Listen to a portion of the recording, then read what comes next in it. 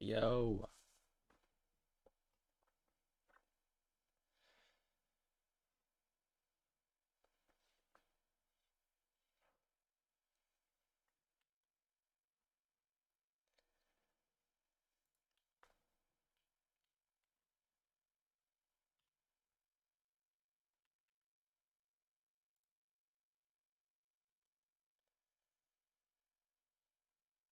Hello, everyone. I think everything's coming through okay.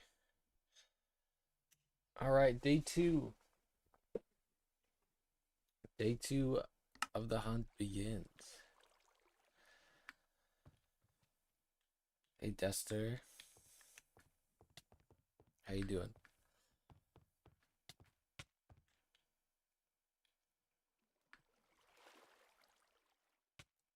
We got like two here. This is weird.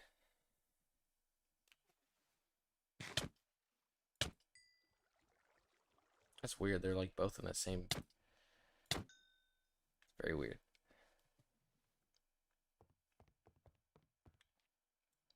So, off stream, I did a bit more grinding and I made a second tower.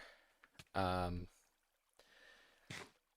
some Pupex kind of built up, as you can see here, and I was worried about like some Bulbasaur spawning, so I went to my config and turned down the spawn radius for the Poke Snacks while I built this area. So, yeah. Sarah's hopefully chill, doing great. How are you? I'm very good. Just day two. Hopefully we get a shiny Bulbasaur today. I gotta go through and kill all these Pupex that built up.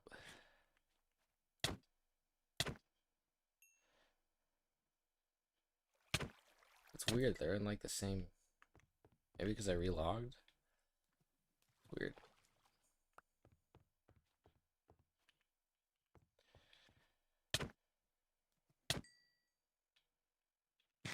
I picked up some more snacks from the auto Poke Snack Maker back at the base from the end of last stream.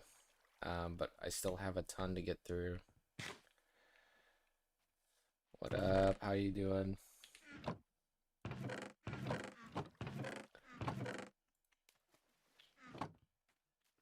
So I'm gonna get these placed on this one because I think just increasing the rate is gonna be so helpful here.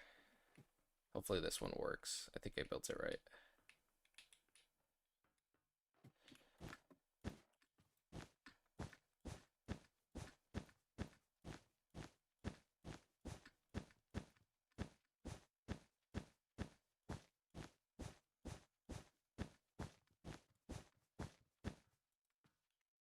These Warmskine. Is that how it's pronounced? Warmskine? We're having a good morning or afternoon, depending on where you are. Or night, actually. It's probably late in some areas. Man, building up like this is just so much better versus having to use the ladder. It sucks I can't do this every time.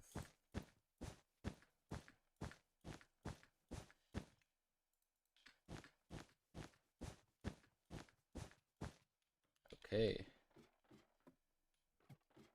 think I have water down here, right? Yeah. So hopefully that should increase the times because from last stream it was so bad. The times were so bad. Number 124, huh? Also, I was getting a lot of Ivysaurs, and so I think maybe it's I don't think the level goes into the spawning, like what level is in my party. You can see I only have Pimplop in my party. That's why I have my PC here just in case. But yeah. Just gonna try to keep it pretty empty for now.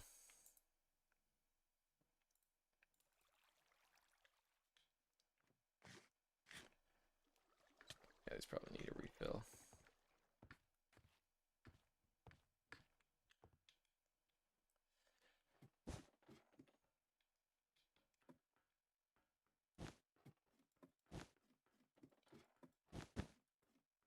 Honestly, I'm gonna add a little water thing at the bottom of these while I'm here.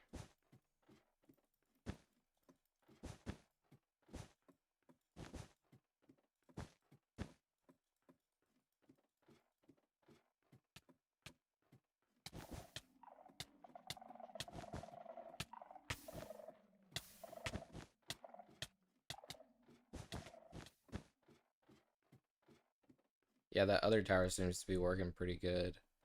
I had to add like another wool in between the skulk. I don't think they're setting each other off. Yeah, they aren't.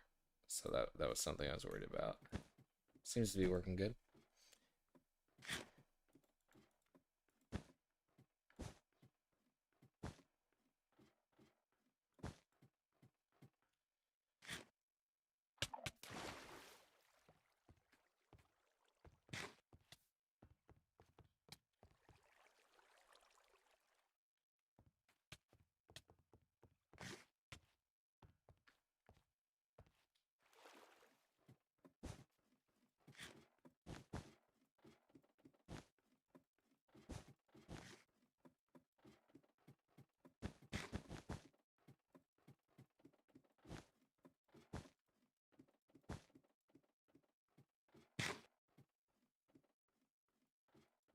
Yeah, but hopefully today we get the shiny Bulbasaur. It's if anyone has any questions, like I'm sure some of you may have some questions about like what's kind of going on here, feel free to ask. Because that's pretty much just a mind-numbing shiny hunt.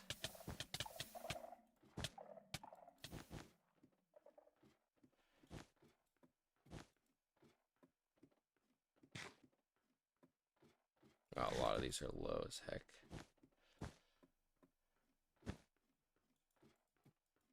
Wait, I don't think my counter went up. Did it? Oh, that's right. Hold on, let me open up my counter program. I forgot about that. Let's see. I think we had 2.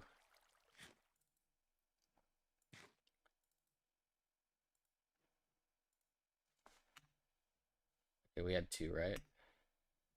You're hunting for him? Oh man, it is. I feel your pain. Are you doing like how you kind of hunting for him? Are you doing a setup like this? Are you doing like a starter hunt? What's kind of the goal? This would be 26, I think. Oh no, I broke the boat.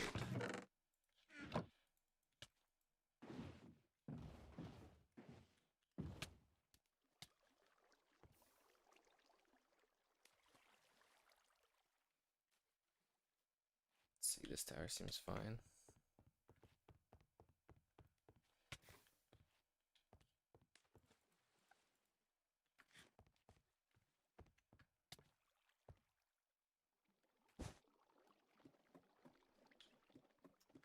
Actually, no, let me get this. Let's probably speed up the process. Let me get a water at the base of each one of these towers. So that way it's not so bad.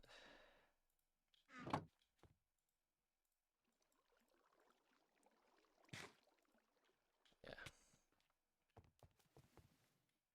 Just doing this tower.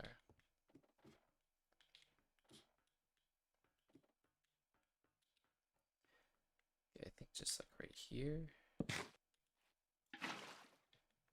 Should be good.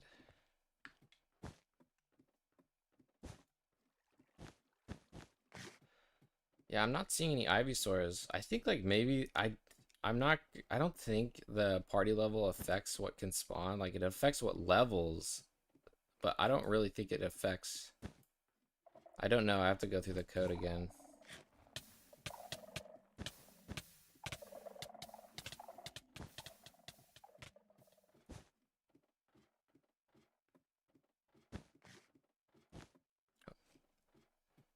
Yep, this guy, I can't build anything like this, man.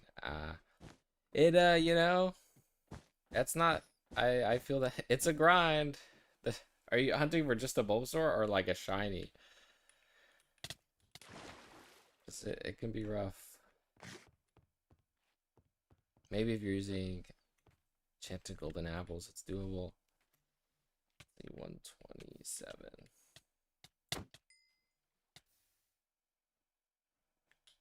New tower seems to be working pretty well.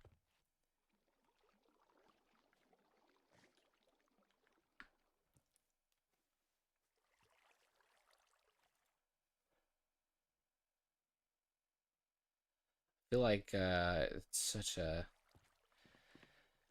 1 in 81,000 is a grind. Some people have some pretty lucky pulls though.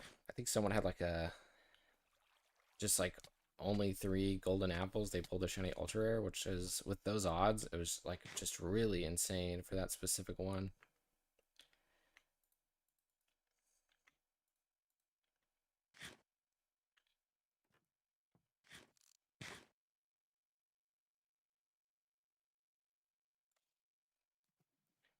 Trevor living decks? Ah, yeah.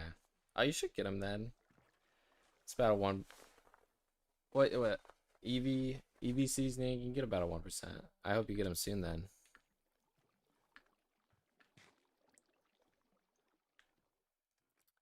Do you have any questions about like are your Poke Snacks working? Do you have any questions about this? Hopefully I can answer them or help you out. Oh, we got another one.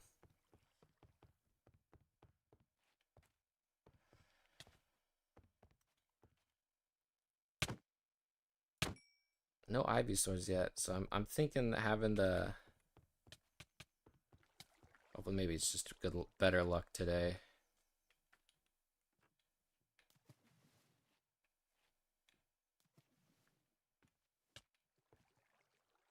Man, these towers are looking really weak. Got 2 of them. Only need 1 more. Heck yeah.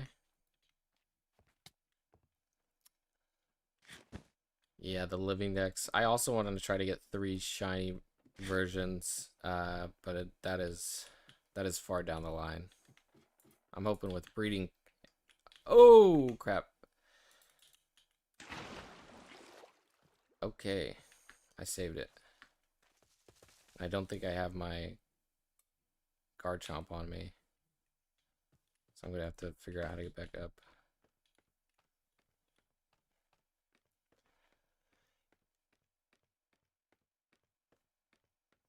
The Skulk Farm. Yeah, I'm glad you found the elbow. It is yeah, EXP candies. Like I can't be bothered manually. Oh, there's actually water here. I forgot. Can't be bothered manually like farming them all the time. I'm glad you find that helpful.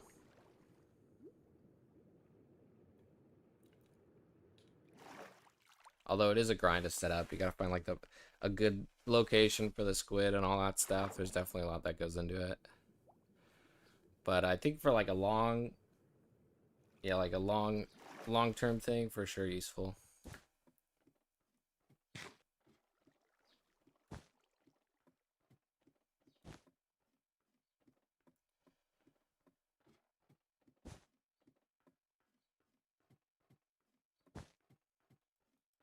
Okay.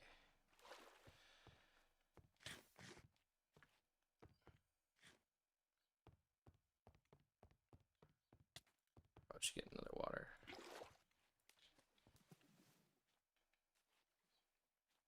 Yeah, I understand that.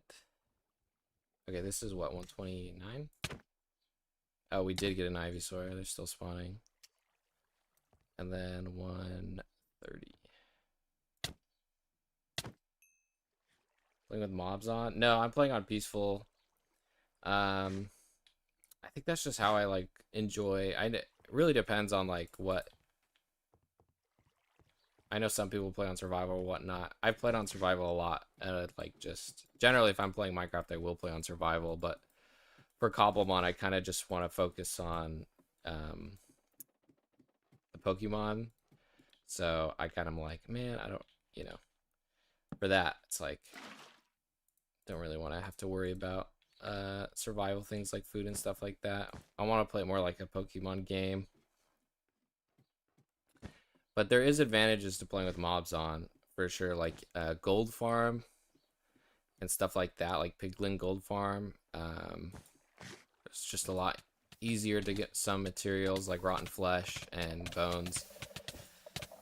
and that could be used for, you know, I think like the gold farm could be used for getting just a ton of golden apples, which actually have better rates. Like if you have one golden apple, one starf, that's better than having just two starf for your seasoning.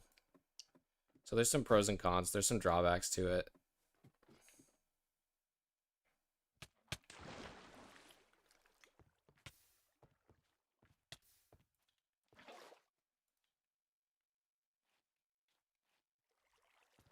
Do you play on with mobs on?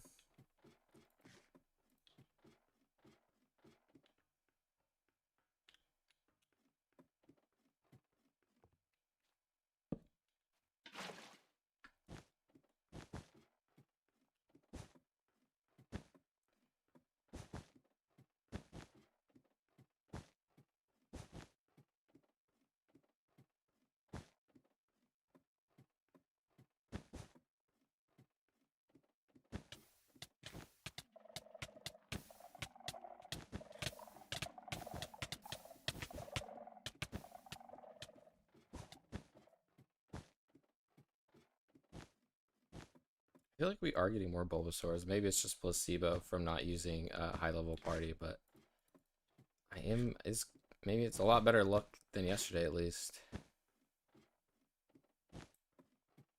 No, there's another Ivysaur. Who am I kidding?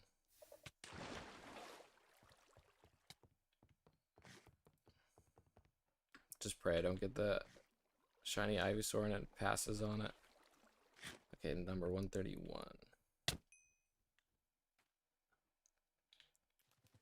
No shinies today yet.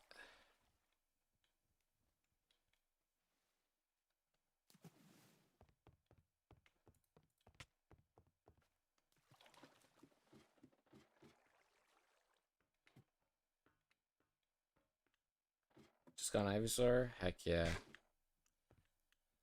Is that the last one? Or yeah, I guess you have all three. Or you're gonna level them. You can just level them if you don't need a Bulbasaur anymore. What are you hunting next then? Are you going for, I think it's a Charmander next? Or Squirtle?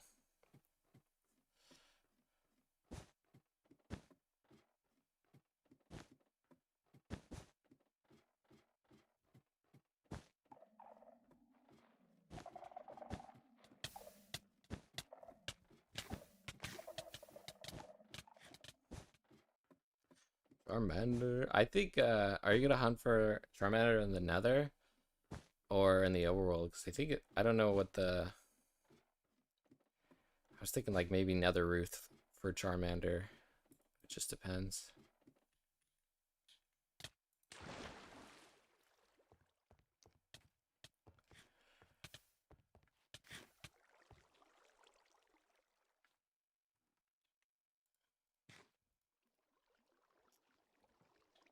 So place this last one here. 132. Snap.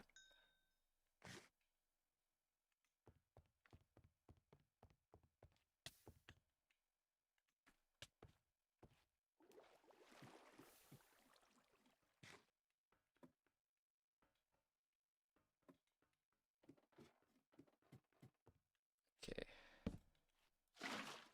All right, last one.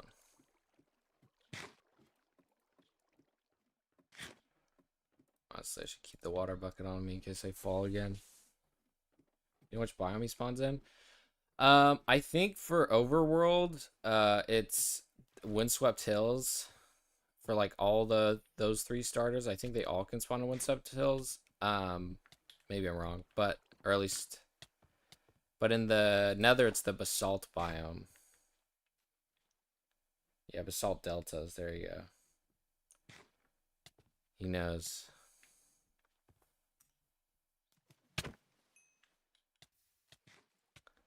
Okay, 133. Put this stuff back here. Just make some room for some more Poke Snacks.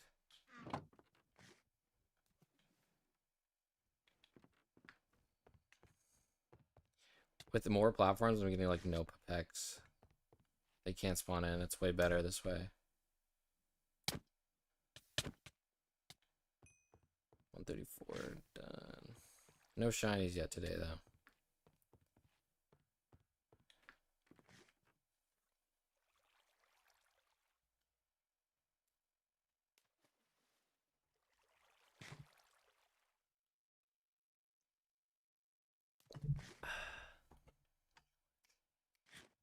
Another Bulbasaur, Ivysaur.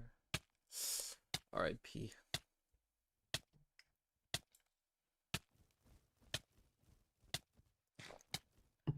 I'm gonna have to get the Charmander eventually. He's on the list, so hopefully I can. Oh, what the heck? How did you spawn here?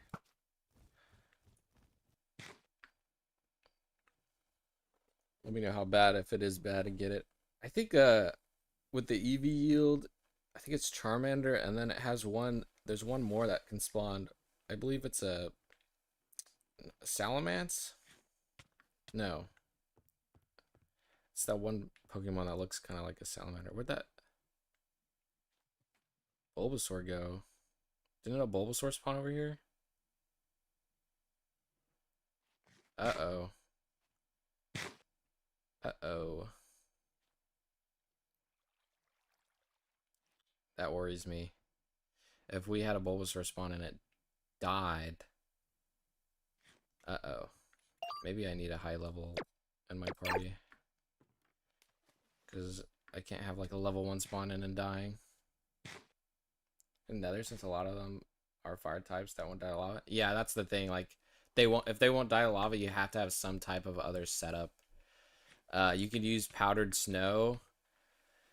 But honestly, like, it depends, because at that point you might just want to have like not a skulk sensor. You probably just want to have a you probably just want to have like a redstone clock constantly repeating the piston. Yeah, you could do powdered snow, or you could do the thing with powdered snow, it's so slow. I would just do like a redstone clock that's just constantly moving the piston. Now, like, I did do a when looking through the code, I did notice that if the piston extends and a Pokemon rolls to spawn on that block, like, it will just fail the roll. So like with the piston, you are possibly missing out on some spawns, but it really just depends on like which one you're hunting. Okay, another Bulbasaur spawned and actually survived. It's good. I think your best bet is just it depends on your needs. I would test in creative, but yeah, maybe a powdered snow. Unfortunately, like, they haven't made it to where observers can detect these spawns yet, like they can with like base mobs that spawn in Minecraft. That's the sad thing.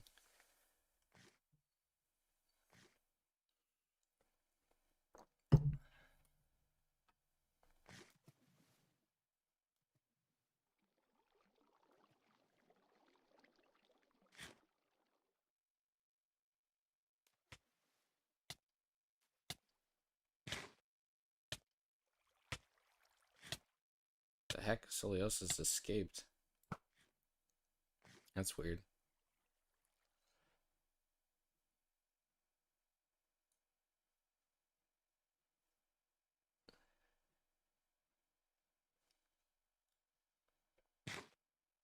No Pipex today.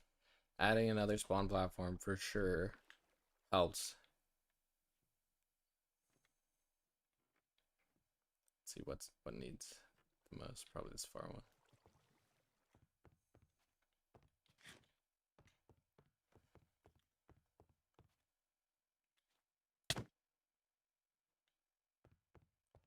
$137. I think our rates are better today. I ain't gonna lie. I think the adding one more spawn platform, although like it's not really running max efficient, did do a lot. Yeah, this is way faster.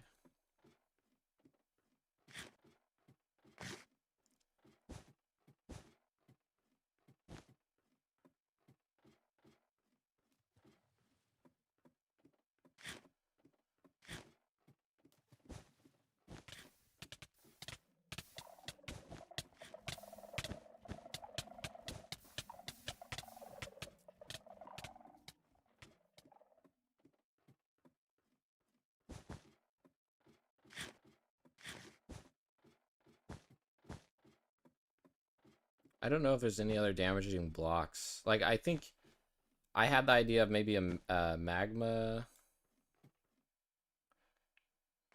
the magma block, but I don't think the lava Pokemon get damaged from that either. It's too bad. I wish there was some way um to log it. Just the way lava works just happens to be really convenient.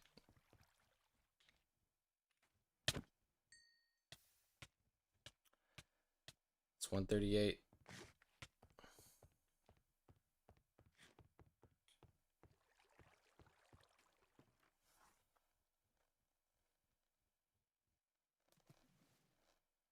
I also had another idea last night because yesterday we're losing so many Ivysaurs.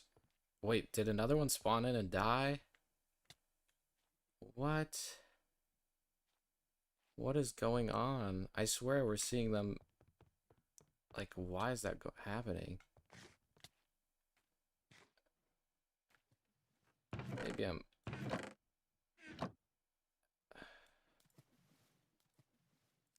Okay, that one survived. Oh, that's really worrying. I don't know why that's happening. They should be surviving.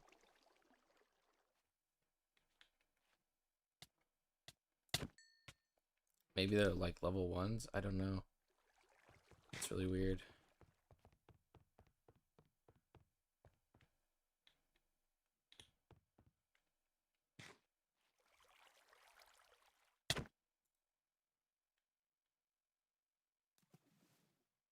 Could dripstone fall damage work? Oh, that's a good idea. It could. I haven't messed with it, but it might. Oh, we got a Pipek that spawned.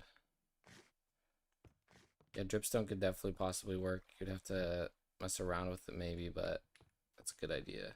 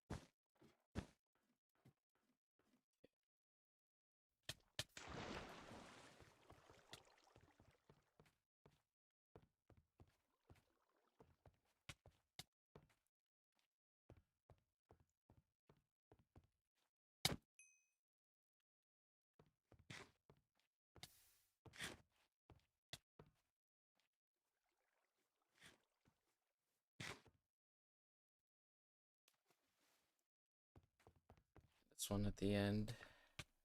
This tower needs it.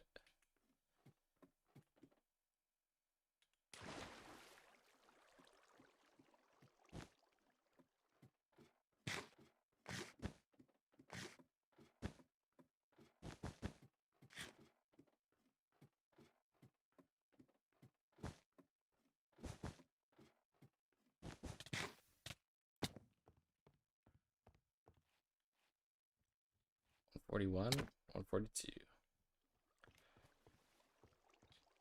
Okay, good.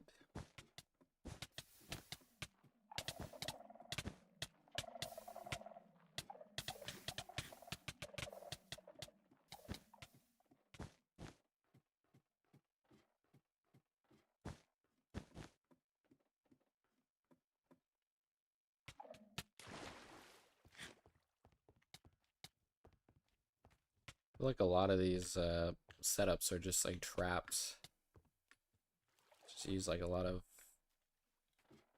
trap ideas, trapping videos.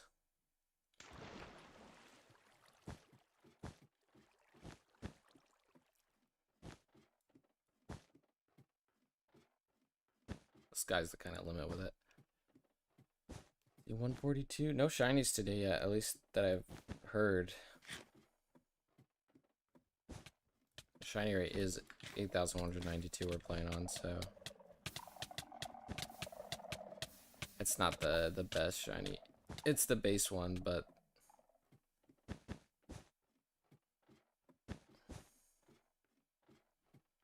with how long Ivysaurs are taking to like pass or faint, I think there might be an opportunity to throw some Pokeball at it, but I doubt it. There is a shiny Ivysaur that happens to spawn.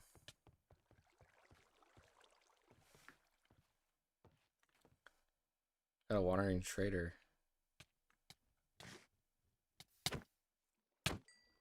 There's 143 and 144.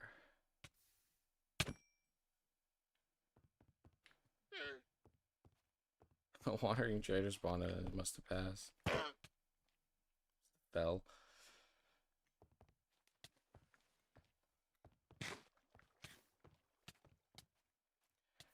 $145.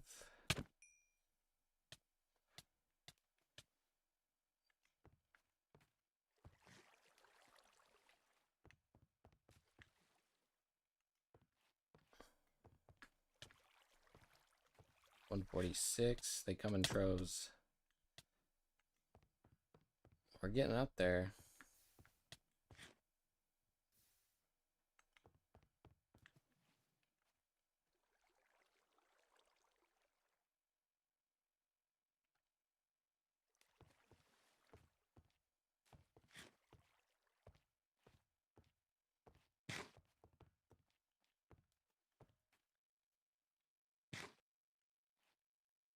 $47.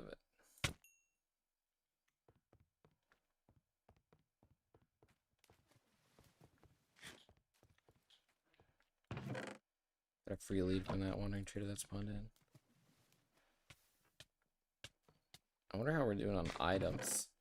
I mean, I don't really know if, I don't think I have a use. Maybe the slime and the honey, but not really. I don't really think those are useful at all.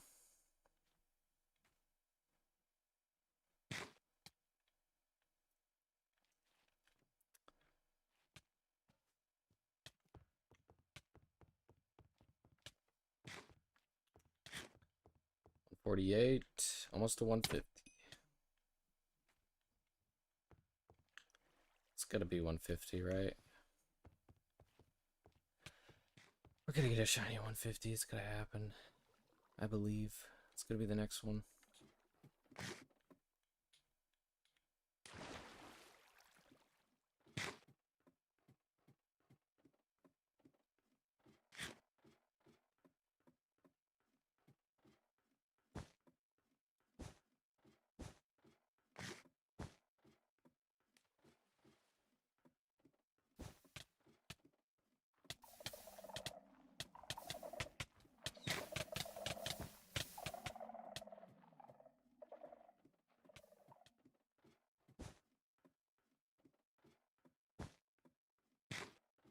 Oh, this tower did not need it. I topped it up for no reason.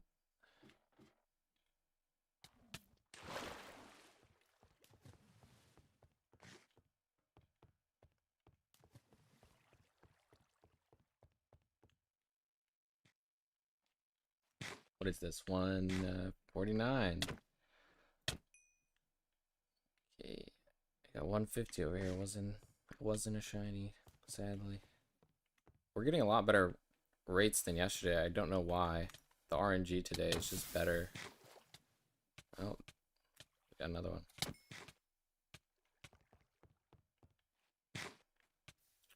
The other one's down here.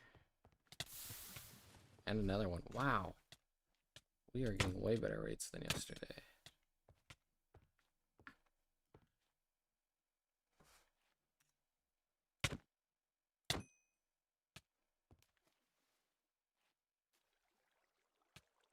Already at 153 in like one short burst.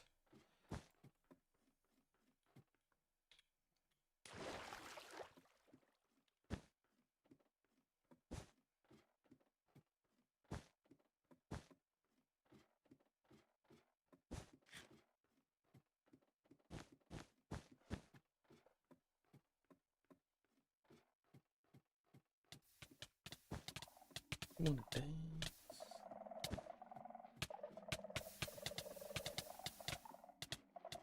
I hope this doesn't have to go to a day 3. A day 3 of hunting. I get that this is what shiny hunts usually are. As you progress, you slowly lose more and more sanity, but it's a lot.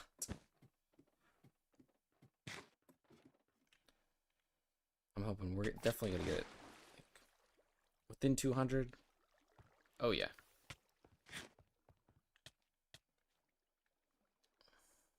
I believe.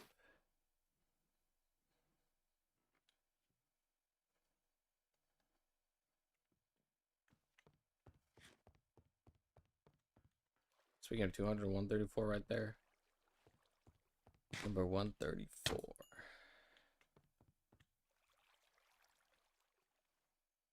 No shinies today yet, which is really weird. We've definitely gone through about 810. They might come in like packs. All of a sudden, we might get a ton. The heck?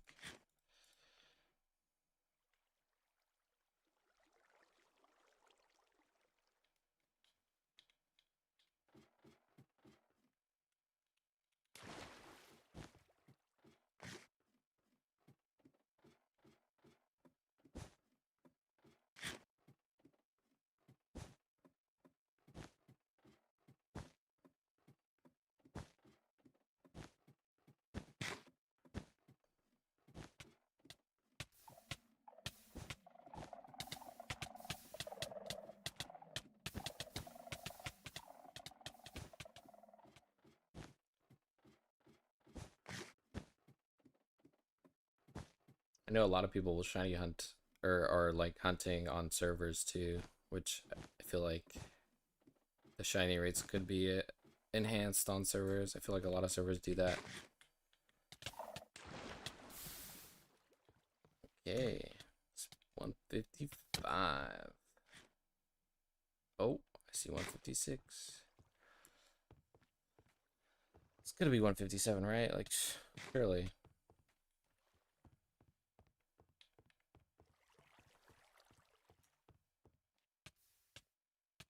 This one's boat is not working.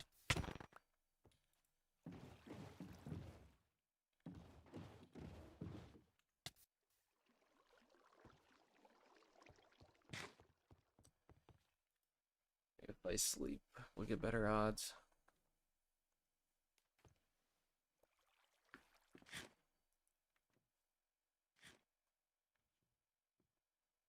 Wow, that tower needs it. The backup tower needs it, definitely.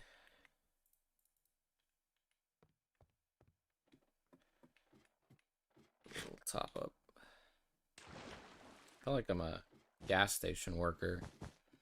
Just topping up on gas all the time. I work for Pokemon that require specific blocks in your body spawn, like Porygon and Smirgle. Yeah, so for those Pokemon, as long as the block is within, I think, 4 blocks of the spawn area, it counts. So you just need to, you would just like place for a Porygon, for example, you would just place like PCs next to every kind of spawn platform, and that should fulfill the condition. Or like Gumi, who requires water blocks, I would just put like a water block probably right under the stone, and it would fulfill the condition for Gumi at that point.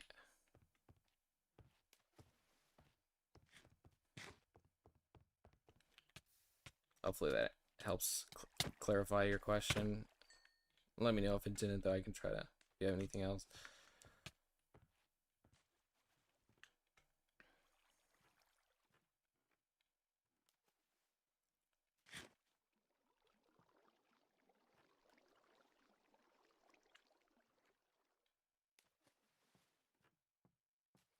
Spawn.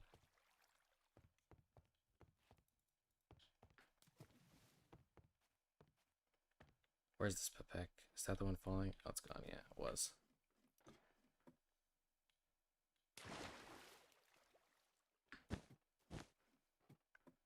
Yeah, of course. No problem. Porygon is a bit easier of one to hunt because I think it will spawn on a natural block. So if you just have a PC and like a wooden block in a biome, you can isolate it to where only Porygon's gonna get rolled. But yeah, I think he's flying too, but because he's the only one, I think it's a bit easier. Hovering or flying Pokemon can be a pain. Have to kind of manipulate their pathfinding, I feel. Oh, a Butterfree escaped, I think. That's weird. Where is this Butterfree? Maybe it despawned.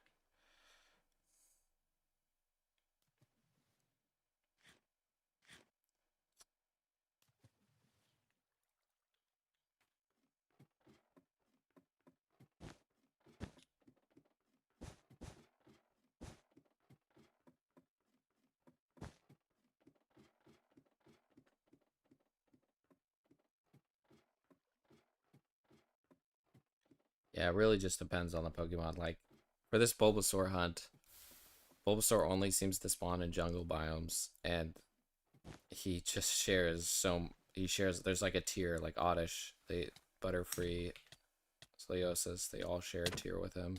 So it's just really hard. This is like a rougher case scenario. I think like Ditto or Commons are a lot better. I think we've already encountered like 10 plus shiny Oddishes in this farm. None today, though. I don't know why we're not getting any today. I'm a bit worried.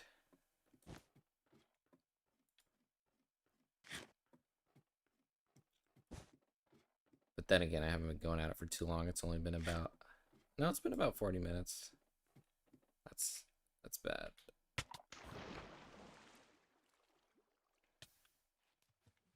Hopefully the normalization curve pulls out. Need it.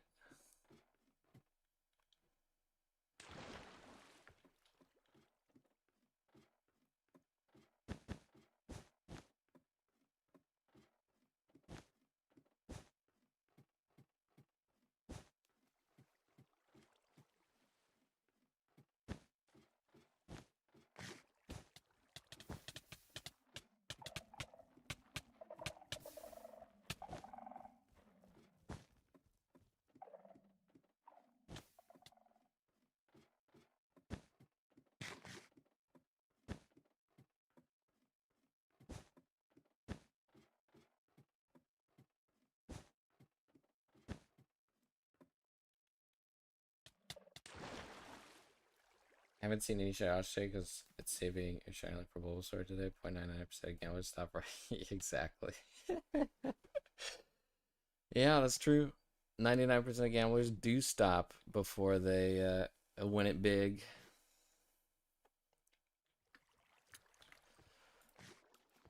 That's how you know, like, it's gonna happen. We're just one of these Bulbasaurs that's gonna be a shiny. We're due.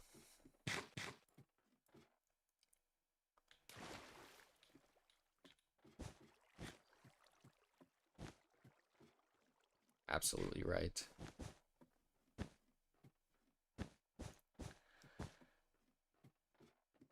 I'm on the grind. I'm gonna hit the diamonds. I'm not gonna stop like 1 foot away from the diamonds. I'm gonna keep mining, and I'm going to hit gold. We're gonna get the shiny Bulbasaur. We're so due.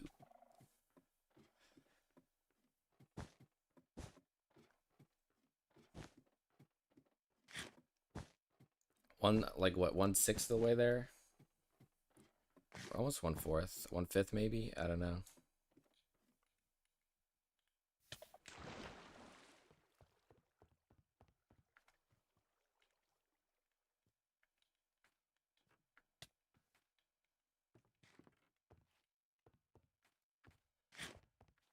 It's gonna be 150. It's gonna be 160. It's gonna be 160. No doubt. 160 is gonna be it's my lucky number. I woke up today and I thought, man, I'm on 160, like that's gonna be the one. I dreamed about number 160.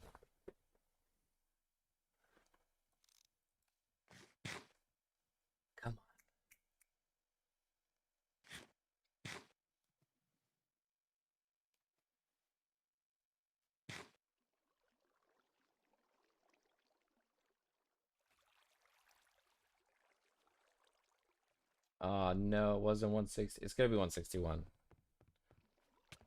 Gotta be. First gen, 151. It's gonna be 161. Has to be.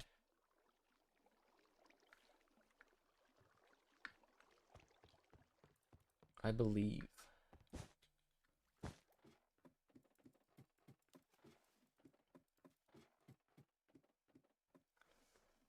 Oh man, there's 161. It wasn't 161. No.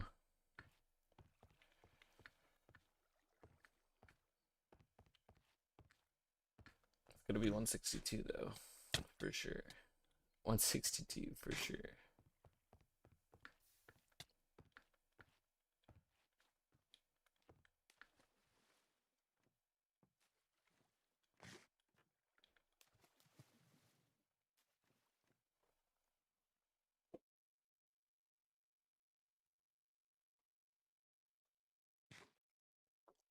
Not gonna be a Soliosa shiny.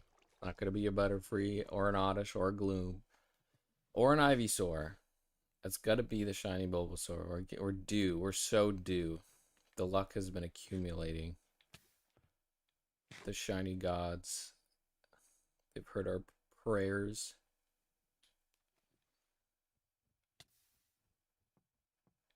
Okay. That's 162. We're still set. We're still due.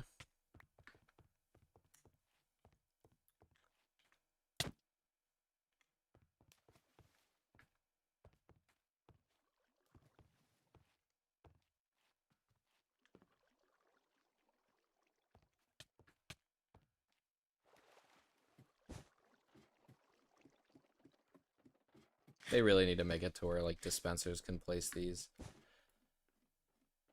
Okay, 163's in. We're still good. We're still set.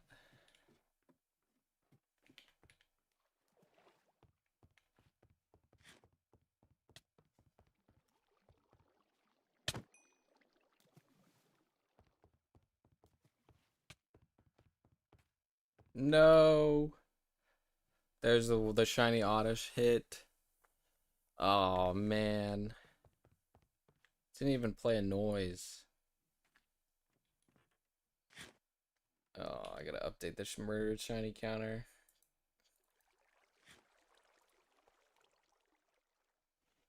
Yeah, dispenser Poke Snacks would be elite. I don't know if, I mean, I know a lot of people run create mod as well, but man, I think this was the column that the shiny Oddish on. It almost was a Bulbasaur. It's too bad, but they just, yeah.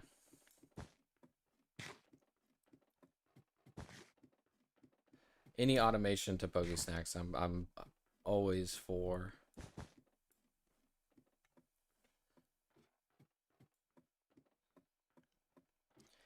The only thing like that I know works is observers can detect when they are eaten, but like the noise that they make when they're eaten doesn't affect skulk sensors.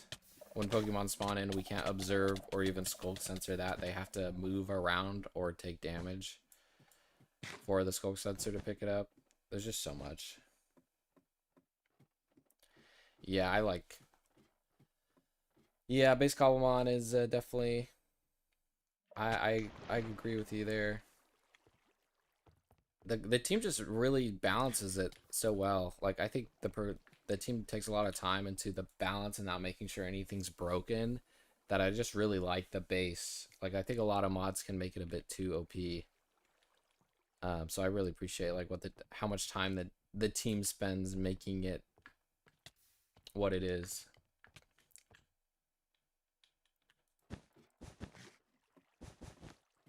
I think there's a lot of confusion out there. People are like, well, I think like Cobbleverse is the biggest pack outside of like the official one. Or maybe it's even bigger than the official one. I don't know, but I see a lot of people. It seems a lot of people will be like, there's some like not misinformation, but there's some like confusion of what you can and can't do between packs. That's kind of the sucky thing.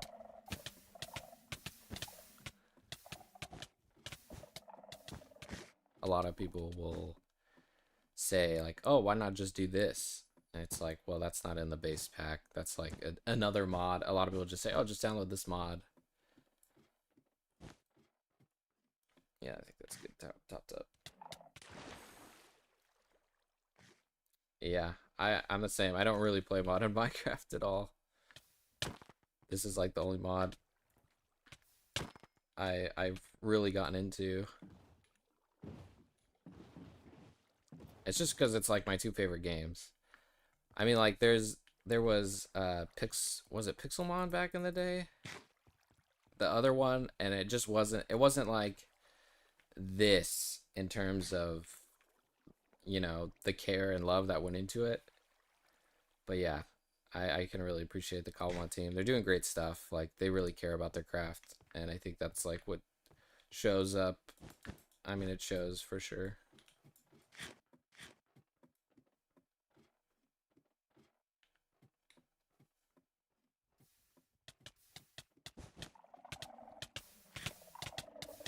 Another Ivysaur we lost.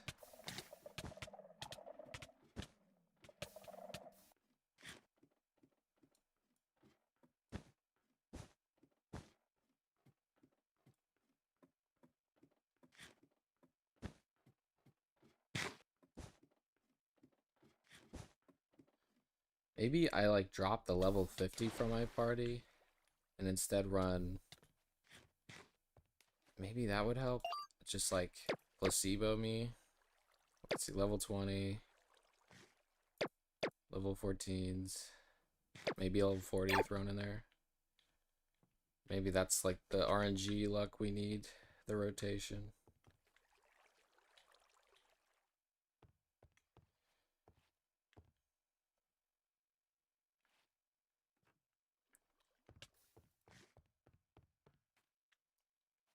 Another Ivysaur.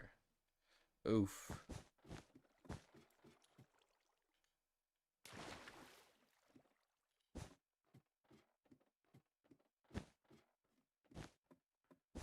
Do you play on peaceful mode, heroic, or do you play on survival?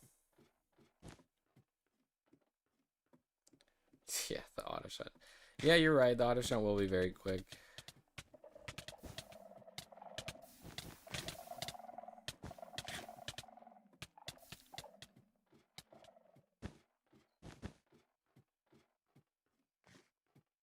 Just a matter of filtering out all the other ones that spawn in that aren't oddish. But because it spawns so much more often, maybe that'll just make it so much easier in regards to time.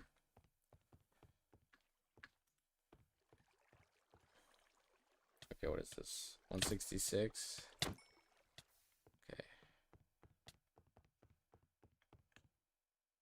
Private 2 to 3 person server with my friends. That's a good way to do it.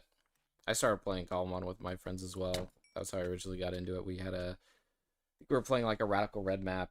But there's definitely some like perks either way. I think I just went with peaceful because I enjoy, like, I want it to be more Pokemon than Minecraft, but you know, that's what's great about the team. Also makes it so like both ways of play are very viable. There's like, they make it very balanced either way. They never say like, oh, it should be played in peaceful or it should be played in survival. They're very open to both. Maybe originally more peaceful because the Pokemon couldn't attack mobs, but now they can. They'll like defend you, so both ways of play are just so viable.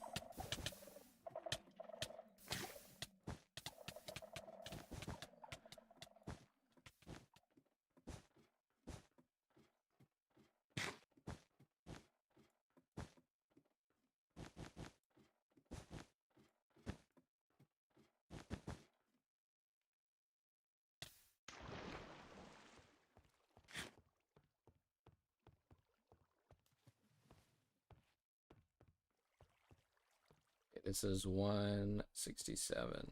Almost to 200.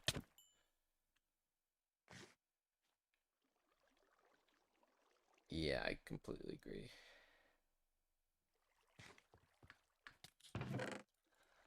Completely agree on that. Oh, what do we get? Another shiny Oddish. Gosh damn.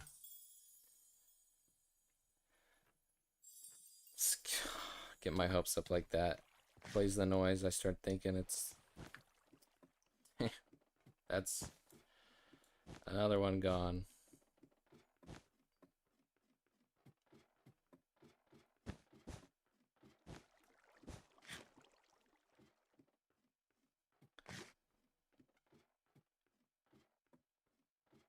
Recently, I think the teams, they're also making a there's another mod pack coming out. I think one of the devs did it where they're doing a voice activated one where it's like battles and everything are all voice activated for moves, I believe. So that's gonna be, I think that's more for like RP stuff, but I think that's like really cool. The team kind of works on stuff like that as well. Little sideways to play. And another Papek spawn. Where is it? Where is this Papek? There it is.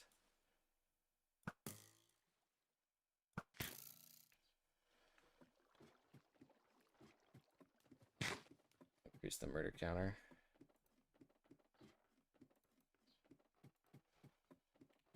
$23. R.I.P. I thought about using a farm design like this. Sableye, not too shiny hunt, but to kill for diamonds. Also got a few shinies, a little bit mainly it's diamond farm. Yeah, I've heard some people talk about that. I was curious because I don't know what Sableye needs to spawn because I was looking at the Cobblemon sheet and I was a bit confused on that. Do you know what blocks he needs to spawn or like what the conditions are? Because I thought it was that he needs like an amethyst geode or something like that. Hey, what mod pack do you use for Cobblemon? I use the official mod pack. I play on the official base mod pack. So yeah, not Cobbleverse, but the official one.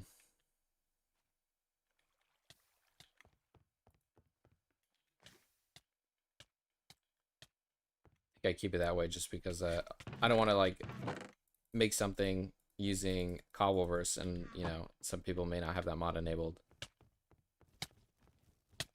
The heck.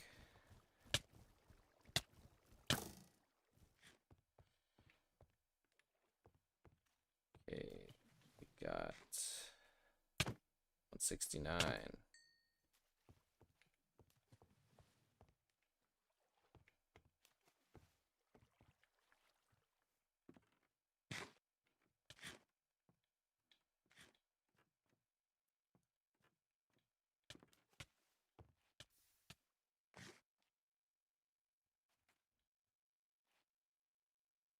From being a block tag, I haven't checked what blocks have that tag though. Maybe like Sunstone Ore and stuff.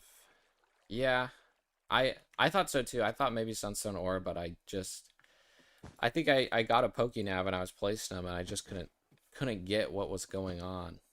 I just don't know. Like some people have had success with it, but I don't know what the trick is or what has that tag.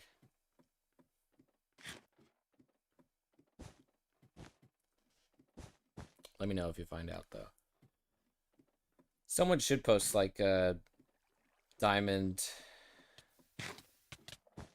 farm. I imagine so. Yeah, we got 170. It's here.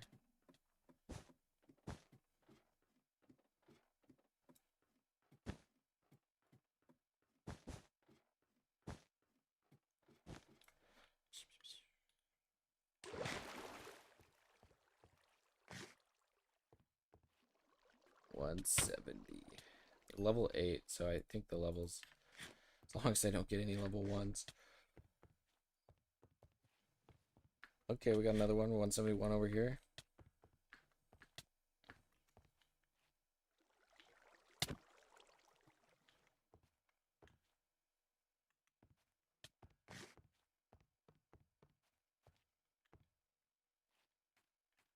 sleep. And you have better odds in the morning. I know Carbink also drops diamonds as it spawns on diamond ores, so that's guaranteed. But I think Carbink is flying, so it'd be harder. Maybe. But it could maybe it could spawn just flowing lava, and you could just have a hopper minecart under. That may be the way. Don't know. Also depends on like what the spawn pool is. There's so many factors. It's just so many stuff. Okay, this boat is not working. What level are you? Level 2? Okay. I have a bit more faith in the farm if a level 2 is surviving.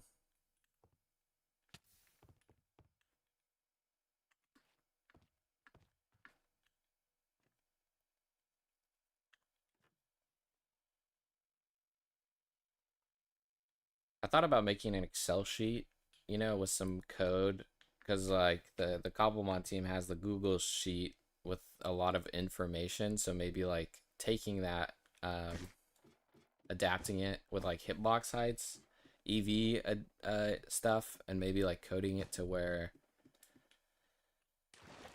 there's some like it'll auto kind of tell you like, okay, if you want to hunt this one, this is the most limited spawn pool. It needs these tags. Like it could maybe tell you how easy stuff is. Overlap and do both at once. Excited to try it. Yeah. That would be great if there was some overlap with that. Make it a lot more efficient too.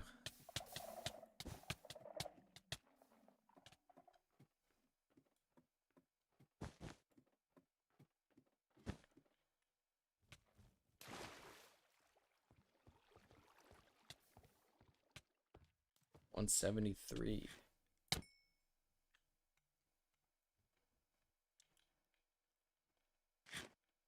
See what towers need top up. They seem all pretty good. Maybe the one on the end over there.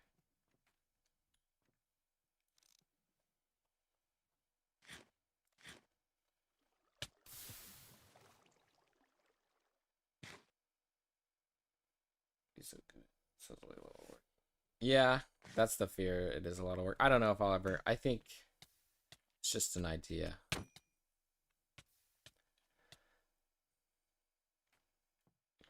Maybe someone in the community will do it. I know like a lot of people in the community have posted like useful stuff. Oh, got another shiny oddish that spawned. Didn't make a noise. But a lot of people in the community make some pretty useful stuff. So here's to hoping. The community's been growing a lot too, so.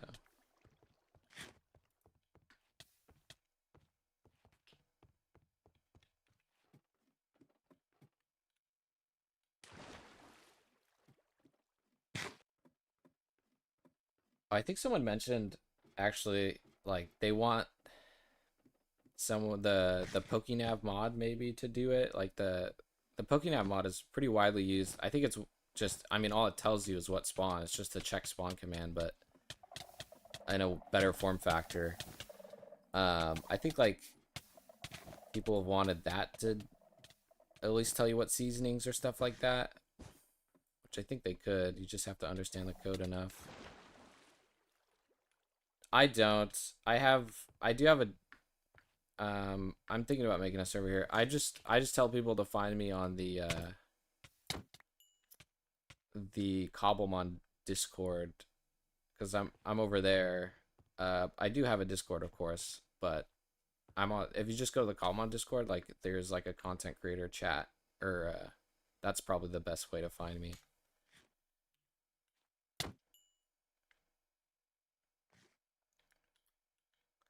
Yeah, exactly. I'm hoping the Pokenav mod does it.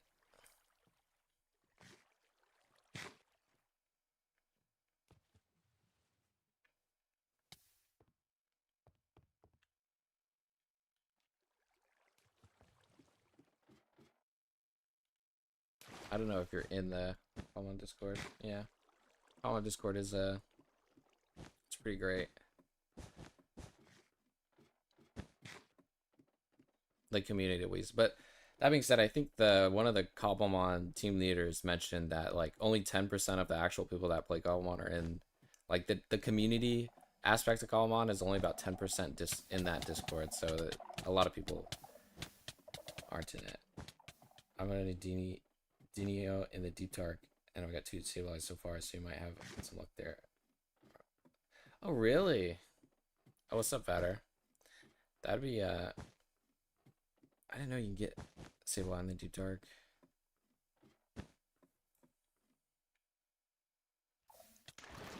Could be that, like, there's a lot of Pokemon with the Google Sheets. There's some issues, like there's some overlap weird things I've noticed with it. Like some things are not wrong. Like this 177. Like people have mentioned that you should be able to get Gumi. He should be a common spawn fishing in slime chunks, but he's not actually. Like he doesn't exist. And so it's kind of stuff like that can happen where there's some weird overlap.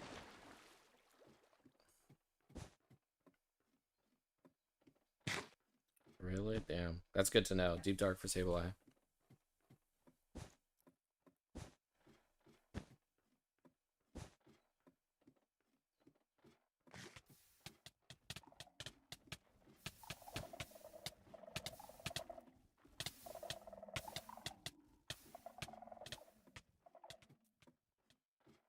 Yeah, I don't know, because I've tried to like check the JSON files for the spawns on like, well, maybe the JSON files are more accurate, but I think just with so many updates, it's kind of like hard to go through and clean up the overlap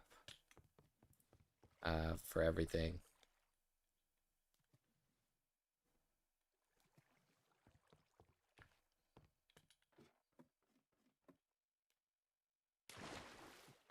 I wonder if Galarian Slowpoke being ground on Mushroom Islands, but never actually appeared. Yeah, I think it could be. That's one I have to test. It's just like, yeah, you gotta. That's I think where the Pokénav mod can like help, because I think the Pokénav mod will is like more accurate to showing that stuff.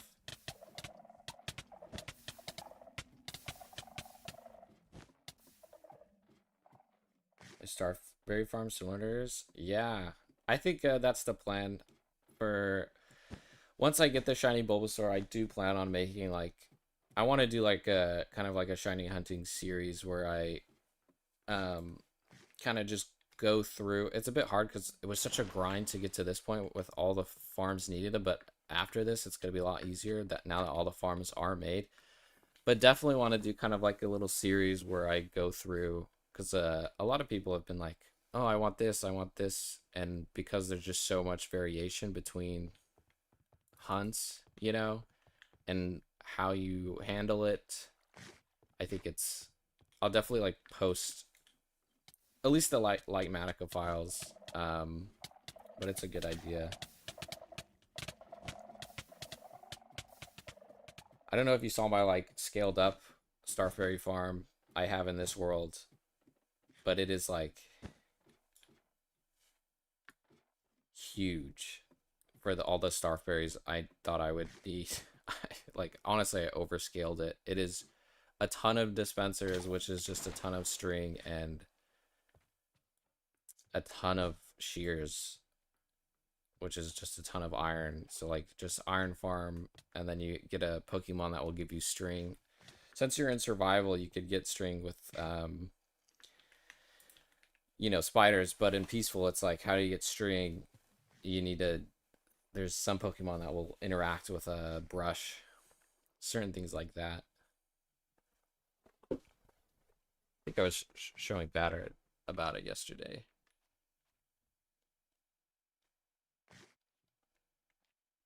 Okay, we got another one.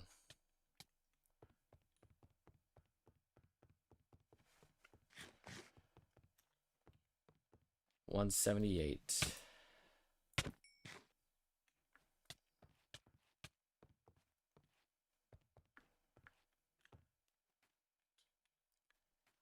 Let's see.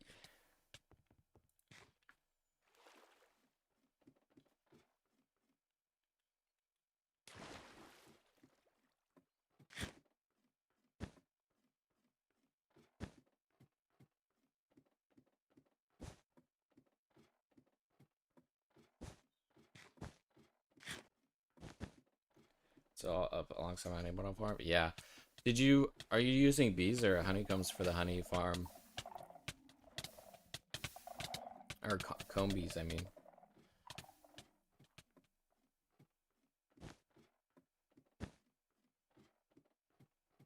Yeah, you're right. It does make upsizing a hassle. That's the trade-off.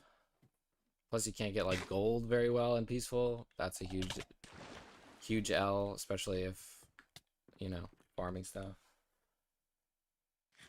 Yeah, bees. Yeah, the bee farm is also pretty expensive. Like all the quartz needed for the comparators and stuff. I had to make mine, and it was a grind. I really wish because recently they mentioned in the last changelog they said that they've made it to where dispensers can harvest honey from um, you can use dispensers to harvest honey from slathered leaves like uh, a beehive, but I actually tested it and it doesn't work even though it's in the changelog to work, and it will work for putting honey on leaves but not for taking them off. And that's just something where I think um, people in the Discord were talking to it, and the team member just mentioned like, "Oh, like I think that would be too OP. I didn't code that in." I think there was like just some confusion on it, and so in the end, I think they said like they suggested someone go in and change the like what go in and submit like a change log on the actual GitLab, or not GitLab, maybe it is GitLab. But I think for honey farm, using comb bees could be so much better and cheaper than using regular Minecraft bees. But hopefully in the future that just gets fixed. Comb bees escape farm for some reason. I guess they come out of highs. Yeah, they do. They do come out of highs at a different position. I've noticed that. They come out a bit higher. They come out like one block higher, so they need a bigger enclosure. It's really weird. Also, comb bees can like comb bees will go into beehives really far away. They will, if a beehive is like what is it? If a beehive is surrounded in blocks, oh, we got another shiny oddish. It won't. How's your farms?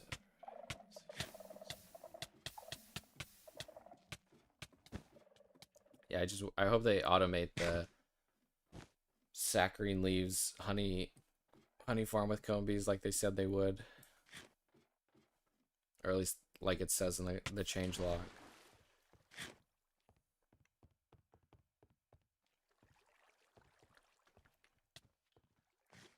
Man, anymore. Just trying to get through all these chests.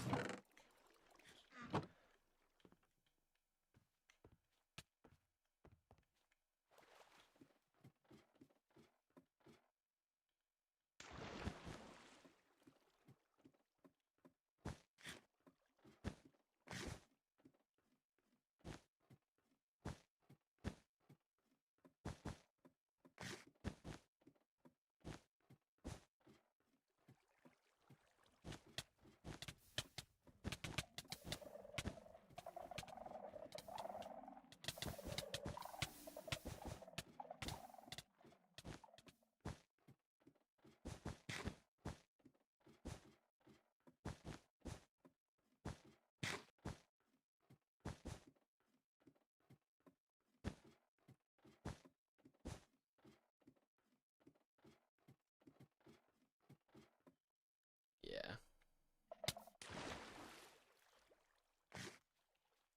Yeah, Kobe's hopefully.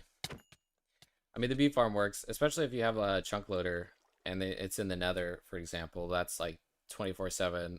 A regular bee farm will produce enough. Um, if you scale it up some, it doesn't take too much. Or, like you said, you play on a server, so it can maybe run 24/7 while you're offline with a chunk loader. That's the other thing. like chunk loaders, I think are really advantageous. And berry trees in base Cobblemon aren't actually random tick based. They're time based for some reason. I think that's because they want the berries to take 20 minutes to get set off, but if they did it random tick based, if someone left for 20 minutes and came back, it wouldn't work. So it's really weird that berries are time based. But that makes them work in chunk loaders. But the current fabric version Cobblemon's on, it doesn't like random ticks don't work with chunk loaders yet. That's not until a couple of updates later, which I think Fabric did release an updated version, but it's just, will the Cobblemon team changed that updated version because there's so many things that go along with that. But I'm hoping they do make it to where chunk loaders are a bit stronger, because random ticks for Vivid Choke or like Hardy Grain Farms would work with chunk loaders at that point if I'm far away.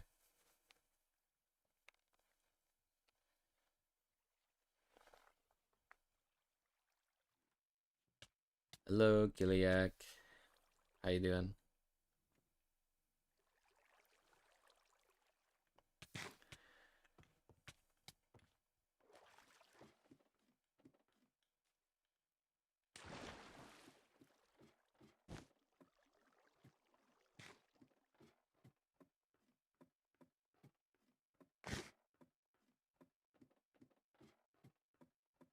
Oh, we were getting a ton of Bulbasaurs early on, and now we're getting like 0. We're back to getting a ton of Ivysaurs.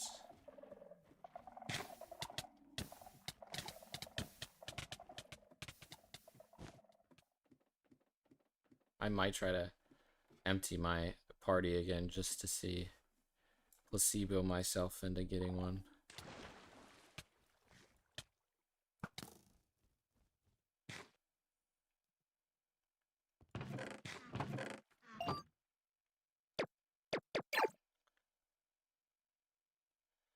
Yep, 1/6 the way that. Hopefully it comes faster than that. I've added another 4 things over here to hopefully increase it off stream, but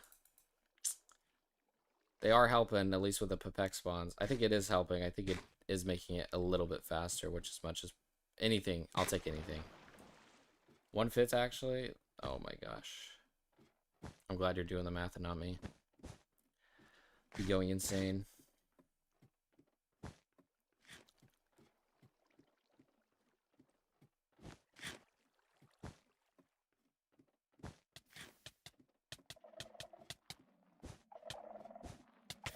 Let's gamblers stop. It's gonna happen. I'm gonna make it big. Like, it has to happen one day. If I go on forever and ever, it's bound to happen, right? It's only a matter of time.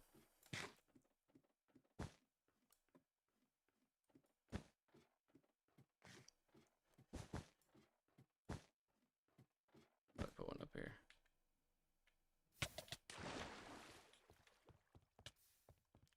Tower needs it the most.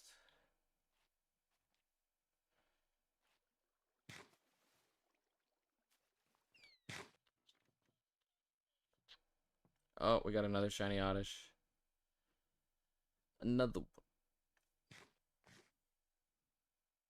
What's the plan after Bulbasaur? Good question. I have a list of mons to get through, based on people in the community wanting certain mons or farms for certain shinies, or just for filtering through a ton of them.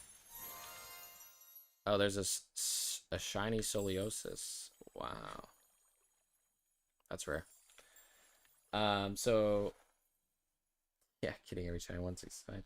So after Bulbasaur, I think I'm going for Ditto, which should be a bit easier, because I think you can fully isolate it, and he's an uncommon.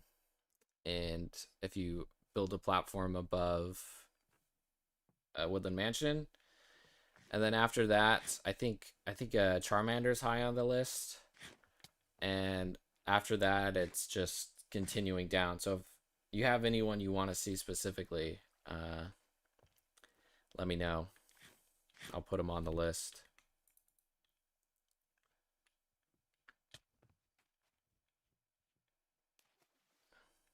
Eventually, I'm gonna have to hunt Pokemon that know explosion, and I'm gonna have to kind of develop a Mon. We finally got a Bulbasaur after so long. Oof. 180.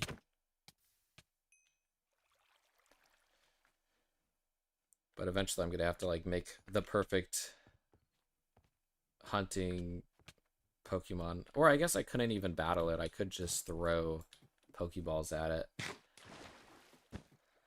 But there's not gonna be a episode 657. We're getting that shiny Bulbasaur today, like for sure.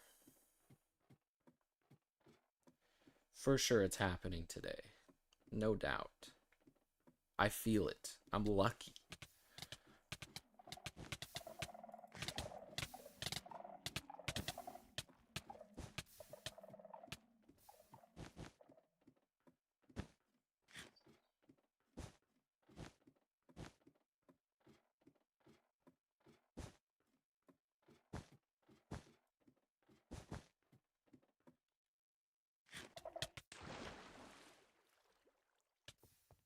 Okay, we got some more. Where's that Pipek? It's haunting me.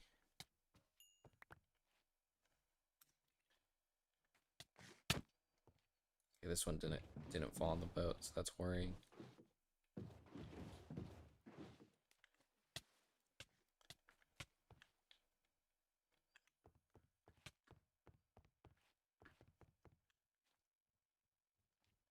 Sounds like the wool one, yeah. I don't know why so many things default to that, like cakes. I think that's because cakes make that same wool noise. I think they just did it based on the cake sound effect.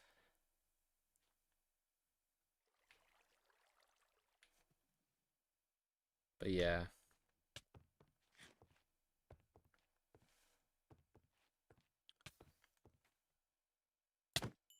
Okay, they're coming. We got a ton all at the same time. RNG, the RNG's factored in.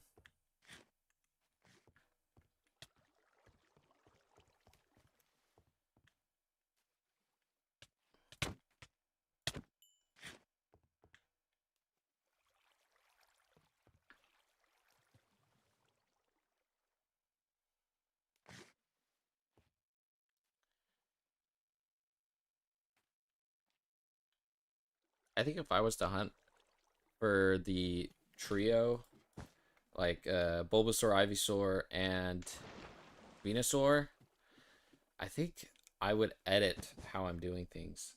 It's very fun. Oh yeah, I didn't even think of that. Block placed. Yeah. But I think if I was to redo this setup for if I need it, let's say I get the shiny Bulbasaur, and down the line I'm doing the like complete set, so I want the shiny Ivysaur. I think I would edit this to where, although it would be more hands-on, I would do the same setup maybe, but instead have like a control room almost system where I'm well, maybe honestly I could probably do it with like a width filter. I don't know, but maybe I do like a control room system where I have a ton of levers for every one of these bottom. Oh, my bad. For every one of these bottom platforms, and maybe I can just flip the switch to like drop the Pokemon or to keep it. Because I think someone was doing that yesterday with they were hunting for a shiny Ditto. That's an option I thought of. The only issue is you then have like Magnemites spawning because of the redstone involved in that. But I don't know. Might be the Magnemites are a pain.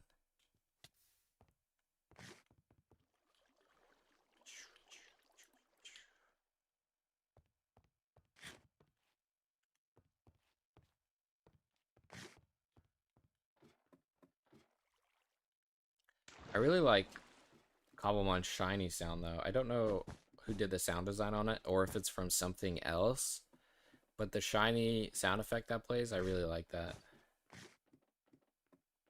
Is that a lever system? Yeah. I think a lever system. If I needed an Ivysaur and not just a Bulbasaur, I think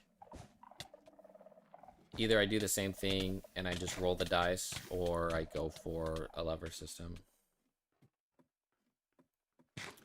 Yeah, Magnemite should spawn here because it is a special attack EV yield, but because if you have the redstone, which in this case is the sticky piston outside of the actual spawn area, the 15 or 16 by 16 area, this is on the edge. This platform is the last block on the edge going that way, so it doesn't actually consider the sticky piston, because that was a huge issue I was having when setting this up and testing in creative. I was encountering Magnemites like no other, and it was a huge problem. But luckily, I was having to use like entities to stop them from spawning. But someone mentioned that you can use armor stands to do it, so maybe it's actually not that bad. I don't know if armor stands take up the spawn cap, but someone said the armor stands will prevent. Oh, look at that! Ooh, my gosh! Almost fell. Will prevent Pokemon from spawning around them, so probably could have just set up a ton of armor stands around the place to prevent the Magnemites from spawning. Thought maybe it was the sound when you beat the Ender Dragon, but it probably isn't. Oh, the shiny sound. No, it's I don't think it is. That one's more of like a dragon roaring. The shiny sound it's a bit different, but I can see the resemblance. I know what you're talking about.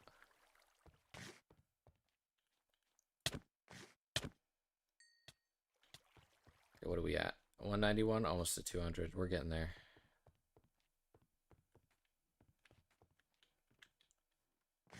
Oh wow, some of these tower needs refills.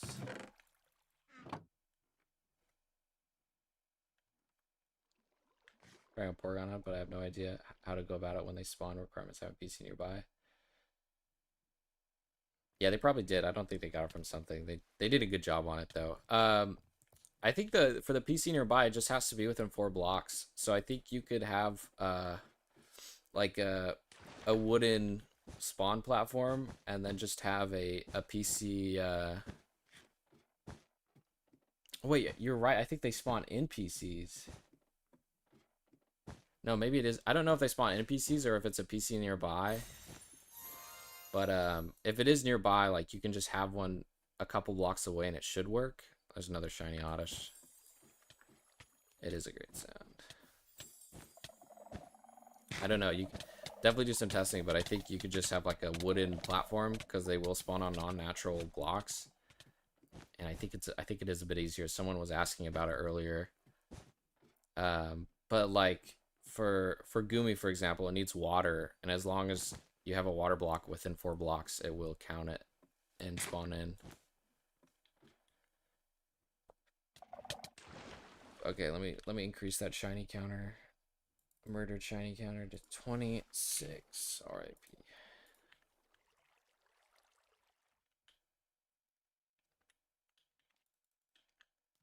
Let's see which of these towers needs it the most. Just start over here. Number 22. Oh crap. There goes the boat.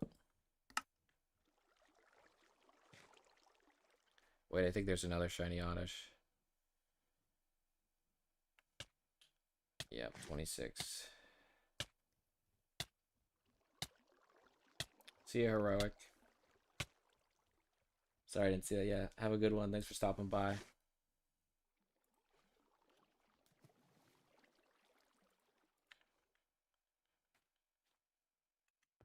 Need another boat.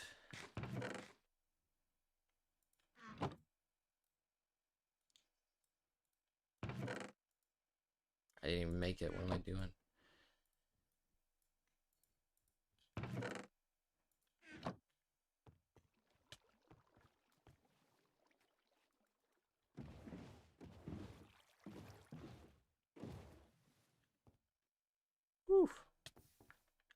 It's funny the way I found out was when appearing on my house one morning. It's the only reason I thought I'd check the spawners. Yeah, that's funny you say that. I had a friend encounter that as well. That's my friend was walking up to their PC and like a Porygon came out of it. And yeah, it's great like finding stuff out like that. I think that's amazing that they did that. I wish there was a lot more unique interactions hidden, but they do add up. There is a lot. Wait, why did I increase the counter? 160, 193.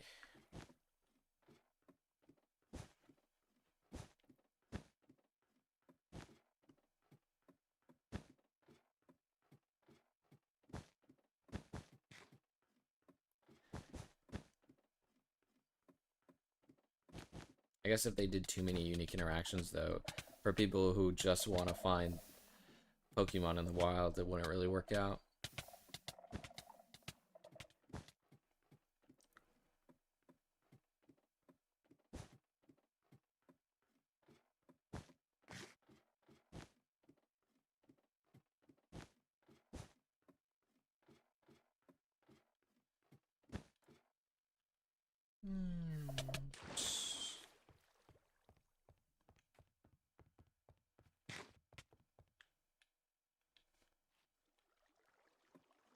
God, I added water down here.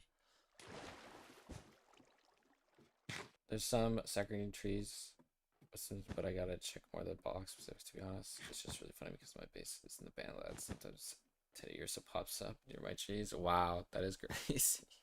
The Badlands, really? I never see really anyone build in the Badlands. Why'd you go with the Badlands?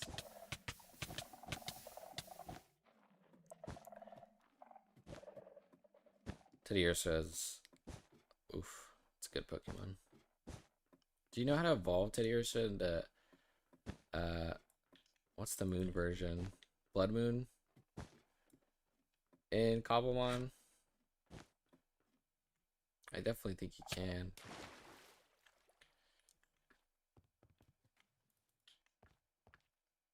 But we have a shiny Bulbasaur. Or not a shiny, gosh. Not a shiny Bulbasaur, just a regular Bulbasaur. My mind is melting.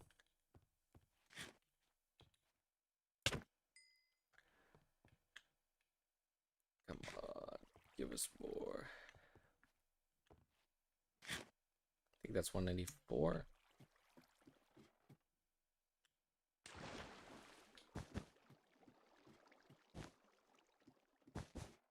Those are like them. He's access Terracotta. It's been fun to slowly terraform and return cops out of dirt. Really, that is cool.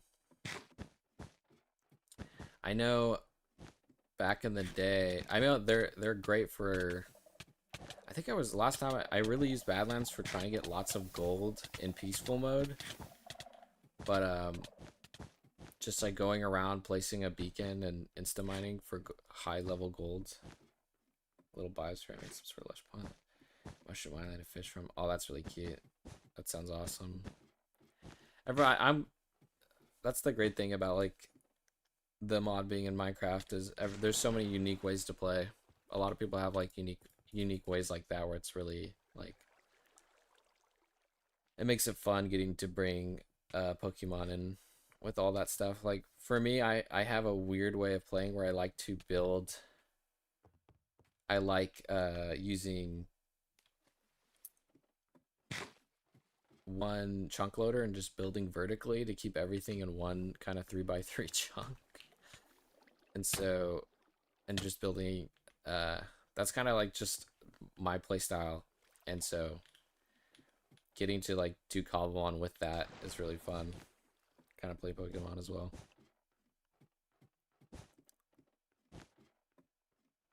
I'm not so much a builder though. Like, oh, there's another shiny Oddish. I think you saw my base yesterday. It's just like chest. I can enjoy it, but I more enjoy, you know, other aspects.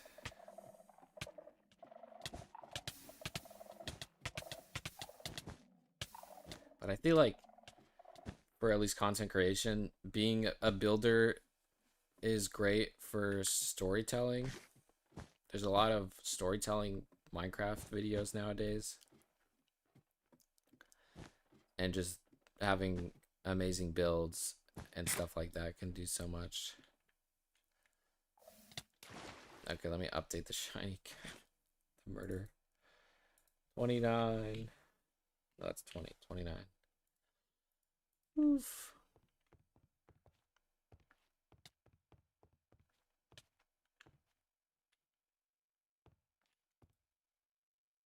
Oh, my internet may be another shiny oddish.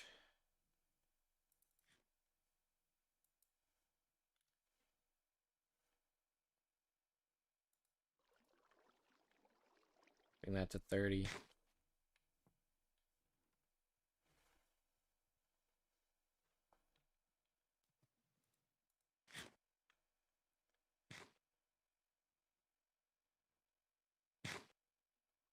Yeah, that's true. I didn't even think about that. Building the biospheres definitely is going to be affecting the spawns.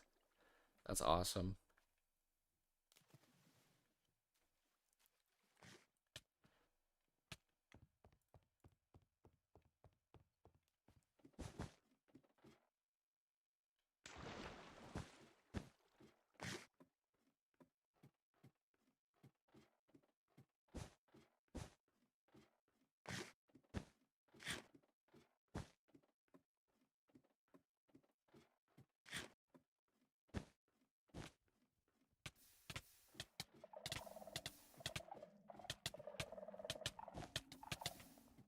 I don't know if there's anything I would like with breeding coming out too.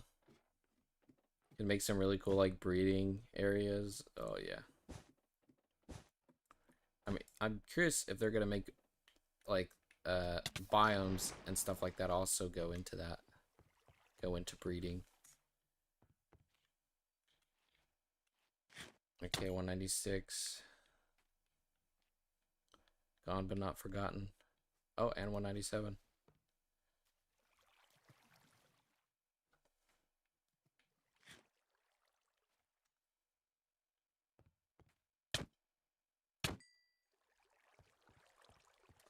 That's like I think of Turkey Solid finding out what Pokemon drops apples and gold or make some sort of second tree farming chemicals. That is a good idea. Definitely, it's definitely an issue. I also maybe there is some way. I just don't know of it. It's probably the way to do it. Something with Gimmigholes. Maybe when I like get to hunting Gimmighoul, because I think it is on the list. I will, come across a way. Hopefully, someone posts something. Turn it into nuggets, which was an interaction I thought was really crappy when I would want to do that, but comes in clutch for an edge case like this. I didn't know that. I didn't know you could do that. Wow. Maybe the Gimmighoul farm is the way to do it. Then you just need a ton of Poke Snacks.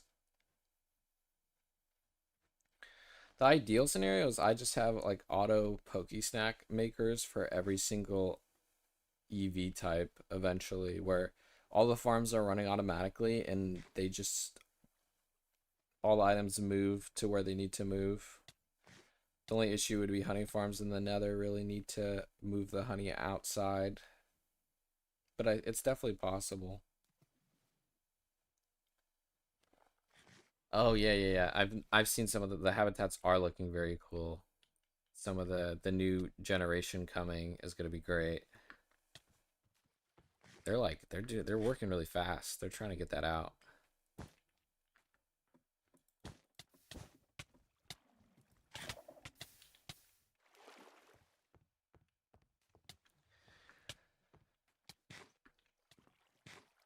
There's like dungeons as well that exist, but they're just not really. God, this boat is just never in the right position for the Bulbasaurs that spawn here.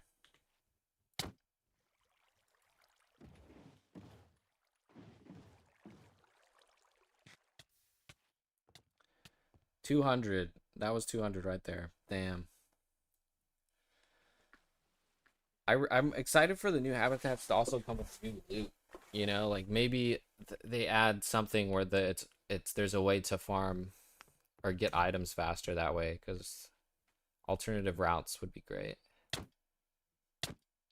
Base Cobblemon getting a Starf is a pretty long grind, especially for the Palm Egg. The Palm Egg, it requires a berry that only spawns in, I think, like mountain biomes, and even then it's really rare. I had to make a Goomy farm just to get it. Some of the berries are just, they want them to be a grind, but man. Starfberry, I guess it's supposed to be a grind though, because it's so 200. Yeah, we're halfway there. Not even 1/4. Almost 1/4. We're halfway there.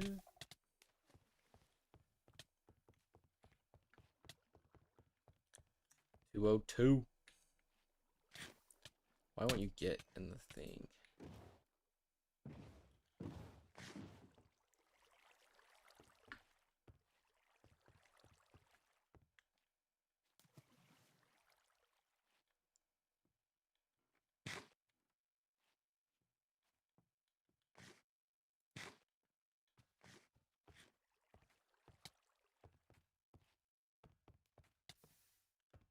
I'm starting to care less and less about the items that come. I don't need these items.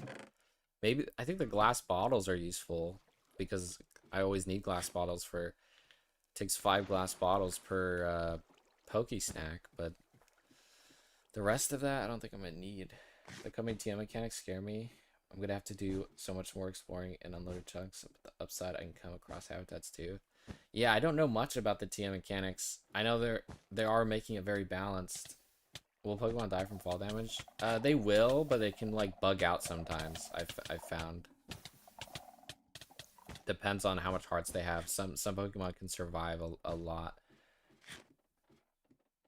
I'm excited to see. I think like they made a video. The Cobblemon team made kind of a video where they talked about how they wanted to do it.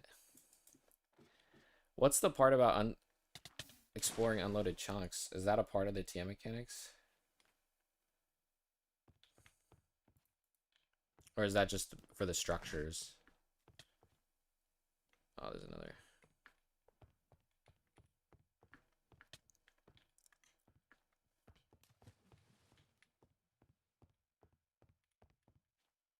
Okay.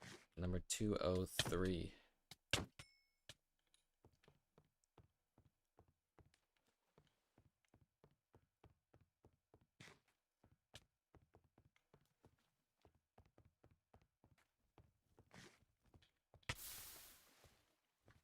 And 204. Let's go.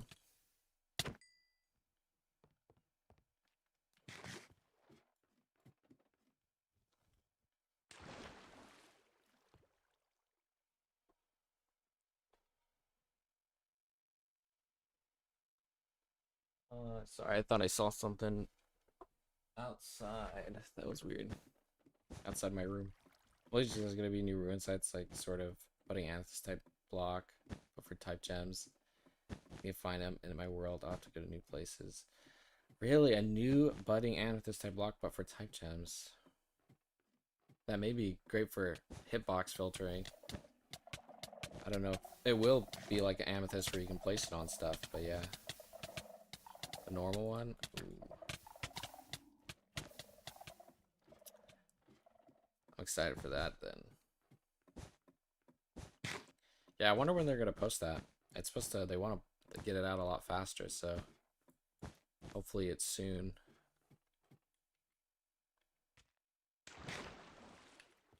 Okay, 205.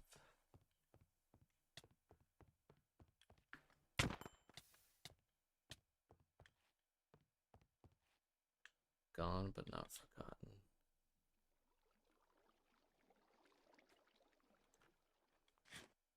I think this tower.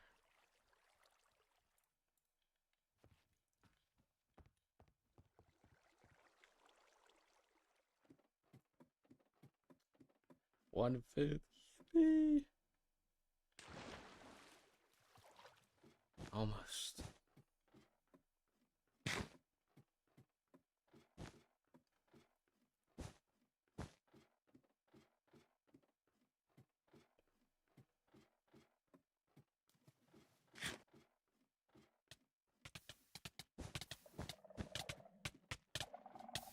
shiny will drop. It's bound to happen. It's not going to be a shiny Ivysaur. It will be the shiny Bulbasaur, I believe.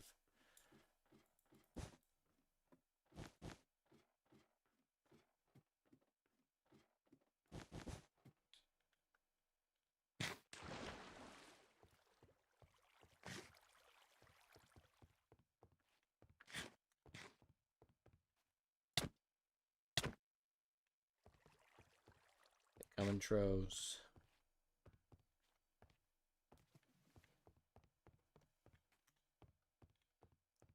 207. And this was going to be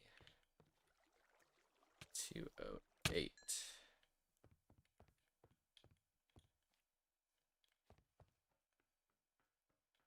Yeah. Come on. Give me the luck, please.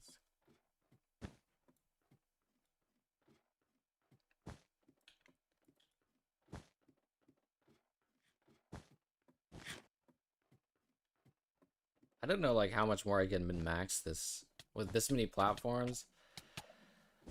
Like I really, without just getting it significantly more complicated.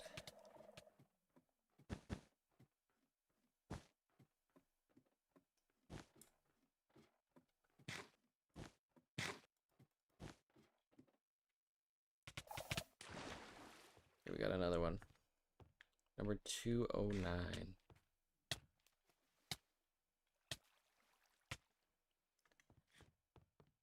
Oh, there's another shiny Oddish. Damn.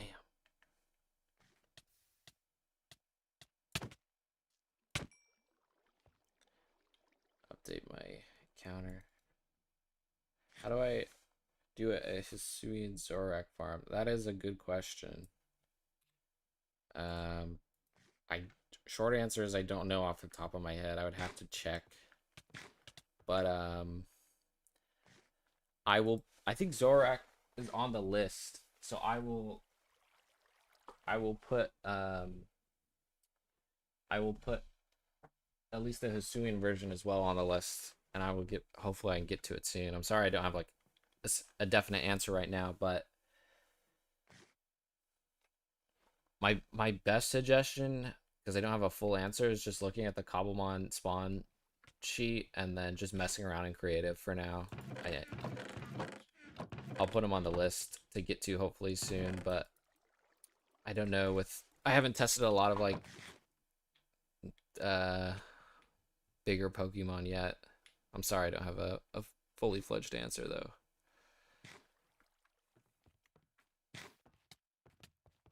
Sorry, can't be of more help.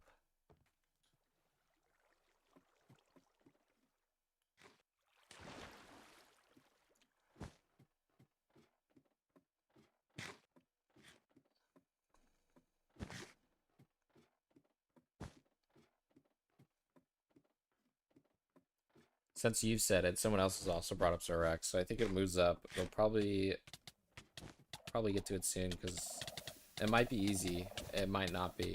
Depends.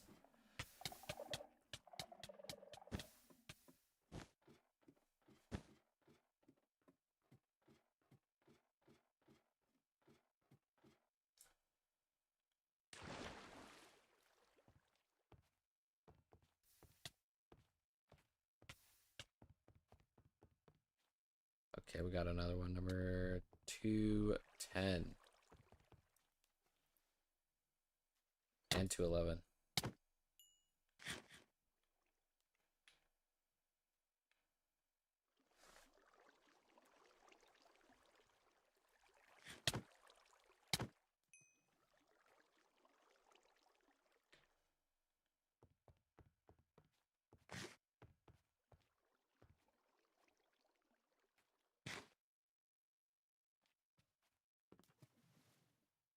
Thanks, anyway. Yeah, I'll hopefully get back to you soon. I'm sorry. Once I get to it, I will let you know.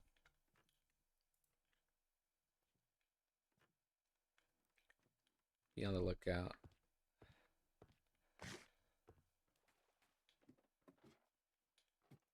Thanks for stopping by, Kelly. I could look at work. Which other Pokemon were you on the list that you requested farm your own violation? I mean, not request. Wanted to farm on your own. Oh, I see. Volition, not request. Well, it's a good question. I think someone asked what my favorite shiny was, or one of my favorites, and Wooloo is definitely one. It is a common spawn, so I think it would be really easy to get a Wooloo, but I think Wooloo is definitely up there. I think like my favorite Pokemon is Snorlax, so hunting a shiny Munchlax slash Snorlax is up there. And although it's not in base Cobblemon yet, I really wish I could hunt for a Mew, because Mew is also one of my favorites. And Ditto is also there. Ditto, it is on the list, but like Ditto was definitely gonna come up sooner or later. That's kind of the next one is Ditto, and that's exciting.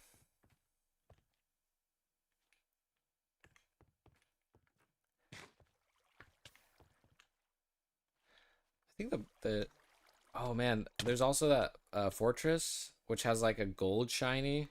That's up there. A Metagross, yeah, that's up there. It's definitely up there. China would be so good choice. Yeah, I know. It's a good pun. I agree. Shiny Blue is such a cool shiny. I like Shiny Wooloo more than the evolution of it, but yeah, I'll go for the Shiny Wooloo.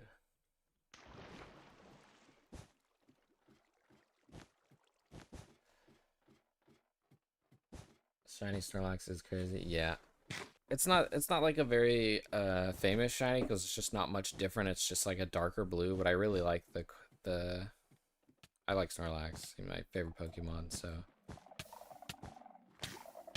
I think it's a rare too. I think Munchlax is a rare. Or maybe it is an ultra rare, unsure.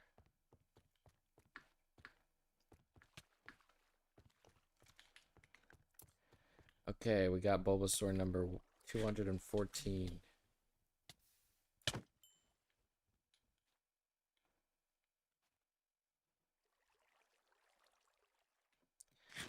My fear with getting one of these Bulbasaurs is, I think if they get in the boat, then if you throw a Pokeball at them and they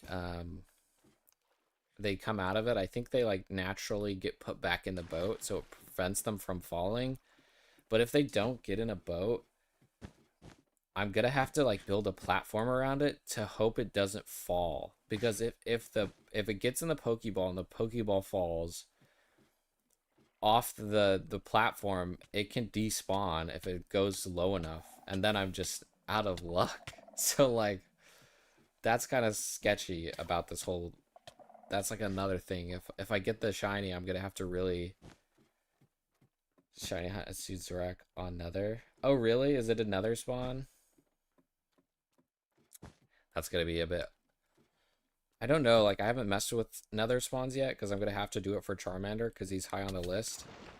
But it can be a pain.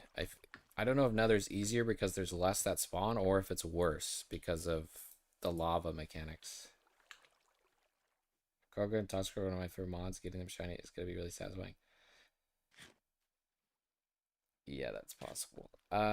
Yeah, I'm really glad they added the Toxicroak and Krogunk. They have amazing animations. I mean, the person who handles animations just kills it. They put a lot of effort into it and add so much personality to those mons. I think some of my favorite Pokemon games were ones where they had 3D animations. Pokemon Stadium, Pokemon Coliseum. Like the old gen animations were so good. They don't do it in the new gens. They're very lazy with it, but there was so much character in Pokemon Coliseum that really enjoyed. It adds like a whole nother layer, and I think that gets captured in Cobblemon. The Pokeball despawn, I mean. Oh yeah, I mean, hopefully. I'm praying. I think the Pokeballs can only fall a certain distance before they just like stop in the air, but when the Pokemon comes out of it, I think it can just, I don't know. Like I don't know if it'll just fall and despawn as well. Like this is bad. This is a horrible scenario where the Bulbasaur is not in the boat.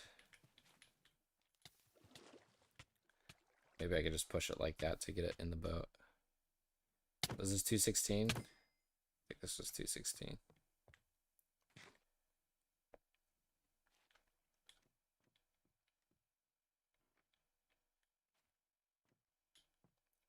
You can try on the nether roof. Yeah, I think I'm gonna have to do that. I'm gonna have to like get to the nether roof and do it. You're right about that. Because that's the only way to really limit the, like, you can put it in the air and limit the spawns that way.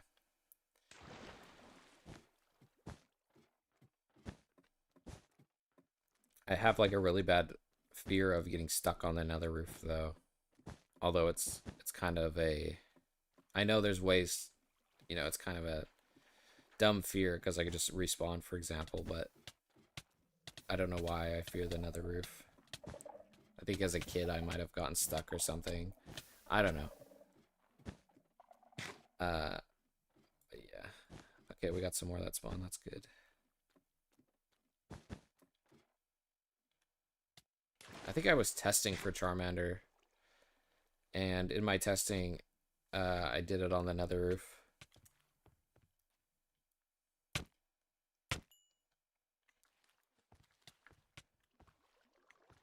I think the nether getting to limit spawns is going to be great. Alright, 218.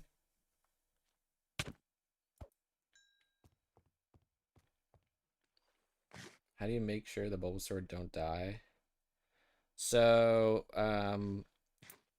yeah, the Bulbasaur happened to be the shortest in the spawn pool. So there's this large amethyst crystal, and it's the Bulbasaur's the only one that's short enough to, once it spawns in, it'll get pushed and fall into the water, and that's how I stop them from dying. Yeah, that's why. The issue with that though is Ivysaur can also spawn, and it's not shorter, so that I'm losing out on a ton of Ivysaurs. And I just broke the boat. Okay,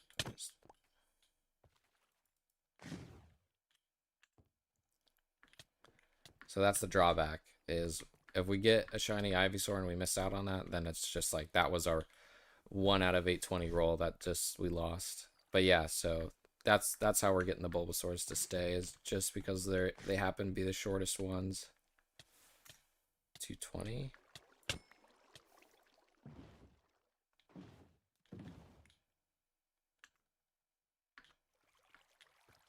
See, like I think an Ivysaur spawned here.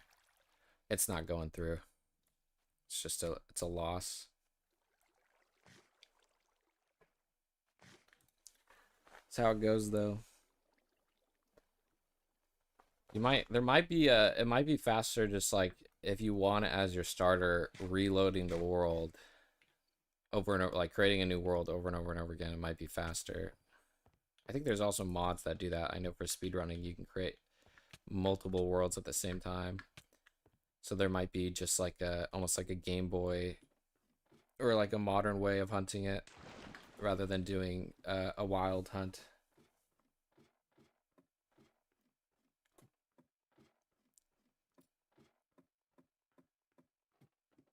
Really, there's like none.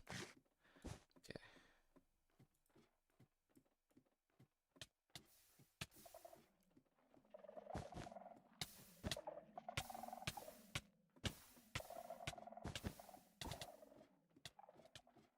Hi. I think that's Leo. Hi, Leo. Have you played Pokemon Emerald? I did. Pokemon Emerald I played way back in the day. Um, yeah, I loved Pokemon Emerald. I played it way back in middle school. I remember like staying up late at night trying to get Rayquaza with a regular Pokeball, doing like load states. on my phone emulator. But yeah, I played Emerald. It's a great game. I think someone recently made like a mod for Emerald. What's it called? I don't. It's like Shining Emerald or something, and where it's 2.5D. That looks like a lot of fun. I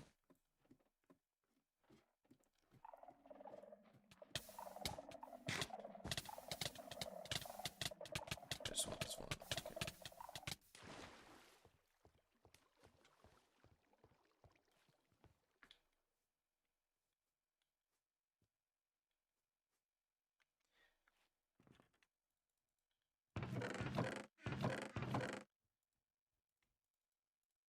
We're getting through these Poke Snacks.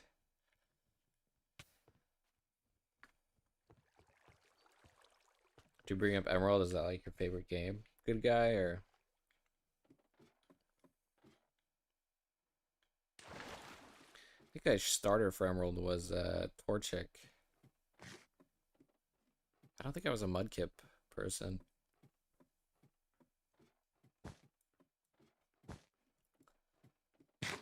Although, I do respect the Mon a lot.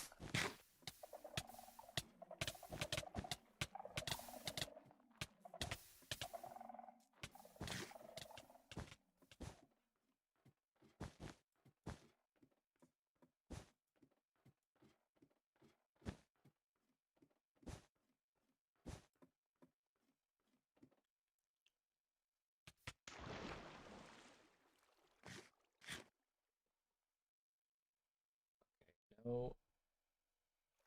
Where is the Bulbasaur at? We haven't got one in a while. I'll put Peck spawned. I think it fell.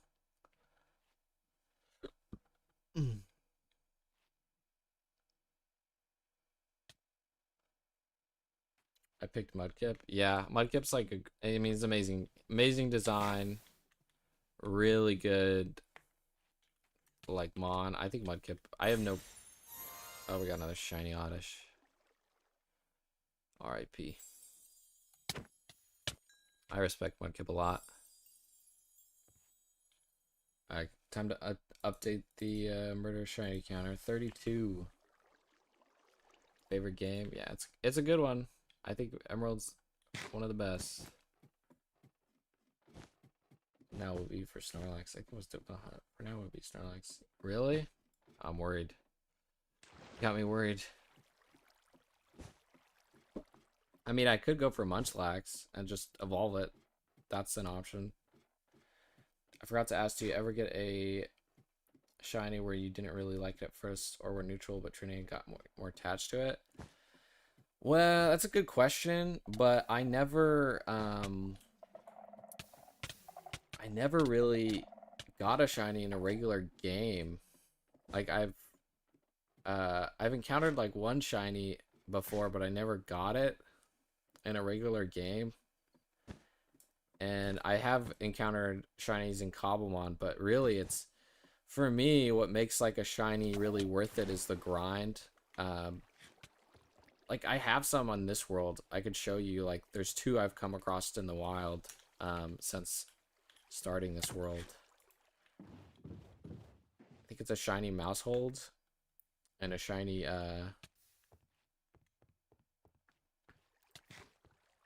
scent. What's it called? Xeonid Forest Biome. Oh really? Yeah, there's a lot of spawn. I got, yeah, this Sentret and these are the two shinies I've come across. And I think I didn't really Mousehold, you can't even tell it's a shiny really. Sentret, like I think I really like Sentret.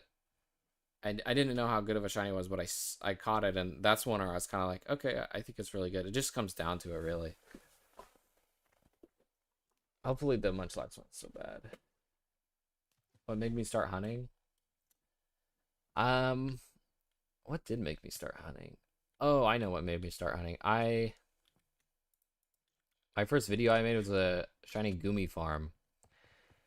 and I wanted a shiny Gumi. I think I was playing, and I got to the point where I was, I kind of played through normally, and I was kind of like, like I would like to explore the mechanics more because there's shiny boosting mechanics. I want to know how hard it is to get what I want. So I was like, all right, I think I was going for a steel team, and I wanted a Hisuian Gumi. And so I I just wanted that, and I didn't know anything really about the math or all the in-depth stuff. And so I made that shiny. I went into creative and started messing around, and I messed around with like hitbox filtering and stuff like that, and that's how I kind of started off. I was like, okay, I think we can get a shiny Gimme this way. But then coming off from that, I wanted to hunt other mons, because I kind of like was like, all right, like I figured out the shiny Gumi thing. Um, and going into other Pokemons like Bulbasaur, for example, I realized it's not as easy, and so that's when I dove into the code, and you kind of all those videos came out about that, and so that's kind of why I just got really into it because I wanted to know kind of how hard it's gonna be. I wanted to experience it and see like how viable it was because there just wasn't a lot of people doing like shiny hunting specific mons. A lot of people will just place a ton of Poke Snacks and just take whatever they get. But I wanted, like, in any normal Minecraft game, you're going to be hunting, like, a specific one. And so I wanted to know what it took to hunt a specific one. And that's kind of where I'm here. That's how we got to this point is I'm like, okay, I want to shiny out as many as I can. And I think it's useful because to share that knowledge, especially. And I don't know how chunk works if you don't, if if I don't, if you are too far away, it will work. Um, it's interesting how it works. So because we're hunting purely on Poke Snacks, a player has to be within a 64 block radius of the Poke Snacks for them to successfully run a spawn attempt. So, um, these top ones are like I'm within 64 blocks of here. Um, the towers can actually be taller though. So these towers aren't actually as tall as they could be. They could go up another 20 blocks, but if I was to do that, I would have to be standing 20 blocks above here. So these towers are just the right amount of height where standing from here, like I'm within the radius for them to work.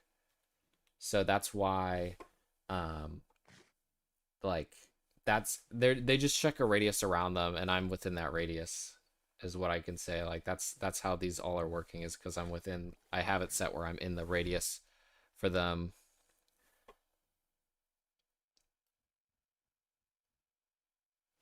Yeah, I get that. The game's definitely got harder to afford and the time is definitely a grind.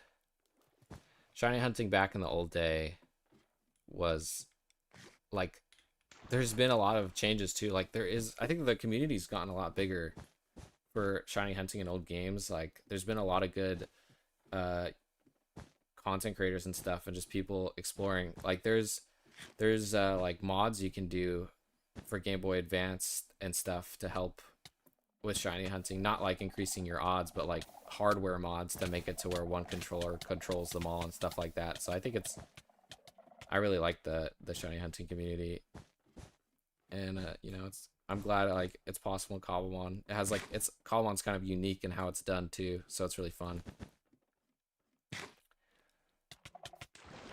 I got a shiny Swablu some days ago, despite not being a big fan of him. He's one of my favorite catches so far. Looking for a dang Friday egg. Yeah, I like shiny Swablu. I like him a lot. Swablu, sorry. And I think it's a really I think that's a rare too. That's pretty hard to get, isn't it?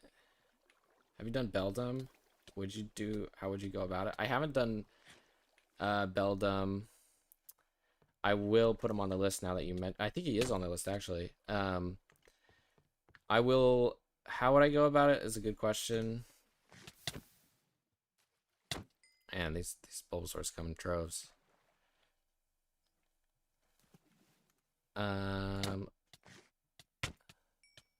I think. Oh, we got a shiny Gloom. R.I.P. Shiny Gloom. I think Beldum spawns in the end, right?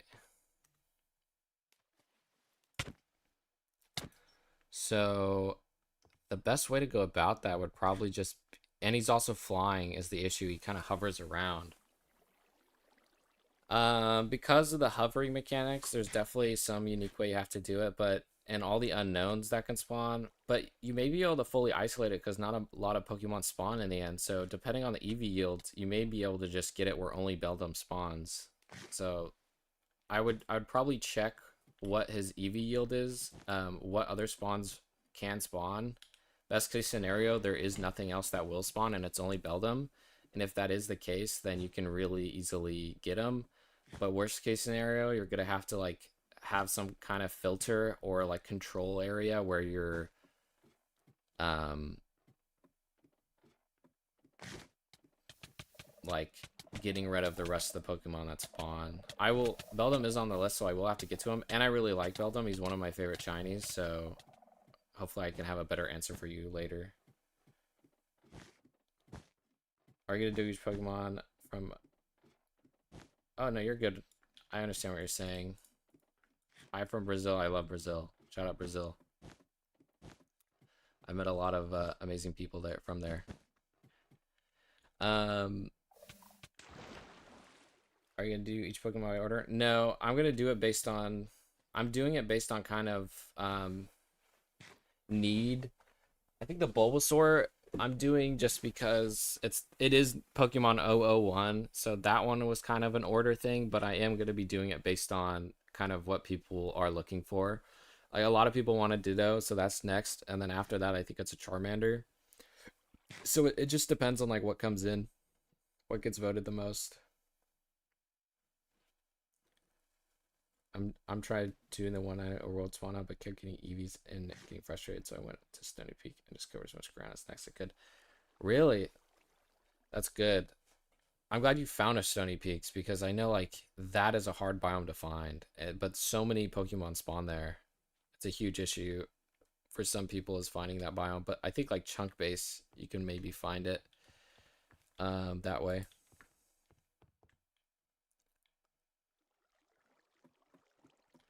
If there's a Pokemon you specifically are wanting though, because I'm not doing it in order, like let me know. Like Beldum's on there for sure. Yeah.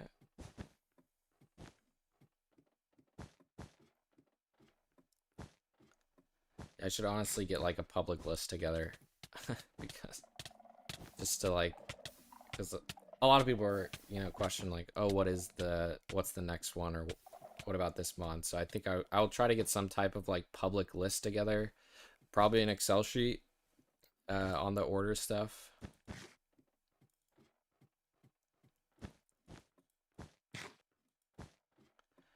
Some type of thing together.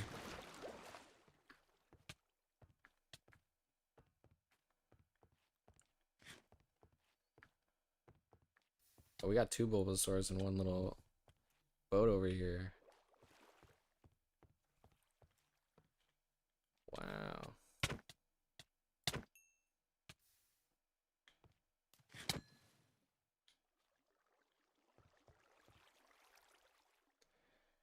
Spawn next to a savannah biome, just a few blocks away from a village. We're generous, but I'm not complaining. Welcome, Andy.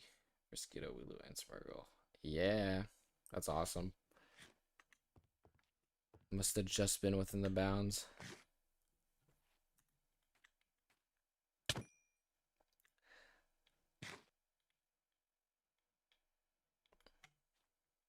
Thank God they added Poke Snacks. I think trying hunting before was just there was people use some other mods to do it. So I'm so happy that they have a good something available in base Cobblemon to do it.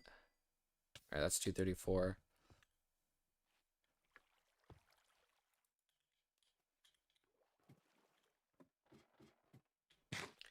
Some people get really lucky. Someone asked what the chances were on their ultra rare being a shiny with the seasonings they had, and I think it was like for the ultra rare being a shiny, it was like a 1 in 30 360,000, I think is the math on it, because it's, I know the code.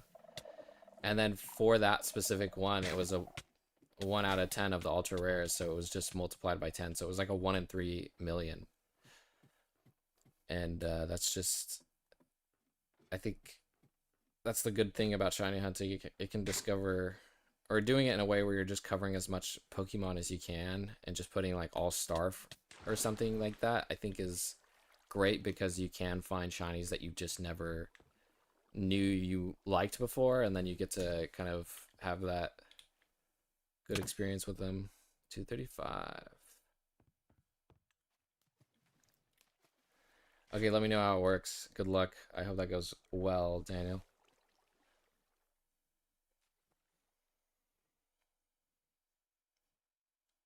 She built a circular train tracks in her area or biome, but AFK until she heard the shiny thing. It's truly wow. Oh, I saw that video. I know who you're talking about. I think it was Callie Builds. Yes. That is I did see that video. That was a grind. That was crazy.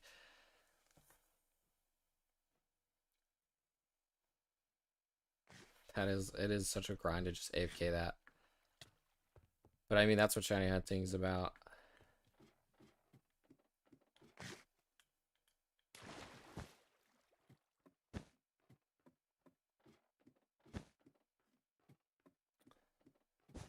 Hi, welcome to stream. How you doing? Yeah, I think I really like Callie Builds.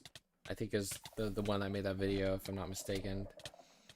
And yeah, it was really interesting, like, because it seemed like you're just going for anything at that point. But I think recently she did another one where she was hunting for a moss or a mossy cave biome. What is the cave? That specific biome. And again, it was kind of just like a random hunt, hoping for the best. But yeah, I think that's like kind of what I talked about earlier, where isolating one is so hard. Can be.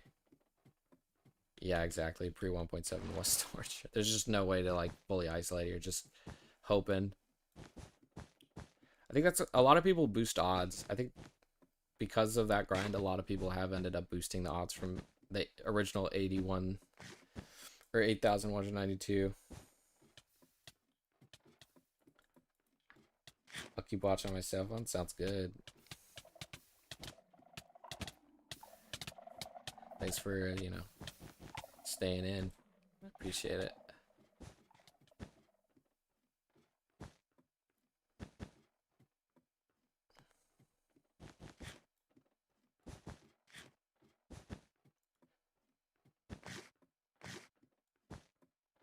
I think I was talking to the team. I played with a server. Hold on, sorry.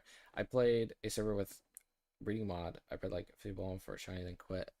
Yeah, they will be adding breeding too. I'm curious how they're gonna do that, because breeding could be like a really good way. And in some of the old generations, it is the way to hunt like specific ones. Lush Cave, yeah. Yeah, it is. It is hard to hunt in them, especially with like keeping up the mob cap. Like floating platforms are so advantageous for that reason. But there should be a way. Call a breeding mod. I'm curious to see what they're gonna do with the breeding, because something like this where I'm hunting for a Bulbasaur, every time any Pokemon spawns in, it does a 1 out of 8,192 roll. And then for like a Poke Snack, it re-rolls it, so that's what gives it the boost. But for breeding, if I can just guarantee that I'm getting a Bulbasaur instead of having to do filter through so many other mons like I am now, like it could be way better. It could be the way.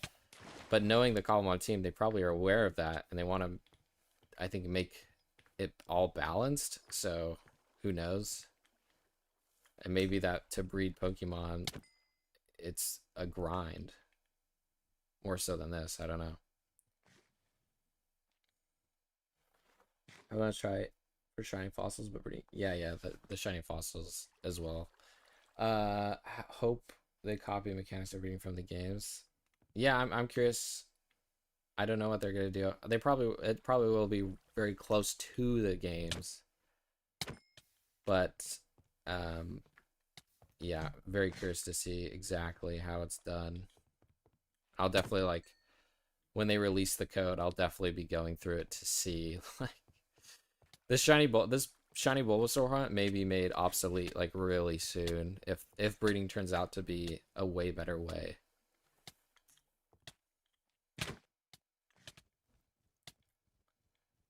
Spawning cave biomes. Yeah, so for the cave biome Pokemon, um I would still try to do Poke Snacks, but what I would do is because Poke Snacks check the 48 block radius for all Y values around them for any other mons, what I would do is I would honestly probably have to go find the location I want the cave in, and then finding the ideal location, and then just trying to fill in all the blocks within that 48 block radius that it checks. It's it's not a circular. I think it checks like a square radius, 96 by 96 blocks. Fill up, make sure there's nothing can spawn in that 96 by 96 box, and then that's probably how to isolate it to where the Pokesnacks can like function at their best in a cave, because you can't do it floating. So instead you're having to fill in a ton of the other caves around you, um, which is a grind in itself. It's definitely a harder grind than just building a floating platform. Just a difference of text. The pseudo method is working, so you just need a friend. Some cave Pokemon just need dark conditions spawner if you cover flower subs. Yeah, that's true. Yeah, some of the cave Pokemon like Gibble, for example, just needs dark conditions. But some, if it requires like a deep like a lush cave or something, it's gonna get, it can get pretty hard. It really just comes down to the Pokemon.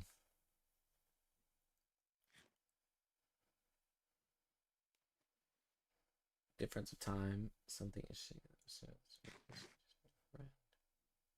What do you mean the Masuda method?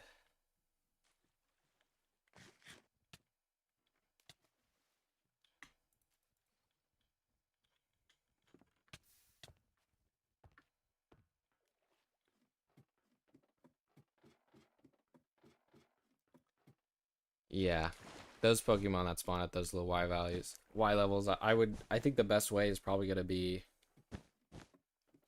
filling up the area around your Pokesnack. That 96 by 96 area.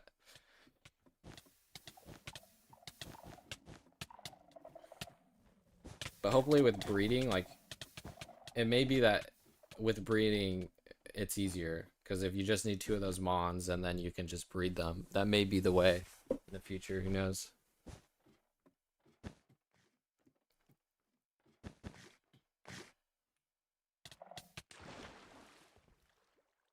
Oh, this one didn't get in the boat for some reason.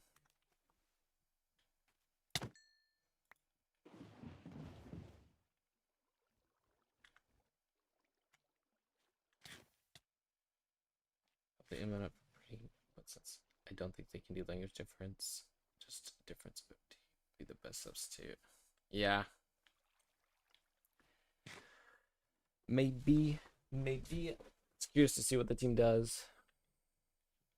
Man, some of these towers are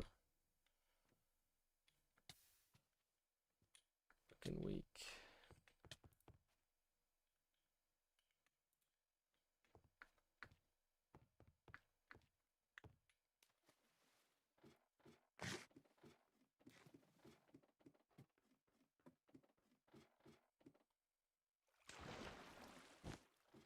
I remember someone did. I really like those videos where people like hunt uh the same Pokemon as a shiny in every gen and just how different it ends up being. Like some you're doing trading, some it's hatching, some it's just, you know, the same like newer gens. I really like those videos.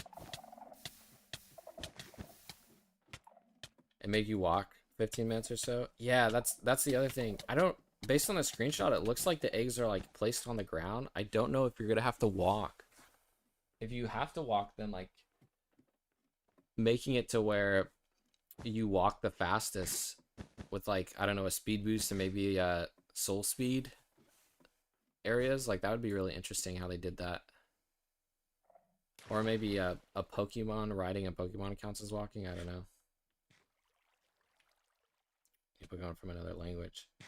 Oh, that's right. I have heard of this method. Yeah, you're right about. I forgot that was a thing. Yeah, I wish that would be a really cool thing if that was added. Sadly, I really wish. Man, yeah, that probably won't be possible just because of the way it's calculated. The code doesn't do the shiny based on. Well, I don't know the breeding code to be fair, but maybe currently like for the ones that spawn in, it's just like a roll. Every time one spawns in, it does a roll. If they change that to where when you breed, there's a specific function that runs, that would be really cool. Flashfire should also cut time as they do in game. Yeah. Oh crap. Hopefully they add that as well.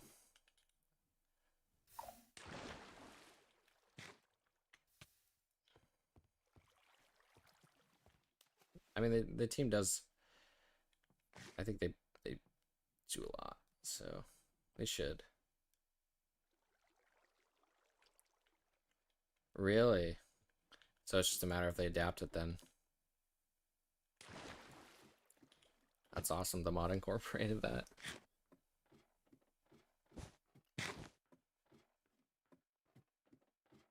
I do know that they possibly plan to boost Pokesnack rates. Um, the rates are already like by default a bit boosted. Like ultra rares go from 0.2% to 1%. But insider knowledge, I was talking to one of the team members, and they said like they may boost the rates even more. I don't know if that's like shiny rates specifically for Pokesnacks or just getting an ultra rare. Because I think there's just been a lot of feedback on people being like, oh, I can't get my shiny ultra rare. And that's because, I mean, a big portion of that is people don't understand fully how they work. But it's also, yeah, it is a grind, like for this shiny Bulbasaur, for example. It is working? Oh, wow. So it definitely will be added. That'll be interesting.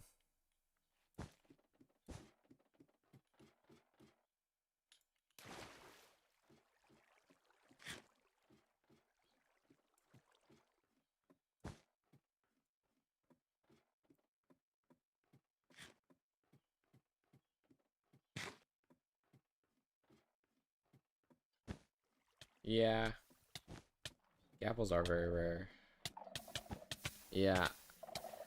Yeah, the best way, I've looked into the best way to get shiny Gapples, like, and you have to be in survival mode to run trial chambers to get them, and you would have to just go around and farm, like, you can't refarm trial chambers once you can farm them for keys, but once you open up the chest that has like a 10% chance of dropping a Gapple, after that, it's just like you have to go to the next one. So it is possible to like get a ton of Gapples um in a survival setting. It is a bit of a grind. 245. But I mean, there used to be an update where like you could make gapples, and there are mods that re-add that, but I don't know. Hard to say. Like, it's such a grind to get to that point, and even then, you may not roll the shiny. But definitely the odds are like crazy better. Just, but I think they might change it, balance it a bit more. Who knows?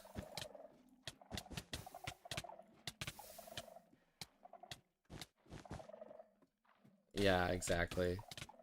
I I can get behind the crafting with gold blocks, especially if you have like a gold farm in the Nether and survival. You can make a ton.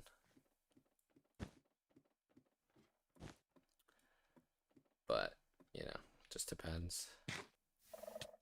Issue is the golden apples are used for other things outside of um like Cobblemon. So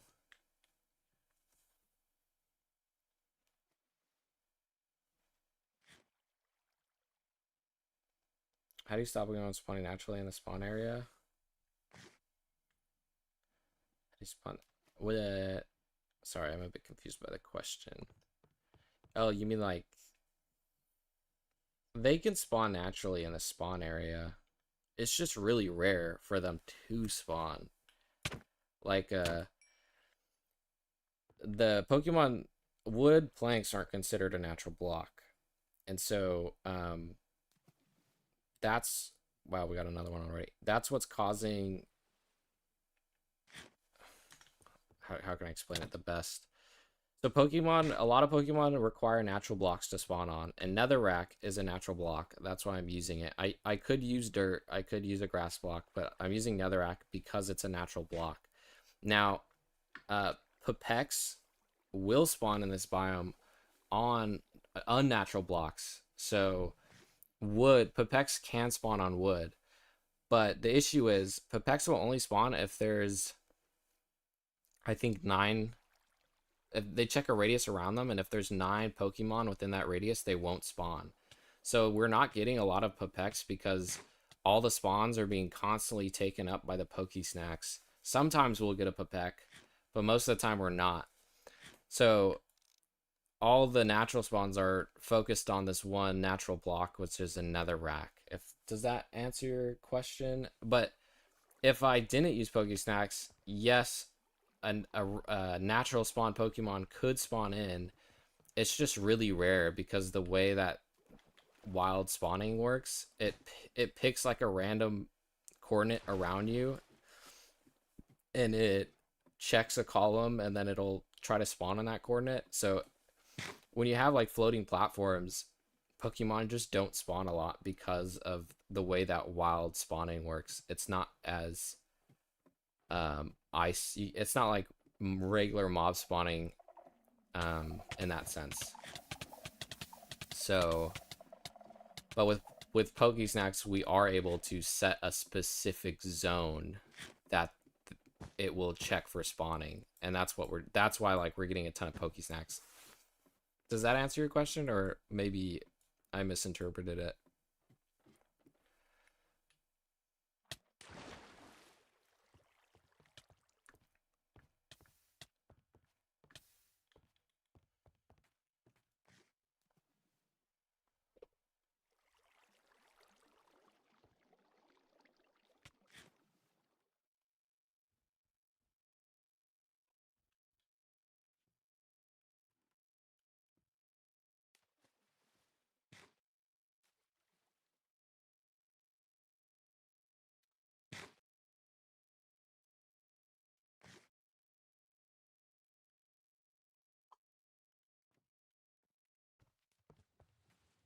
Sorry, if but when they are this rare, it should be better. Yeah, I think the math. I think I have it here. What is the math on?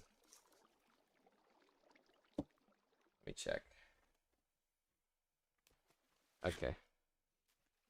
I think for enchanted golden apples, the math is like way better. It's not 1 in 81,000. It's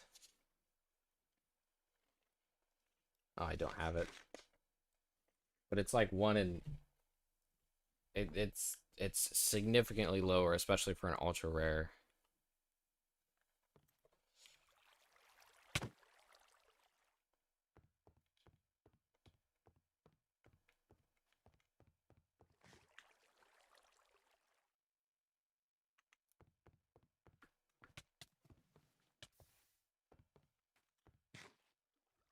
Almost at 250. Okay,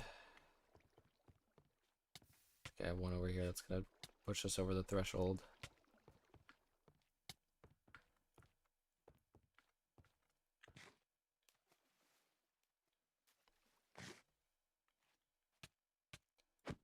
Oh, crap.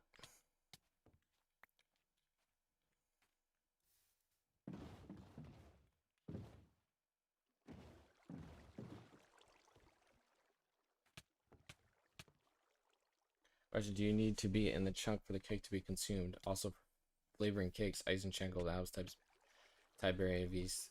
Enchanted golden apples are the best, for sure. If you want an ultra rare shiny, like, enchanted golden apples are the best to use. I just can't get them in base Cobblemon very easily.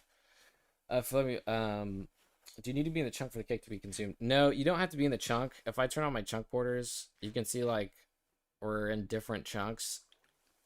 Pokey Snacks check a 64 radius sphere. What the heck? Okay. Pokey Snacks check a 64 radius sphere around them.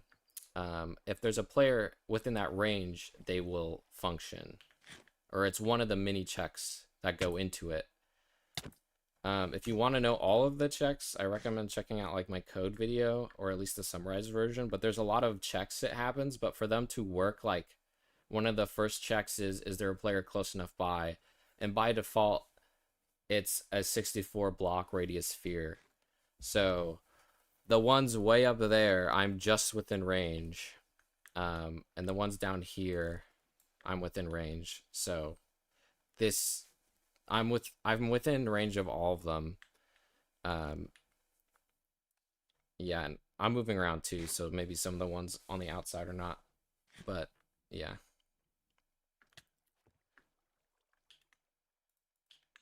This is kind of as compact as I can make it to be within range while still having really good like rates. I can't make like this platform too spread out.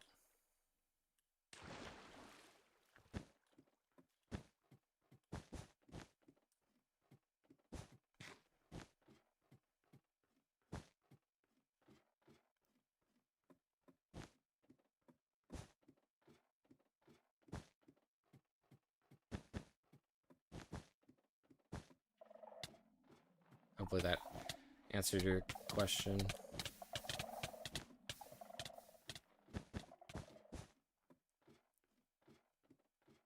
Oh wow, this is out here.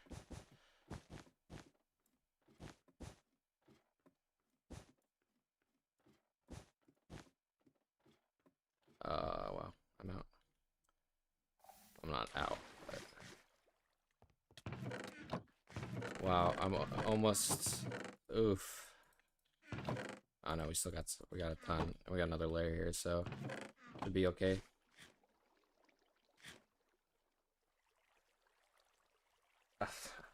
I'm glad it was helpful. Thanks for coming by. I appreciate it. What do we get? Another shiny Oddish. Gosh dang. I'll increase the counter. 33. 33.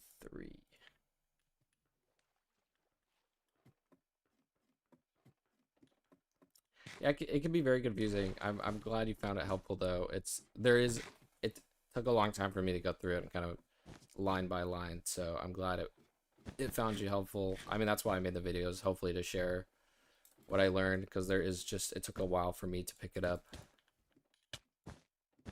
And even then I had to like double check with some of the team members and making sure like, hey, am I right on this? Because I don't want to spread like wrong information. And luckily the Cobblemon team is very very good,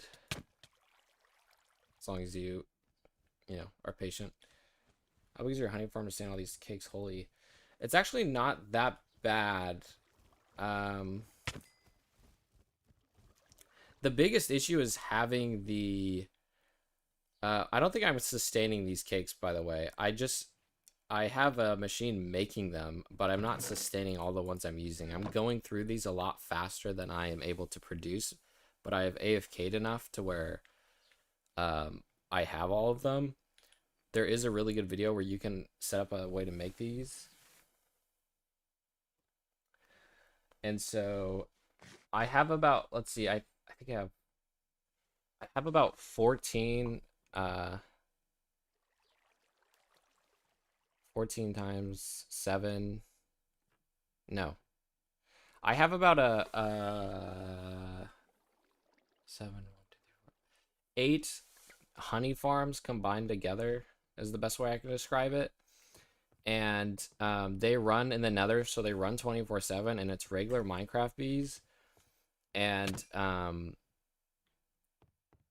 then it's running so it's running 24/7, and I have a chunk loader, so it will run even when I'm not nearby. And having that amount is enough to kind of keep up with the rate that they get made, because it's the rate is the most like the most confusing rate is how long it takes for one crafter to make one.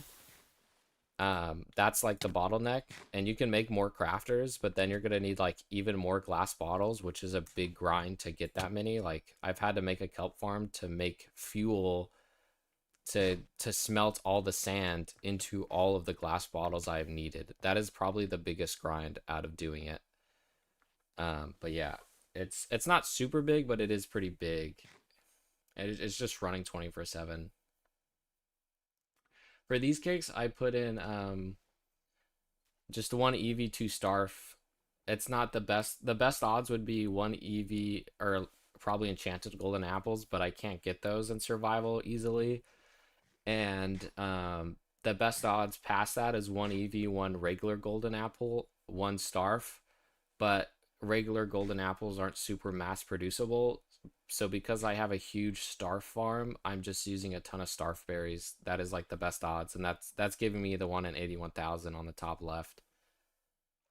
Um, Also, does Pasture Blocks lag server when he's fun for 100 at Pokemon and Wild with Pastures? I imagine, I don't know for sure because I haven't done that many, but Pasture Blocks, the Pokemon that spawn in will take up the spawn cap, so I'm guessing they could lag if you have enough of them. Yeah, yeah, shiny Odysseys are just they're. I think we've encountered like 25, maybe 20 shiny Odysseys, and they are just little turnips getting cooked up. I can't. I just. I don't. I'm not hunting them. You know, when I need to, I'm sure it's gonna be a lot easier than this. But man, I feel kind of bad for all the shiny Odysseys.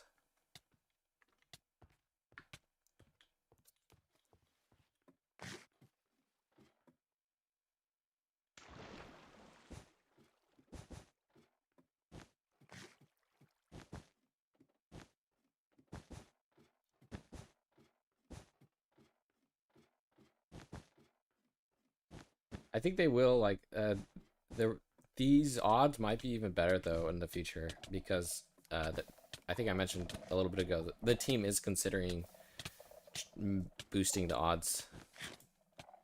So this it may not be as much of a there may be better seasonings. But no one's really working on the from what I've heard, no one's really like working on the Pokesnack code right now. People are working on like the breeding and other stuff. Where was that Bulbasaur that spawned? Is it way down here? Sorry. Oh, mini head rendering.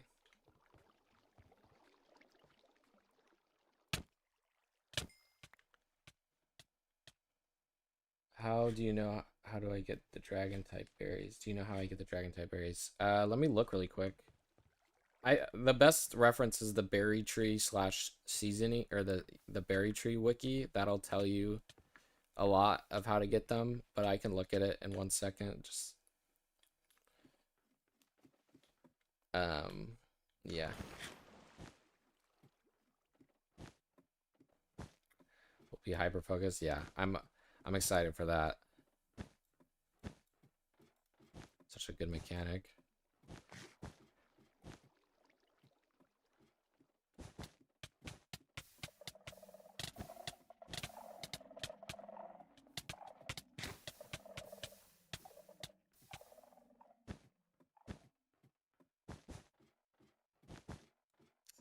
type berries. Yeah, that is a good point. I don't know why they didn't make type berries a guarantee when the EV berries are.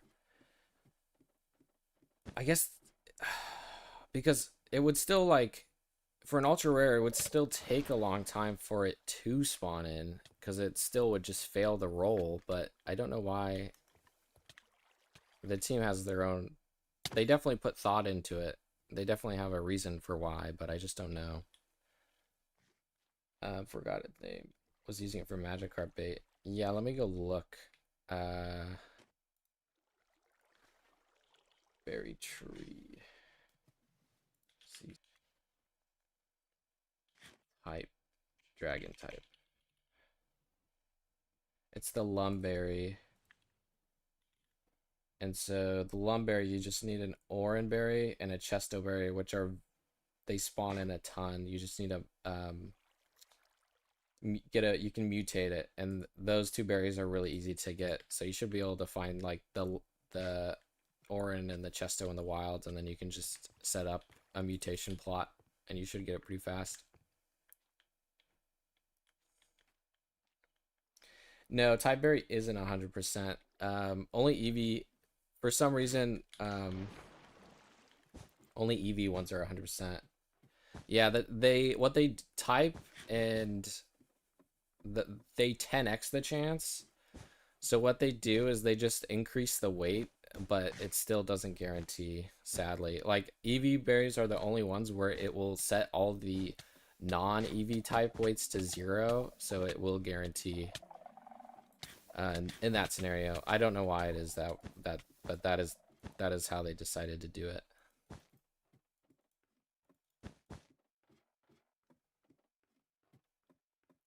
Did that Bulbasaur despawn? I don't know what's going on. I feel like I see a Bulbasaur on my minimap and then it's gone. And it's worrying me.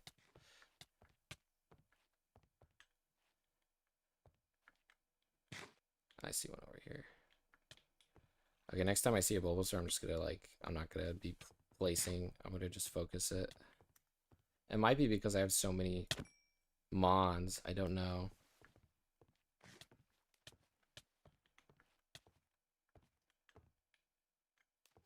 Or it could have just been a level 1.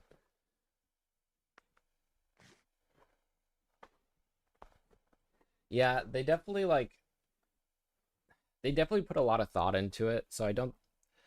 Okay, that one's spawned over there. Like knowing the team and how much time and thought they put into it, there's a reason for why it is that way. It probably is because they didn't want it to be too OP, where you can just guarantee the one specific mon.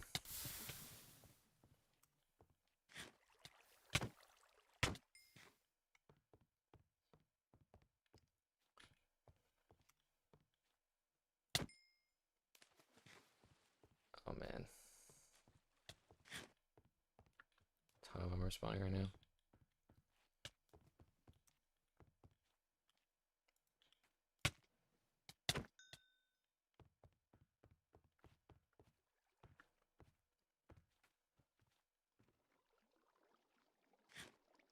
It could make it. Imagine you have already. Yeah, that's my fear. I really hope I haven't. No one said anything, so I'm hoping I haven't, but that is my worst fear. I think they can. I think it can happen if a level 1 spawns, maybe.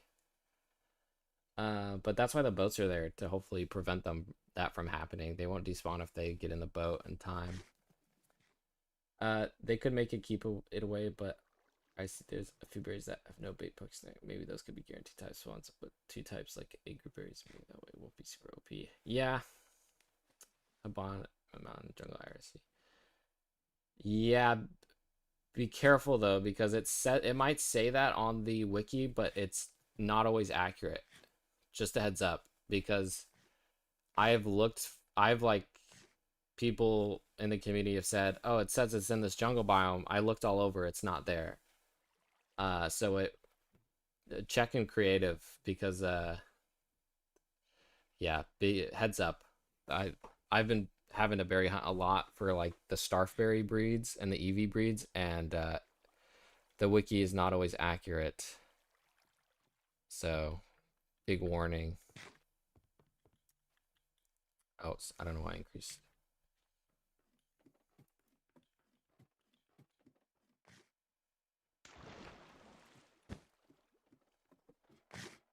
I know. I can maybe. Here's your option, because I've had to do it. I think I've needed a Haban, but if I can't find it in the wild, like if it says it's in the mountain jungle and it is not, I go look at what Pokemon can drop it, and then just try to focus that, like try to get a drop. I've had to do that for like a lot of the berries and base Cobblemon is go and try to get like I was hunting. I don't know what it is that Pineco's drop, but Pineco's will spawn a lot in a spruce biome, and so I was literally just going around hunting Pineco's for the certain berry I needed. Yeah, the drops are pretty accurate. That's the good thing.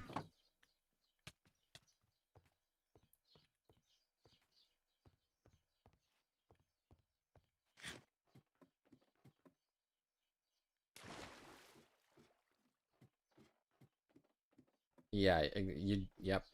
Once you get a singular one, you're set. They're not random tick based, by the way. Uh, they're time based. So they if they say that it'll take 20 minutes, even if you're not in the chunk, I think they will take 20 minutes.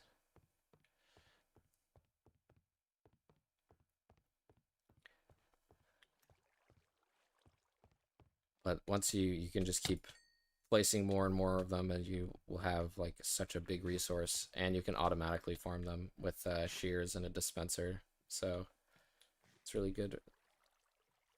Another Ivysaur. Ugh.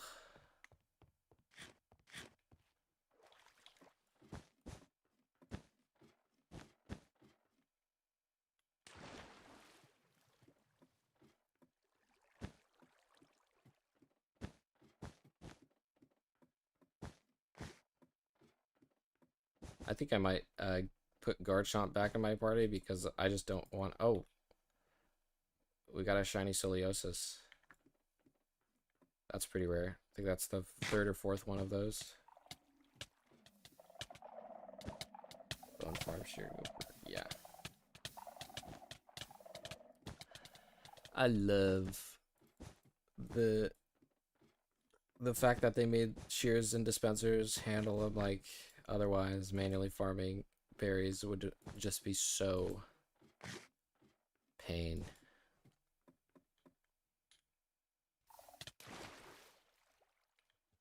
Oh, this one didn't get in the boat, which is a bad sign. I'm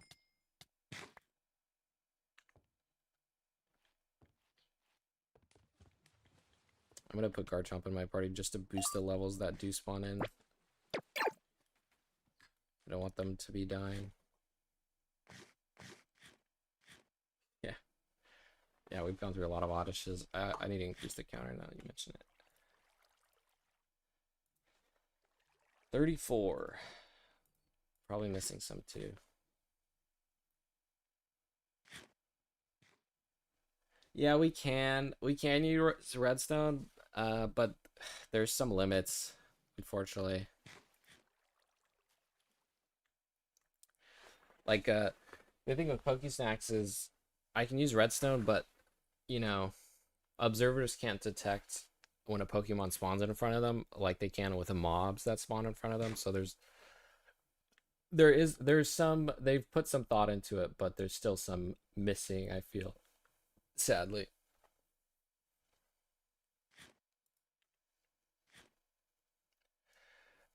Vatter, speaking about how things are not OP and what like how they can change stuff. I the way that the weights work and the way it's calculated, where it's a 1% roll, and how just the way it's calculated, I think it could be done differently. I think how it should be done is if it's an ultra rare, it should, like, let's say ultra rare is a 1%. let's say you want a poison, you put a poison type boosting thing. I think it should take the weight of that 1% into account and still boost it. So that way it's not always 1%. But how I originally thought it was coded was differently, and I thought it was coded that way, and it was not.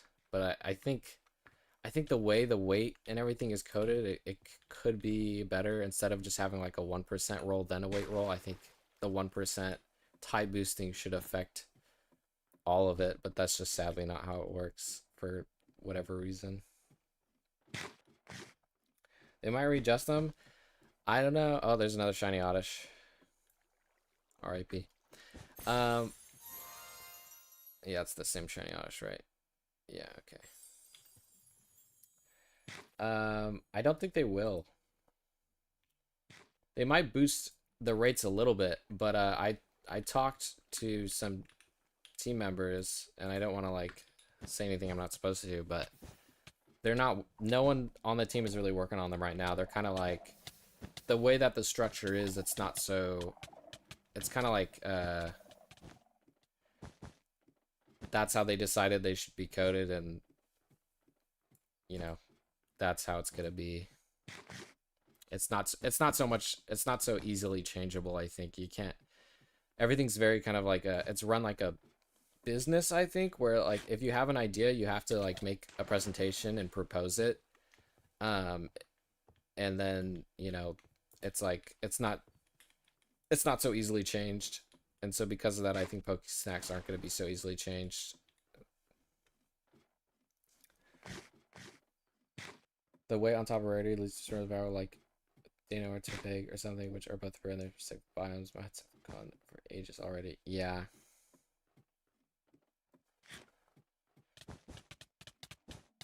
It's rough.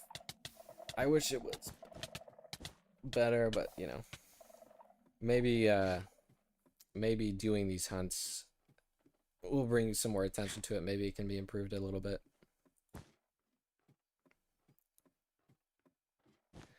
Yeah, I don't think tie berries should be guaranteed, maybe, but I think they should affect the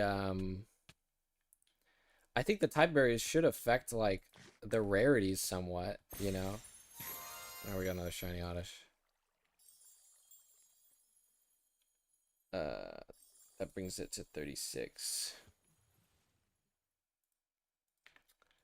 I don't know the math. I don't have it know it off the top of my head, but I think like let's say this. Let's say you want a poison type, and so it originally has its weight times 1% if it's an ultra rare, and then it increases the weight from there rather than just it always being 1%. Like I think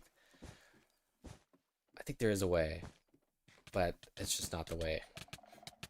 I don't want to like get in trouble for saying it should be coded this way, and then I don't want to like I think it's coded really well the way it is, but I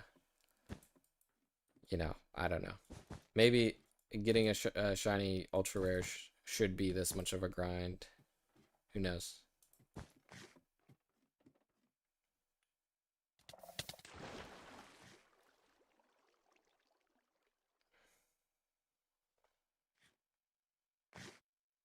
There's another shiny Oddish. Damn, we're just getting a ton of them right now.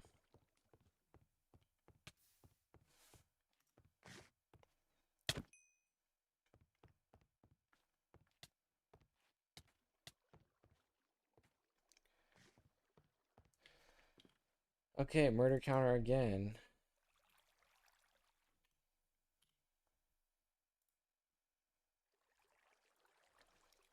Yeah. The team does a great job. I mean, it's a great team. They put a lot of work and effort, and they keep everything really balanced. So I got no problem with it. Like the mod could be so unbalanced, and if I wanted the Pokesnacks to be different, like you could use a different mod. You could use a mod that changes it. But honestly, like you they make it so you can adjust the shiny rates. They add that feature in. But I think this is just the intention right now. I'm not gonna. I like it. I ain't gonna lie. I'm not complaining. I got no problem.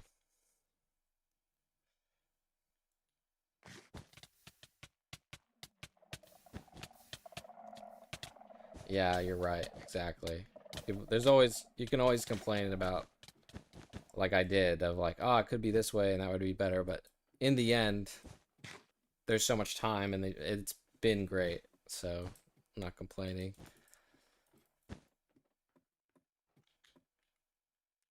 They, I have a ton of respect for the team. Where'd that pick a peek go? Is it still here? Yeah, it's here.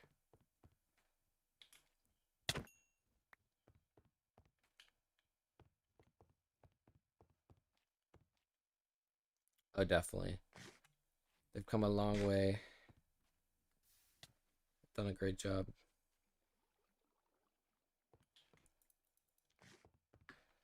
And all the animations and work they do there. Yeah, I'm excited.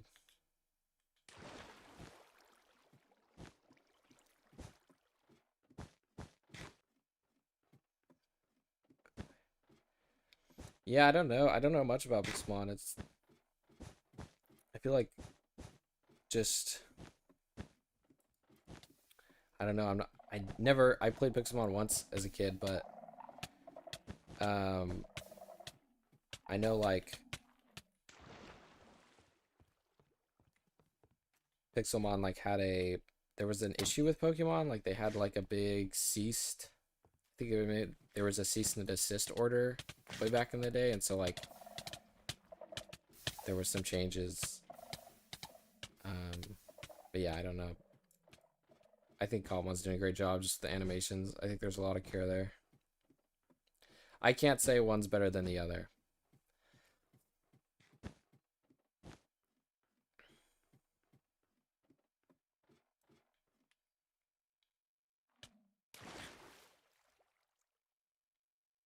Even though Cookbot Mike is subscribed to Vive, they put it already. I was surprised. Yeah. Yep. I think inspiration from a lot of like other mods out there too. There's a lot of people in the community that work on stuff, and I mean the flying as well. Like the flying was always a flying mod, but then it was kind of like, well, the devlogs they make are really interesting and how they approach stuff.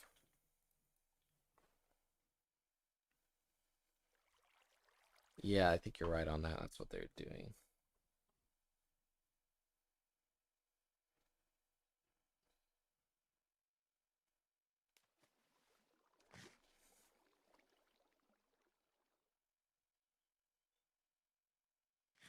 It's not true. The battle's clearly random, unfair. Yeah. Stuff like that unfortunately happens with, I mean, Pokemon's the biggest, I think it is the biggest franchise in the whole world. Like it's made the most amount of money. It's the biggest thing. I'm 90% sure it's the biggest thing in the whole world. So there's going to be a lot of stuff that comes with that.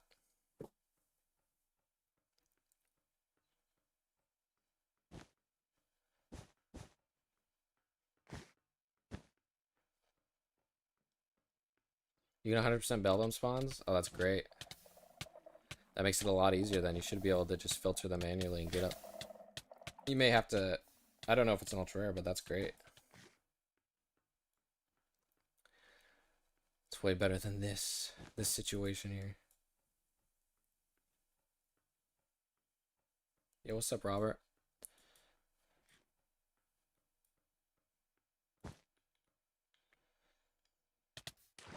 The models are a little scuffed, but I've spent so long looking at the official ones that it's pretty obvious the official ones are animated. No offense to the team, of course. It takes a lot of work. Yeah, it does. I've done some 3D modeling and it can be rough. 39, yeah, 37. There's probably been more. I forget to update the counter sometimes.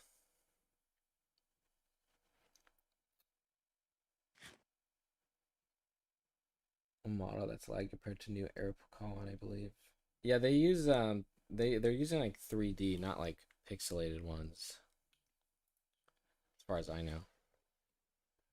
But there's been a lot of people like making Cobblemon models, and the ones that get approved and everything are just it's really cool. Even like the Pokeball model, I've tried making. It's I don't know if they're using a specific there's that one specific program I think for making Minecraft voxel based models. I don't know if they're using that or what, but they probably are.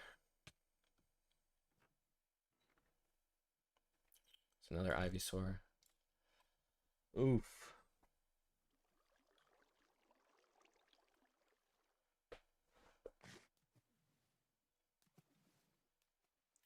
Yeah, I added off stream. I added this just one more tower over here to hopefully increase the odds a bit.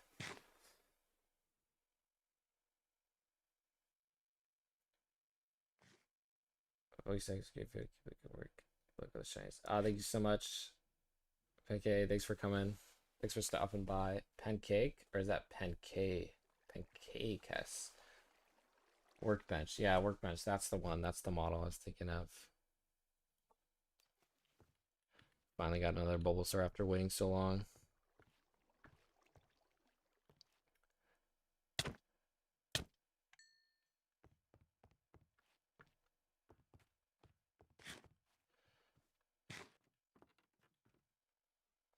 Blockbench. I can call one a hightail. It was so funny to see. Yeah, there was. I saw some people post about that on like TikTok and stuff, and it's pretty controversial because, or at least to me, because the people that make the videos, they're like, "Oh, we're bringing our team is working on this," and they kind of make it sound like they're the Cobblemon team, but they're not. And then the Cobblemon is very. You can't use the Cobblemon like people's models without the artist's like approval. So a lot of people that are trying to like maybe make some Cobblemon type stuff, it's like, did you get the author, the artist's? Do you have permission to use that model? And so it's very like I think there's a lot of people trying to like make stuff um, without the proper pathways, and it you know is that's just how the situation is. Stands for cakes, pancakes. It's pronounced pancakeas. I think that's right. I love pancakes. Pancakes are one of my favorites. I don't like crepe pancakes. Like I like kind of traditional style pancakes. I've been getting some pancake mix at the store uh to make them because they're just like so cheap to make too. Like so insanely cheap to make for what they are, and they're so good. They also can be pretty healthy and stuff. Protein pancakes. I don't know about the rest. Yeah, it's curious to see where Hytale's gonna go with that because it's such a similar game. There's so much crossover, but I haven't really seen many people posting about Hytale ever since it released. But I know it's still in beta, so people have been asking if Call One Team will do a mod for Hytale. I'm like, no, would it be a huge project? People are getting caught up in the hype. Ooh, I don't know. I don't think I. It could be maybe some of the devs might want to, but I feel like there's definitely a team out there that's doing that, but it may just not be their focus. I don't know if they're interested in Hytale. I'm not personally like I'm not interested in Hytale really, but that's just because it's just a personal opinion. Could have a lot of potential there though.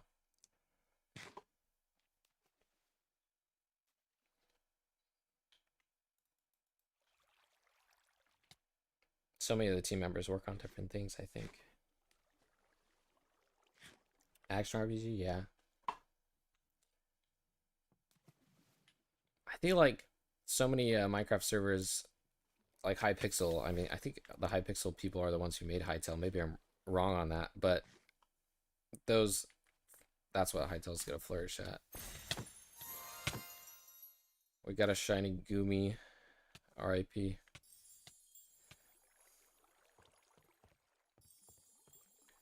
That brings up the count to 38.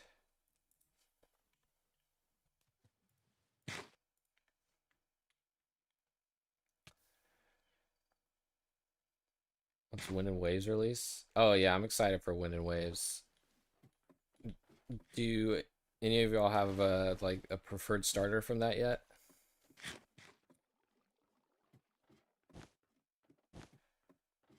That is next. It is a while, but really, I can't imagine much more complicated it'd be to do an entirely different unfinished game. Really, I didn't know that. I didn't know they'd have. Well, I guess it is a different coding.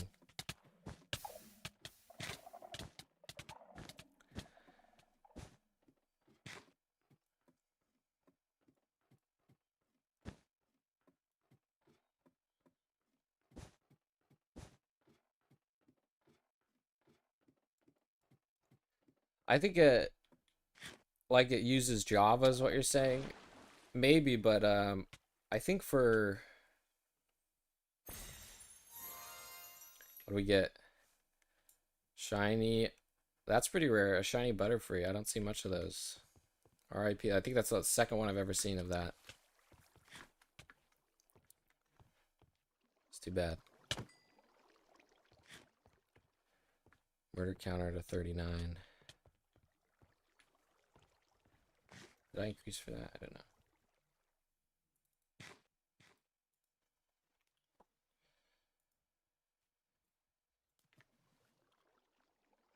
Combon. I personally like. I think there's been a lot of memes around Brout, and so I really like Brout for that reason. Yeah, I don't have a too big of a problem. Scrolling by it. I'm a bit iffy about the news, so all my bias or talk. I mean, I get that. I have a, I, I think new gen games are just not. I think they're a bit too easy. I think my count may be off. Hopefully not. Like Sword and Shield was very just not it for me, but I've been finding a lot of enjoyment from like ROM hacks. I think like the ROM hack community is really doing a good job, and I think Game Freak doesn't really is kind of tired of making Pokemon games. Just after scrolling by, to be honest, so all my times.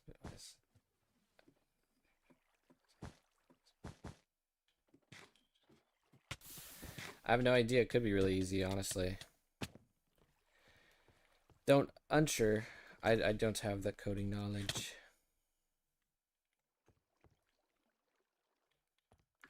I know a lot of people make like there's a radical red map and stuff for Cobblemon. So maybe for adventure style maps like Pokemon games, I don't know.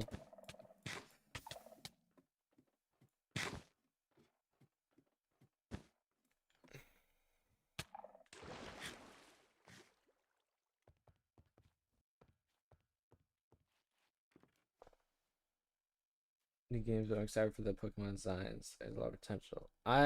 Yeah. Oh, there's another shiny Oddish we missed on. I agree. I like the designs. I'm always excited what comes out for the new regions, like what new Pokemon are gonna be.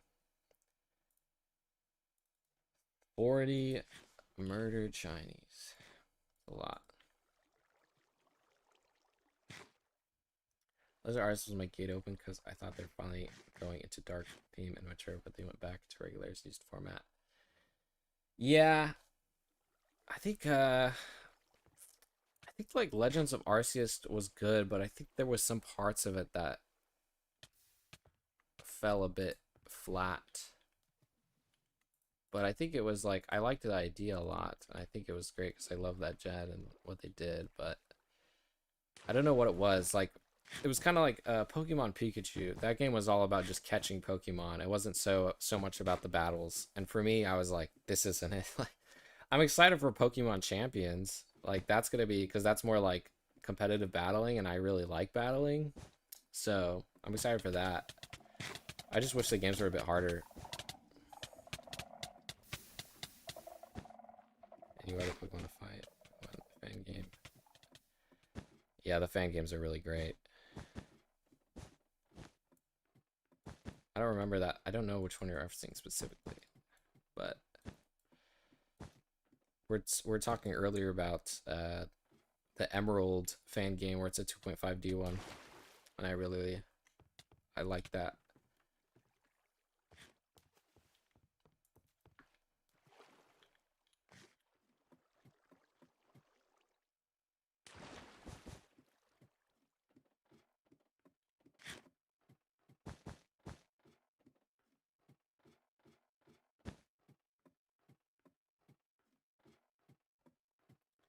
Yeah, Let's Go was kind of a they really promoted it. I think there was like a lot of Twitch streamers doing shiny hunts. Like I think they were really there was a lot of sponsored streams for it. Think of Pokepia. Have you played it? I haven't played it because I don't own a Switch 2. Um, but I'm excited. I think I always like when Pokemon does something new, and because it's new, I really appreciate that. But for me, like it's not my kind of game. Like I'm not a big Animal Crossing person. I am a Tomodachi Life person, but for me, like I'm more of like I like shiny hunting and hard Radical Red battle style Pokemon games. Not so much Animal Crossing style, but that's just personally like I think it's still a great idea. I'm happy they're doing new stuff like it, and I love Ditto, and Ditto is like you are Ditto, so I think it's great. Yeah, I don't have that Switch 2 either. It is a lot of money.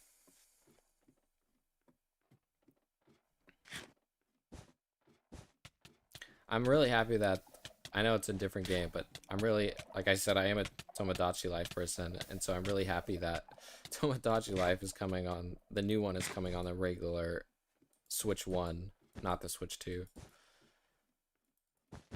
It's a blessing for me.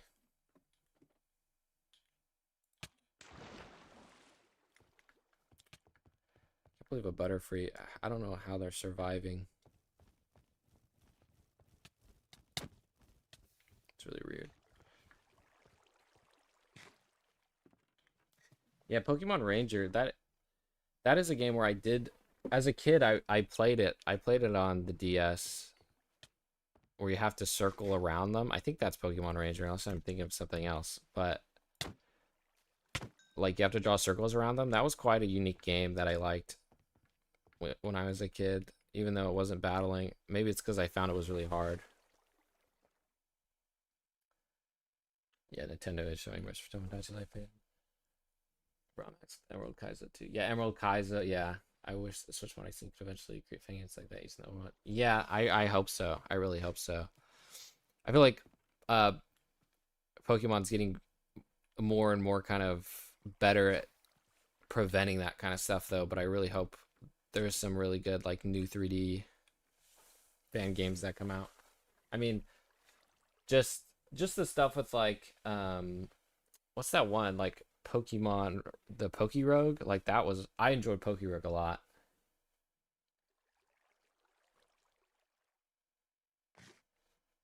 Saying Switch just do feel off after all this time. Yeah, it does feel weird saying Switch 2. Yeah, it's I mean the Switch was I have a theory that Nintendo kind of does a bit of a cop out for every other generation. So like the Wii, there was the Wii U, and so it was just a Wii. It didn't sell well.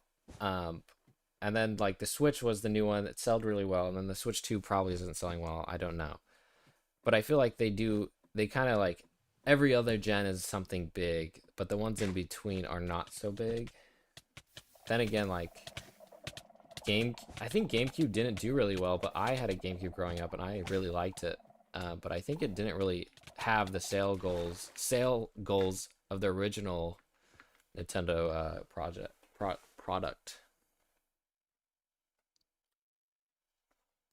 Pokerogue and Poke I haven't played Tower Defender. I have heard of it though.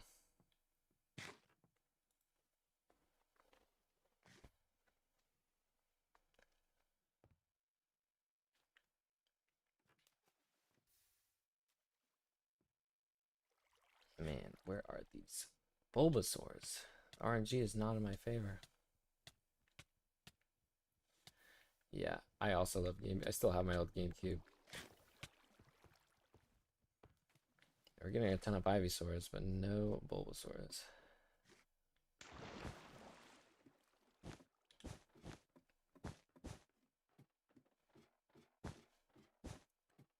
It works smoothly in Switch 1, but Pokemon struggle in Switch 1.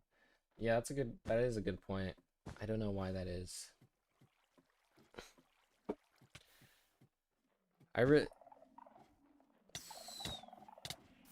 Do you think there's gonna be like Hisuian versions in Wind and Wave like there was back in the day for different mons? Or did they like stop that altogether? They stopped doing that after that gen. I know they're adding new Mega Evolutions, and I really like Mega Evolutions, but I don't know about alternative versions of already existing mons. Gale of Darkness. I like Coliseum. I never got to Gale of Darkness, but I think Gale of Darkness is just a sequel of that. And so yeah, I can really get behind that.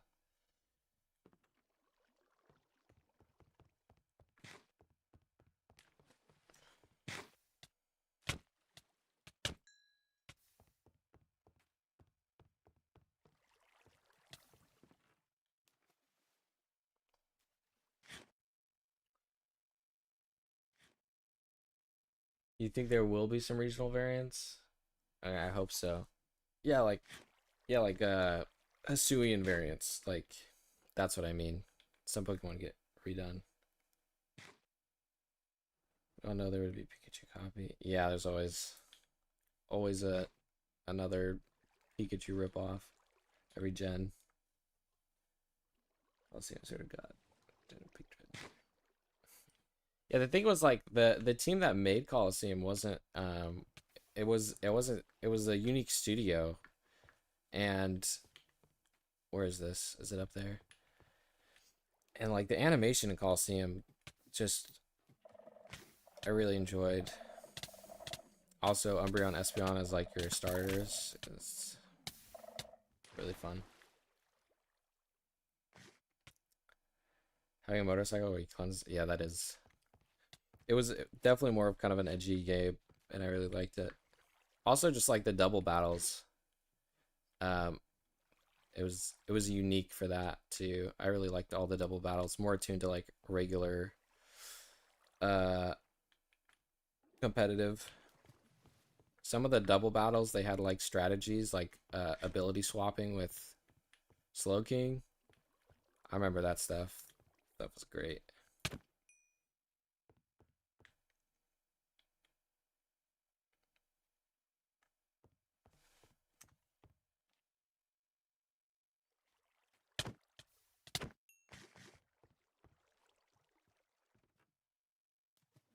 Gimmicks then throwing them out. I really liked the idea of Ultra Beast. Yeah, I wish they kind of revisit them. It's too bad they kind of use it as just a gimmick and it's not given more thought. What I'm sad about is that Pokemon called Pokemon Token or Tekken. I don't know whether Pokemon Coin Chest or something. Yeah, I really liked the Tekken Pokemon game. I thought it looked really cool. I never played it though, but I thought it looked amazing.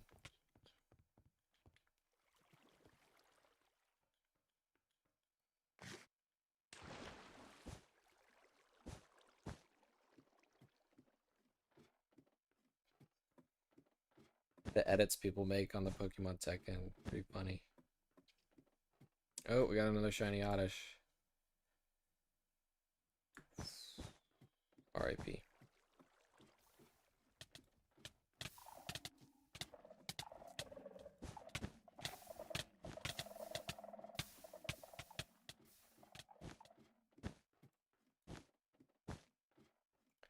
Pokemon Duel, that's what it was.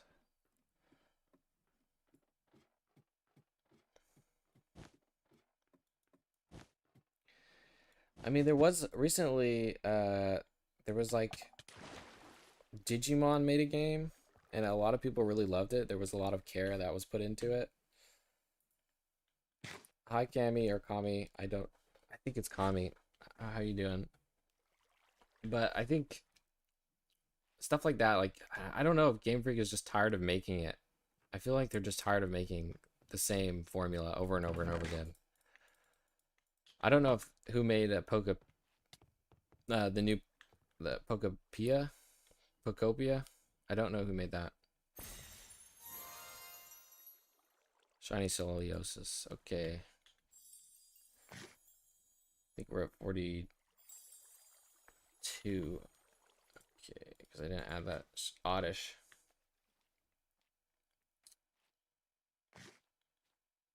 Also Pokemon, it's so wild balanced, it doesn't feel balanced.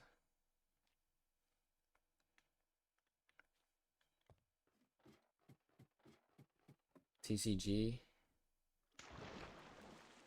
Um, sorry. Pokopia, yeah, Pokopia. Pokopia. I don't know how it's pronounced.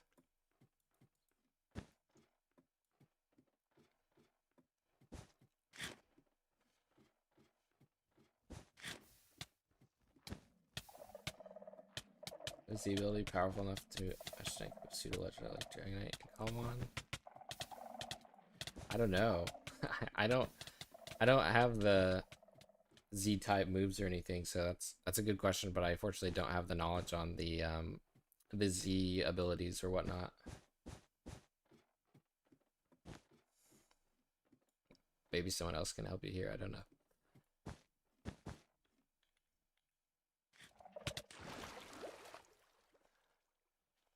I wish we were first to make your early Pokemon. I can't imagine the work conditions Game Freak is under here.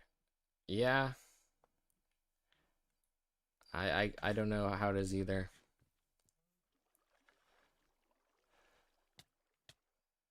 A lot of people were criticizing Pokemon for spending like millions on the Super Bowl commercial, I think, but not like on the game. I think they spent more money on the commercial than the game. But I don't know, like, I don't know.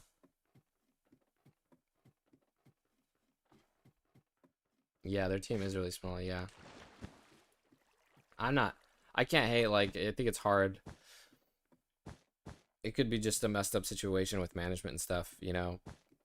And that's just unfortunately how it is. It's a business at the end of the day.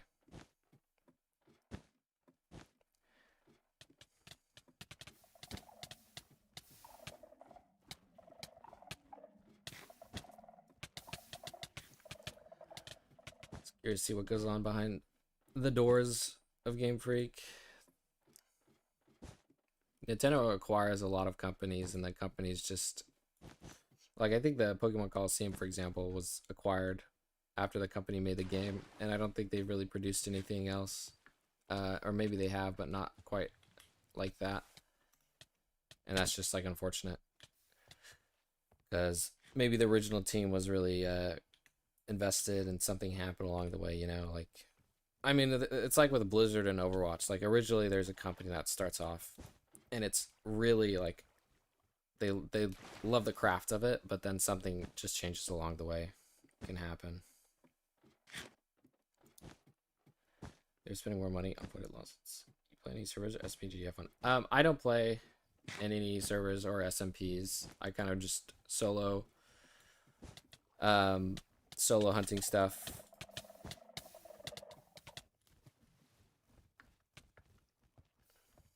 I got no problem with SMPs. I mean, each their own.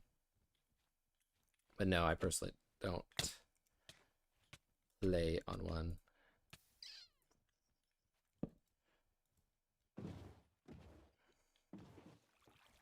For me, Pokemon is very much a, you know, I as a kid growing up, I have played it with friends, but I like playing it single player for now.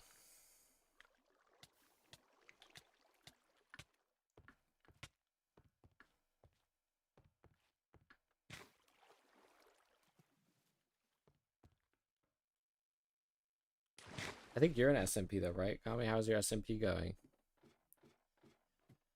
I think you mentioned something yesterday about that.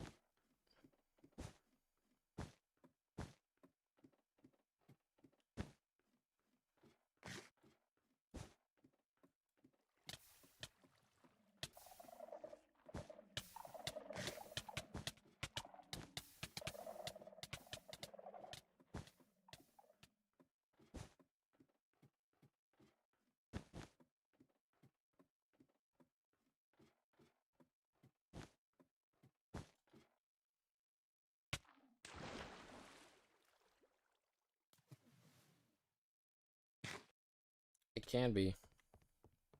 I think battling is fun with people. Uh, but yeah, just depends on everyone plays to each their own.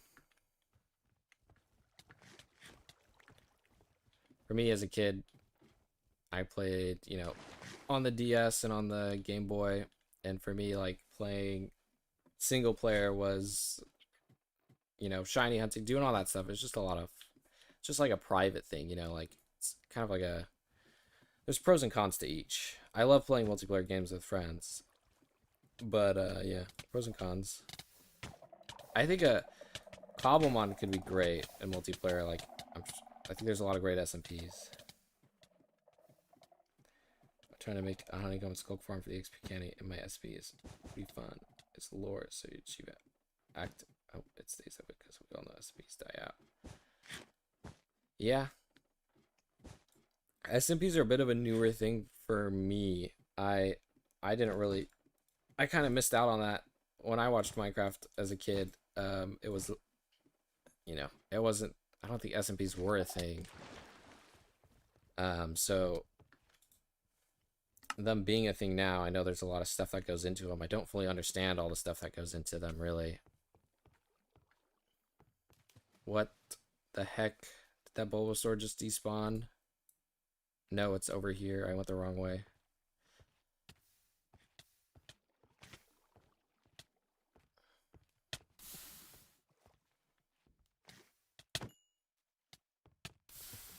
Wow, 2 in 1 go. What are the odds?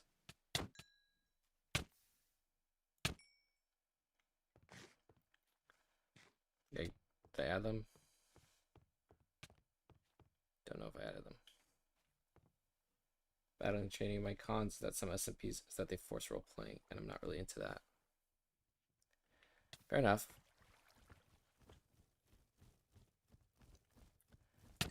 Role playing can be fun, and it really all depends on like how you want to play. I think it can be fun, but can create some really good content. Role playing can.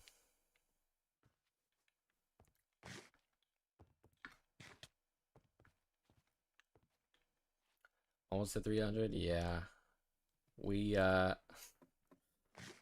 it's gonna happen. Come on. I'm surprised. It's gonna happen. It's gonna happen soon. I hope.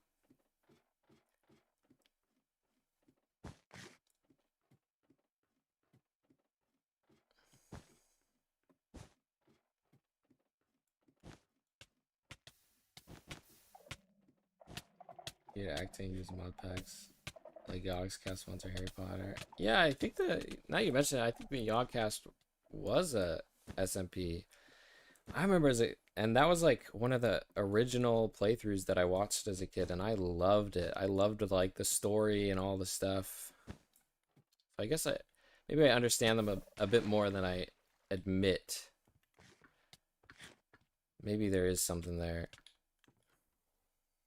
All depends on how you are playing with people are fun, and that's all very fun. Sometimes I can show you my friends because I'm not that good. And some tips. Some tips in like battles or in Minecraft. I don't know. I think just make a team you want to enjoy. I don't know if that's what you're asking for, but like I think if you play Radical Red or all these mods, like what makes it fun is playing the way you want to play. Find a Pokemon, and maybe that is using like a really strong Pokemon. That can be fun too. But yeah, just make a team you really like, and you try to figure out how you can make it work. There's a ton of like strategies out there. I miss Yogscast. I should really watch that old playthrough that they did. I remember it blowing my mind as a kid.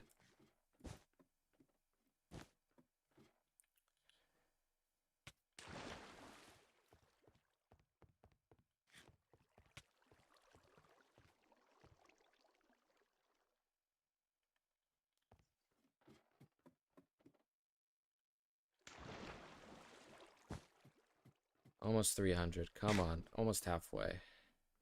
No, that would be... Oh, man, we're not even halfway. Ugh. Just some luck, please.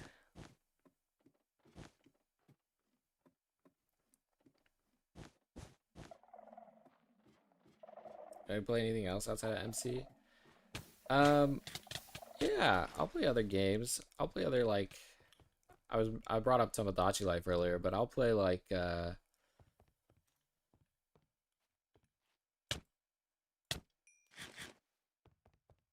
Pokemon games and just small things. I'm not like, I mean, there's that new golf game that came out. I've been playing that with my friends some. I don't play games that much. I think like I'm really focused on. Oh, that's a good idea using that program. I'm really focused on. I think Cobblemon right now, just because it's like Minecraft, which has been like probably my lifelong favorite game ever since I was 11. And so, and then Pokemon's also been like my lifelong favorite game. So these are kind of, it's kind of best of both worlds for me. So I'm really enjoying this. And then I also get to like I can stream it, like Shiny Hunt streaming right now is like, I can play while also doing something a bit more, in the meantime. I feel like it's a productive thing for me. So I feel I'm pretty hooked on it for now.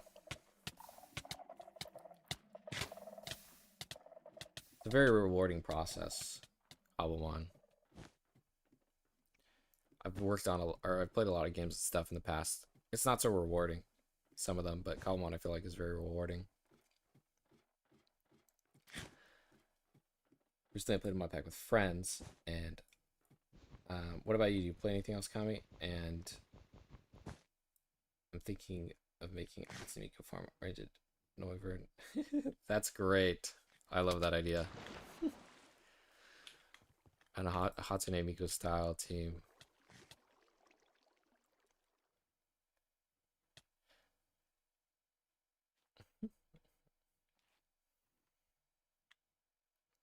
Hatsune Miku never dies. Constantly going strong. Exploud, yeah, that is good. Exploud's really strong too. In Radical Red, there was an Exploud, and it has one move that it just seems so OP. But if you have something that can shut off like noise-based moves, then maybe not as OP. Yeah, I don't know what the shiny is for Exploud.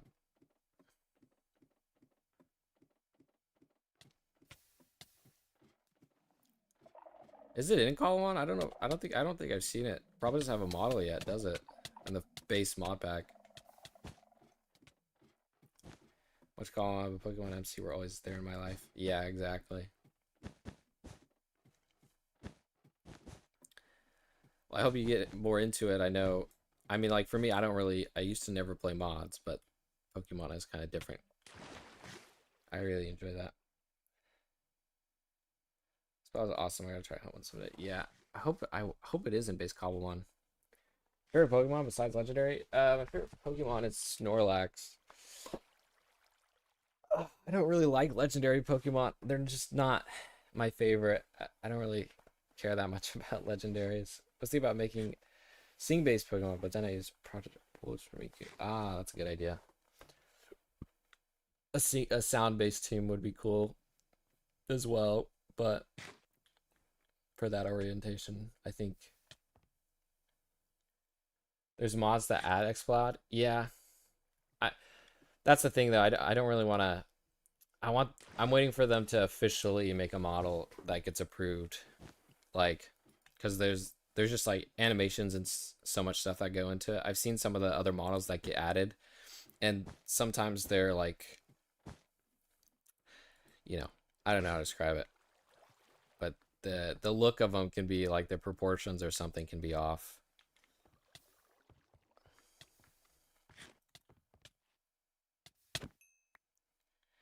Okay, 291.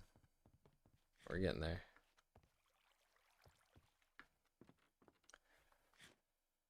Pokemon, Digimon are bonkers. Minecraft Naruto lovers. You have big groups of people. That's crazy. I didn't know there was Naruto mods.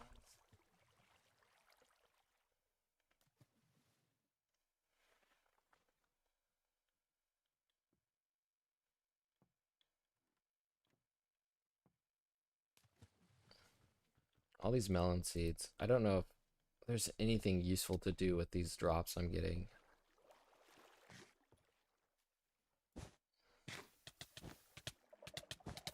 Other than the the glass bottles, I am happy I'm getting that. It's such a grind to get all the glass bottles. So much sand. I think the only legendary super like would be Necrom. It's mostly just lore instead of Pokemon itself. I remember catching some. It was such a weird encounter. Necrozma. Yeah. Let me look, because I can't remember Necrozma. Oh. Yeah, this is a cool design.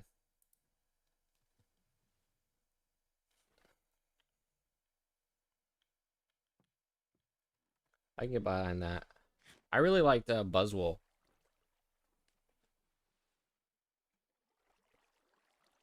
Horribly evil it is. Yeah. I like it when there's lore like that, where it's kind of flips you on its head. Are you gonna release more guides on Common in the future, or any approach on the game, like gameplay kind of stuff? Maybe. I think like I'm kind of focusing on shiny hunting, like the shiny hunting now. That's kind of where my focus is. But if it's pretty much just like if I find something that I think is useful, I will share it. So right now I'm just kind of wanting to go through the shiny hunting process and shiny hunt more Pokemon because I'm really enjoying that. But you know, maybe with breeding or something that comes out, and it's if there's any part I think that's confusing and I could share, I will. I don't know. Yeah. There's a lot of people that make guides though. There is like a lot of great creators that I know that make really good guides. And yeah, it kind of just depends on if I feel there's something that I want to, or I have something useful to share, then I will. Fuse is like it was my favorite. Reminds me of Zoe's Liger. The Liger is good. Buzzwole was so funny. Jim Mosquito could never have been on my bingo card. Yeah, the fact that it's a bug type too is really funny. I really like all the Ultra Beasts. Alola gave us a lot of muscles, man. Pokemon's Hall 1 to Pokemon. Yeah, I think I'm hoping Brout is a bit like that. Because you know, like Incineroar was kind of like a macho wrestler kind of final evolution. I'm hoping Brout has something similar. I'm not sure it will, but I'm just hoping. Because I like those kinds of designs. Like Machoke, Machamp. I really as a kid I hated it, but like getting older I really kind of like those kind of Pokemons for some reason. I don't know why.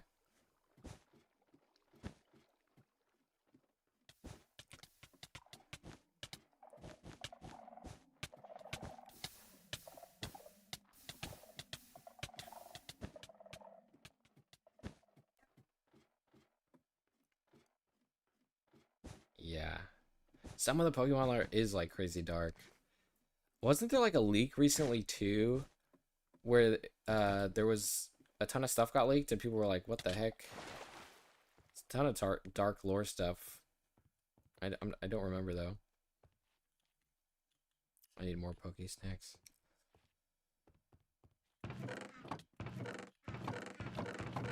Wow, we're already through our top chests. We're like, Jesus. The Ivysaurs are really taking a toll. We should be halfway. If if it wasn't for like the Ivysaurs that are coming in, we should really be halfway. Timber and Gridor, because that Unclitter is a bit human for me though. Yeah, I get that. Just depends on the mon. some designs. I mean, that's someone said earlier. Like the new designs in this new gen, I'm excited for. I really like designs. They grow on you and stuff like that. 292.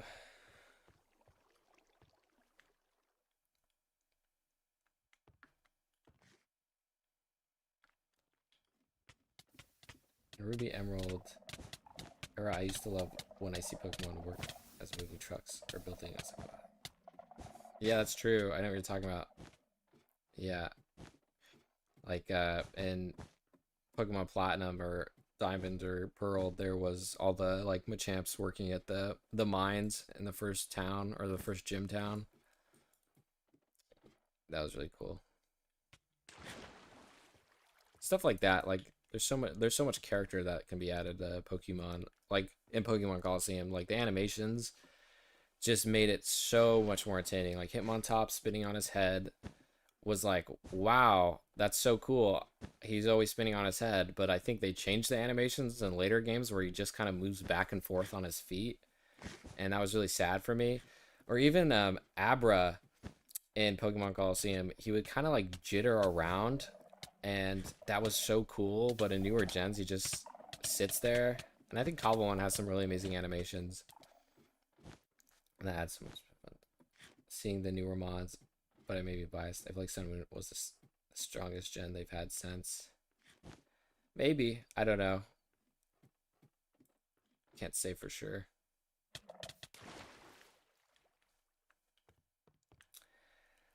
Newer gens have a lot of high peaks, but also some really weird low ones. It's been really conflicting. Yeah. I think, like, you're right. There's been some highs and lows. I think it's just like, for me, I really have to approach it from a like just enjoy it for what it is. Like I really have to. I can't get like, oh, this is. I kind of just have to ignore all of the. If I see something I don't like, I just try to focus on the good mons or something that I do like. Although it is sad because I care about the franchise so much, you know. For me, Ruby has had that impact on me. Let's talk about Pokemon designs. FTR story. I have no idea. Yeah. Oh yeah, calls. Yeah, yeah, that's the thing. They were super limited, but it did have like, it's crazy to think like, yeah, I see a game like Coliseum. I think, wow, animation's so good. Why doesn't Pokemon do this nowadays? And but then like we are talking about earlier, there's just so much that goes into it from the business perspective. It could just be there's a really small limited team and stuff like that. It sucks, but at least we have like fan made stuff like Cobblemon, where they put a ton of work and effort in, and it's really rewarding and really cool.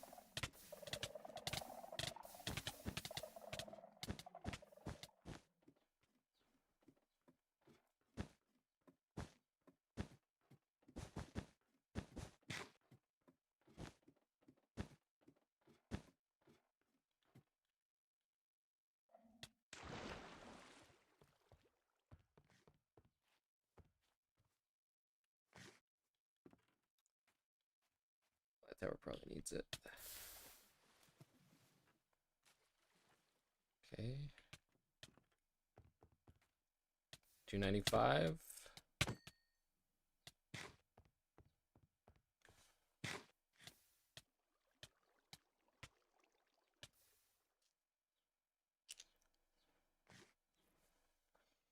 Yeah, it was very Coliseum was very edgy and cool for what it was. The main character especially, there's some darker hints of it. Collins brought me around. Yeah, I definitely agree with that. Vader, like I think some of the designs I've seen Colin, I'm just like, oh wow, like I never really liked that Pokemon, but its design is so cute and cool. I really like it. Yeah, yeah, you're right. They do animate them really good. The person working on the animation does an amazing job. I think it might be multiple people, but I only know of one of them that puts. He does a lot. Did you get another one? No.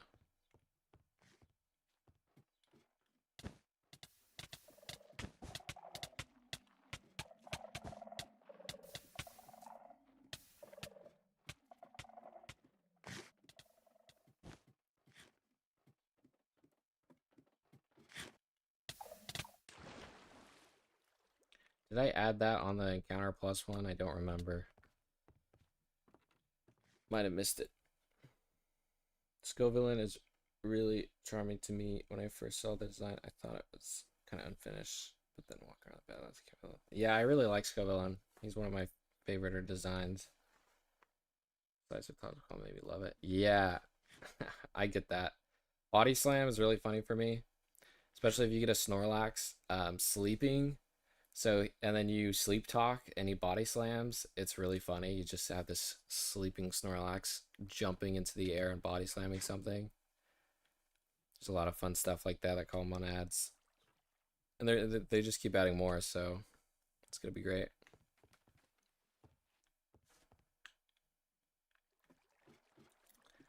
Yeah, the effects were only in the recent update too, right? Like that was only kind of a recent thing. Maybe other mods were doing it before, but fans do understand. Fans are the best. Yeah, that's true. Fans will do a lot. I think like Cobblemon's also pretty good about people. There's some videos people have released on like how to clone the Git lab and to help, like if people want to contribute in their own way.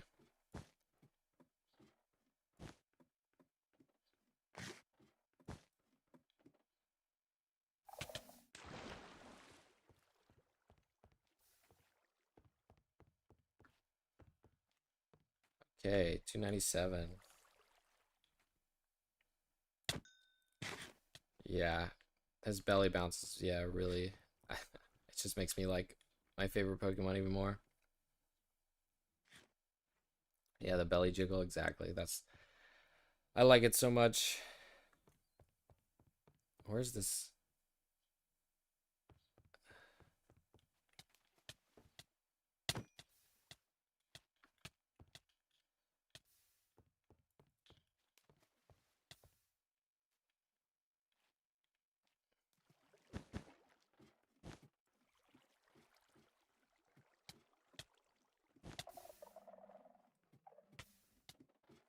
Yeah, it's great.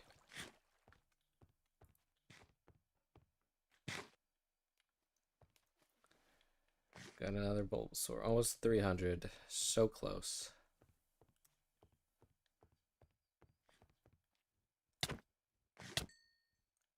So close. I think Ivysaurs have spawned about, honestly, a lot more than I thought they would. Probably 1/4 of the time it's a Ivysaur.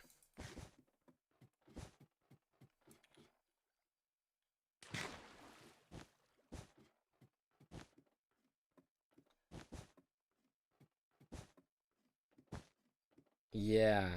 Yeah, I think I know what you're talking about. Discord. How did it works like that? I don't know. It's the flying Pokemon, their movement is like kind of crazy. I don't understand it fully. They can get in some really weird spots. That's why I'm a bit worried about shiny hunting them. Beldum, luckily, someone just said it was you could fully isolate it, so it's easier. But man,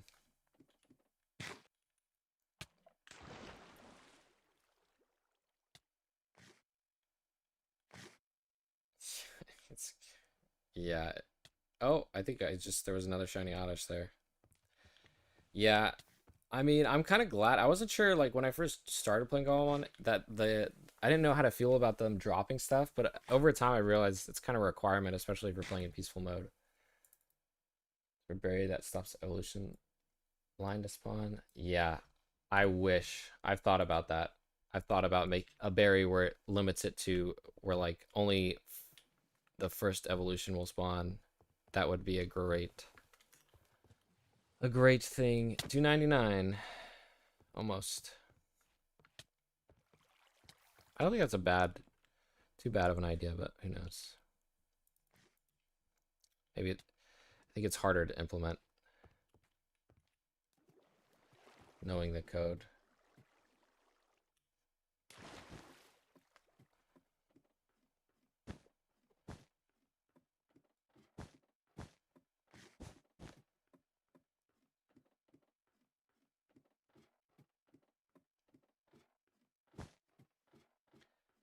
I think there's only been one wild Pokemon that spawned here from non-Poke Snacks. It wasn't a, I don't mean like a Pick-a-Peck, but there was a Cherubi that spawned randomly on one of the platforms. That was pretty interesting. That's really rare.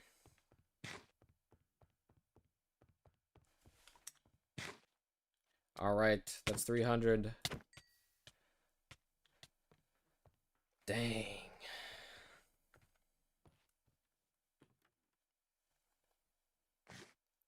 If there's a Peltrick kind of thing to filter out high-level mons, it would be great. No idea what the backend looks like. Yeah.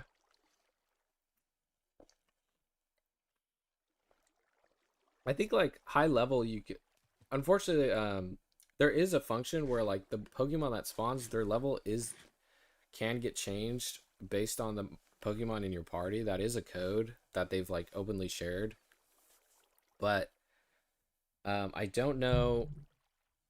I don't think it affects, knowing the way that Pokesnacks work, I don't think it affects the actual Pokemon. I think it chooses it and then it maybe changes the level, but I'm not too sure.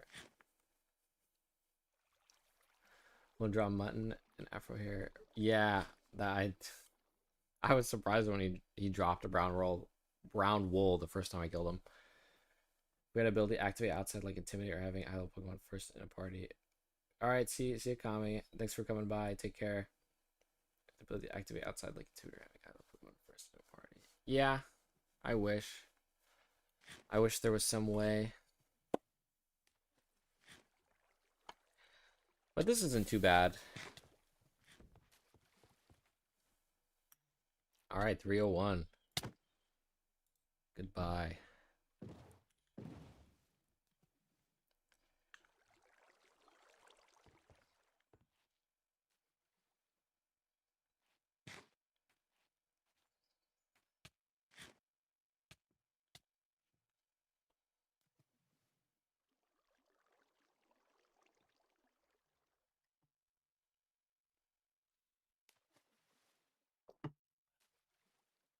I think yeah, the what are the odds? There's like a 70, what, a 25% chance we get a shiny Ivysaur if we do roll the shiny in the 1% section. That's gonna be really sucky.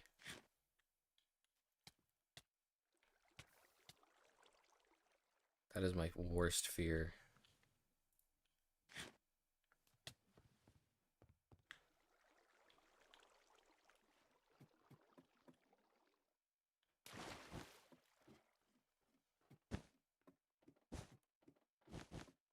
Yeah, but here's the thing, like some you can guarantee a lot of ultra rares. That's the weird thing, like some Pokemon just happen to have really good guarantees. Like Gumi or Eevee, you can guarantee. It'll take a long time, but you're still guaranteeing it. Um, but yeah, I think I don't know. I don't know. It might be easier to hunt Bulbasaur just by like reloading the game or starting a new world if you just want him as a starter. But if you don't want him as your starter, then you're. I mean, 1 in 81,000. The odds for one spawning in the wild are even rarer. The odds for a wild spawn of a shiny Bulbasaur, just like no Pokesnag. Let me look, because it's what a 0.2% chance of spawning.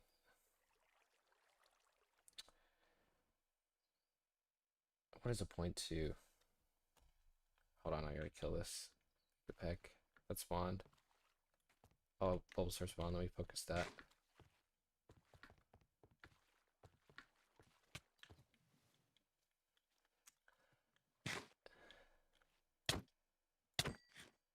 Okay.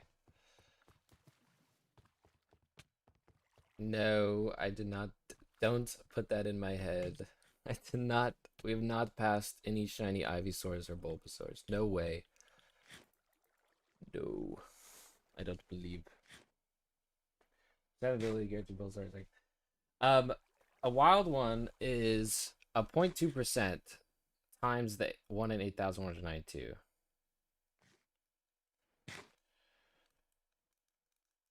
times 0.002. So it's a literally let's see, 1 divided by this. A 1 in 4 million. That's the odds for a wild shiny Bulbasaur to spawn, not as a starter, but as a just in the wild in the jungle at base odds. So if you have one, it's pretty big flex. Demon on my shoulder, yeah, really. It's okay, you know. You know, it hasn't happened. There's no way. The next Bulbasaur we get will be a shiny. Like, come on. The next Bulbasaur will for sure be a shiny.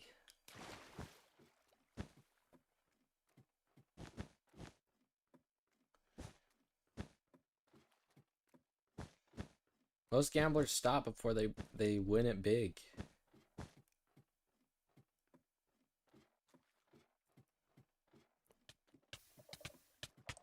That wasn't a shiny.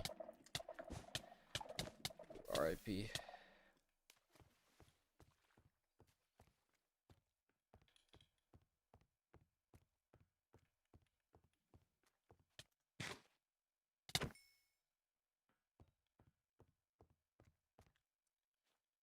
One in 4 mil as well. Yeah. That's how like bad ultra rares shiny hunting is without Poke Snacks. Well, maybe you could get it a bit better, but like by like making a platform, maybe, but not making a platform, like it's actually worse than that. Now that I think about it, it's worse than that because that's a 0.002 is like that's guaranteeing that a Bulbasaur spawns if it's an ultra rare. It's actually like higher, or lower of a chance, I should say. If you win it big, yeah. Yeah, that's true. That's true. Gonna win it big, get kicked out for, you know, counting cards, cheating, but I'm gonna have a shiny Bulbasaur though. I'll still get my winnings.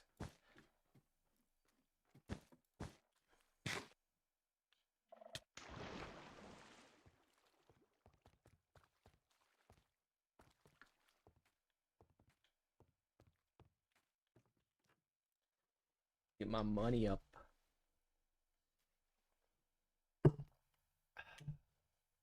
Okay, there's another Bulbasaur.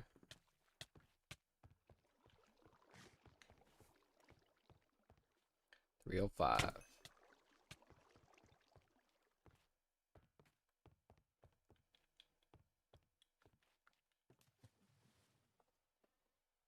Imagine the implement sound shows for cake snacks. What do you mean? Are you referencing like a new gen thing?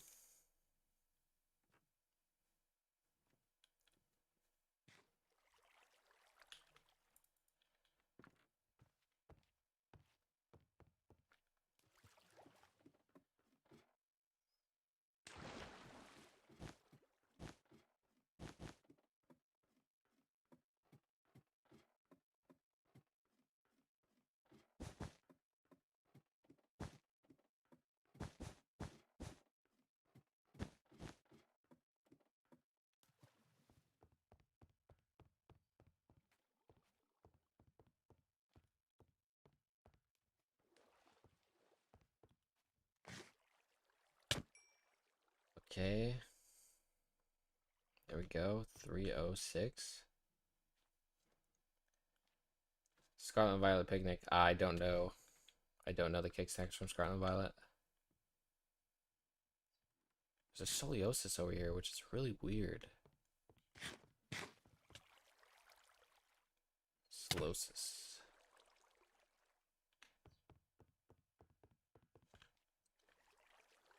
Yeah, I know, like, I don't know all the mechanics from some of the gens for the shiny hunting. I know, like, I think in Diamond and Pearl there was like a little tool you could use in the grass, or maybe that's sandwiches. Have you ever tried playing it in Pixelmon server? No, I don't play Pixelmon. I'm more. I got no problem with Pixelmon. I just more of a Cobblemon person.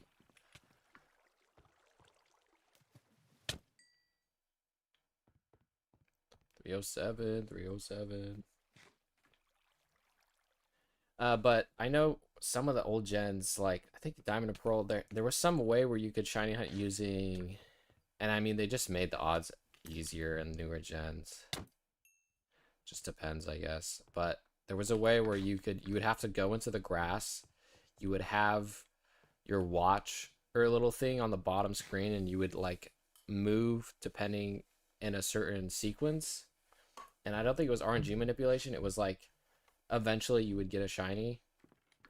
But I don't know what is that called. I saw someone do it for like a shiny Scyther recently. 309. Oh, there's another shiny Oddish. Oof. Bring up the death counter. Shiny Charm, Honey, Diamond, Pearl. No, I don't know. Maybe I'm wrong. Maybe it wasn't an older gen Diamond and Pearl thing, but maybe it was Pokemon X or Y or something. Unsure. I think it was newer gen. It was like it was, I could tell you, maybe you know based on this. It was a situation where you would move around, stop moving, and the bushes would like shake. The bushes would shake in a certain way. So I think it was newer gen because that wasn't in Diamond and Pearl. And then you would move to a certain location and wait again. But I'd have to rewatch the video because the video is this content creator, he's shiny hunts Scyther in every single gen of Pokemon. And so it's one of the gens he has to do it.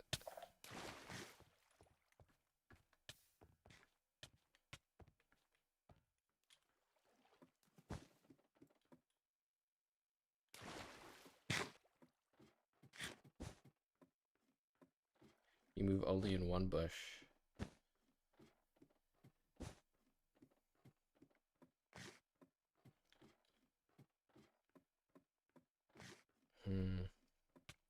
I could try to find it.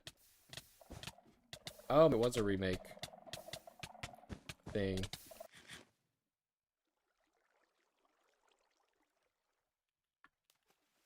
Scyther every gen.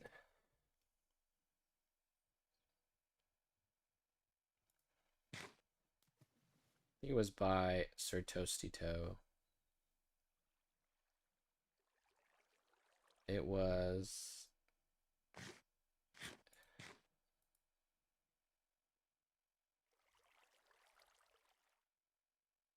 It was Gen 4.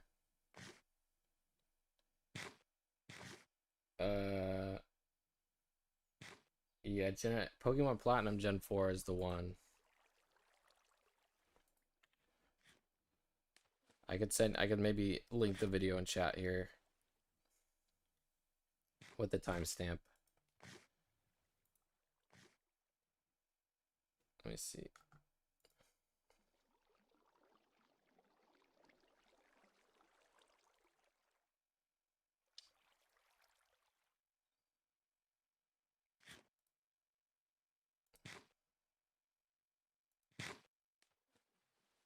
Here we go.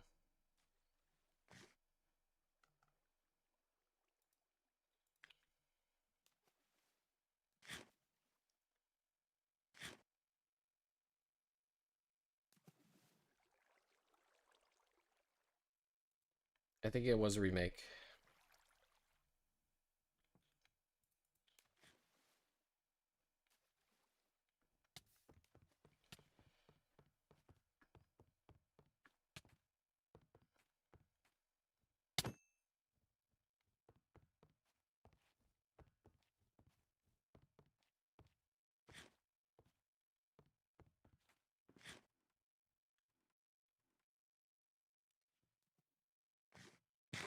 Man, I'm getting hungry. I'm just gonna eat. I got a protein bar here for me, so I'm just gonna eat this while these are going.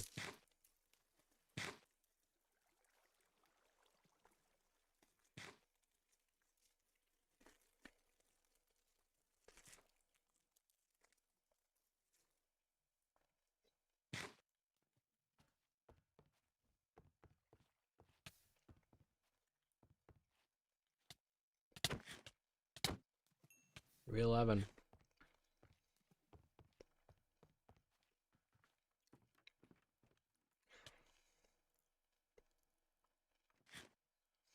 Come on. I'll probably let's see. I have to start winding down the stream in the next hour or so.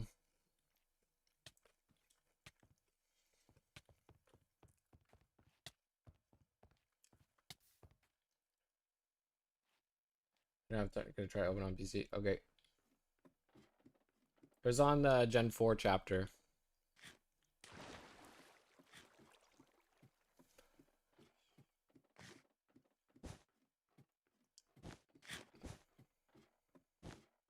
One of Gen 4 in like the first half of the video. There's like two screens, and one of the screen has like a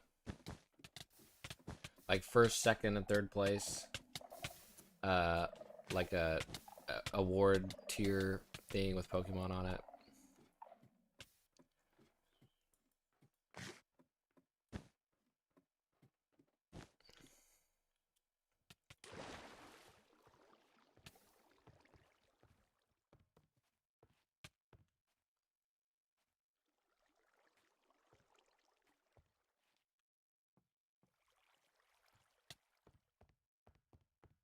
Yeah, the platinum, yeah. Unsure what he's exactly doing there.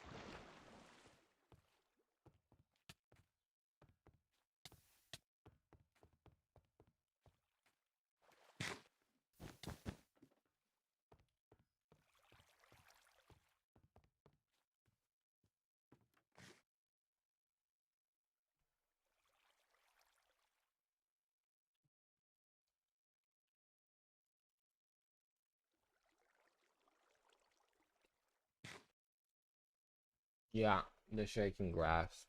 I don't know exactly what's going on in there, but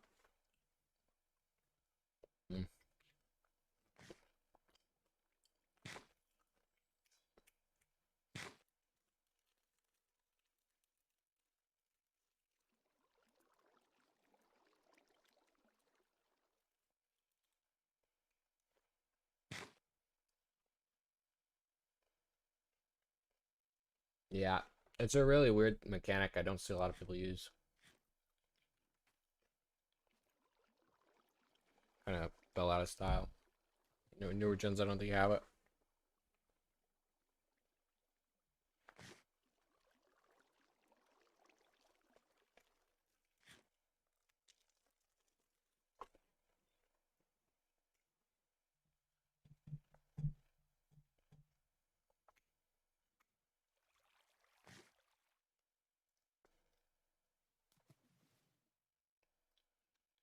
And I'm gonna have to keep refilling. It's random tick, I believe.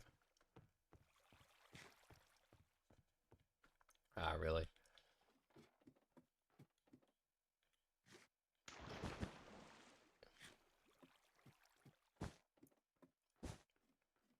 I wonder if there's a way to know like the random tick in this and the one that Forge uses, because it definitely seems like, oh dang, hold on. It definitely seems like Pokies, when Bulbasaur spawn, they seem to almost spawn in troves sometimes. But I seriously doubt it.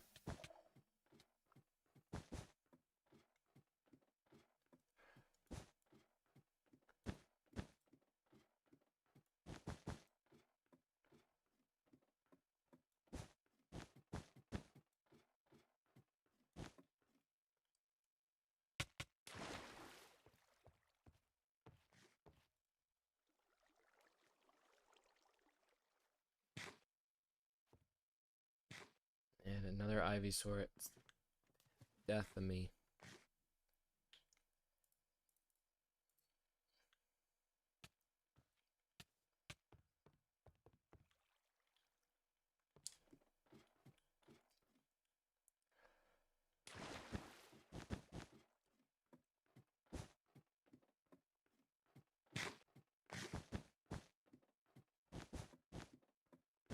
We got a Bulbasaur.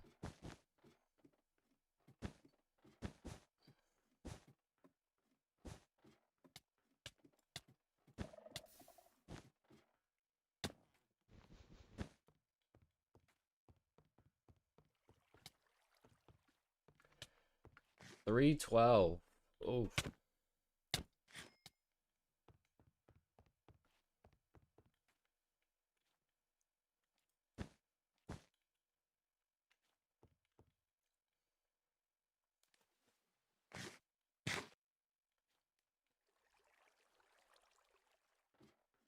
The radar is the one where they make spawn. Or another one. Oh! Oh, crap. No! I fumbled it.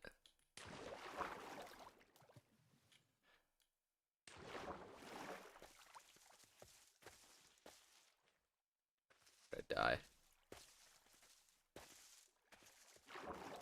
The hunt is, it's going.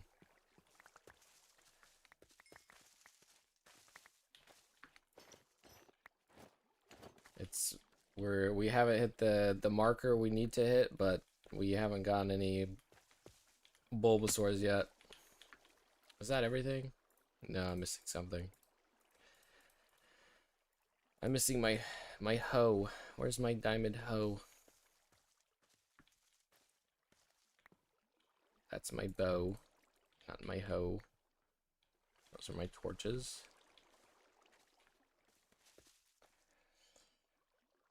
Super Revel about all the spawn, then Pokeball activate. Oh, really? That's interesting. That's how that works. Where is this thing?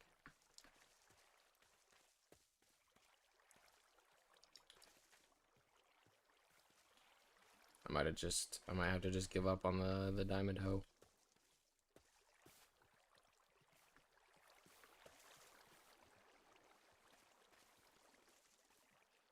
Alrighty. Well,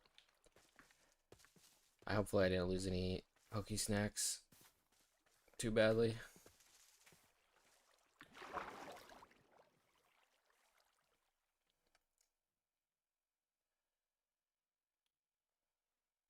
You don't have an Elytra? No, I haven't gone to the end. I'm limiting myself.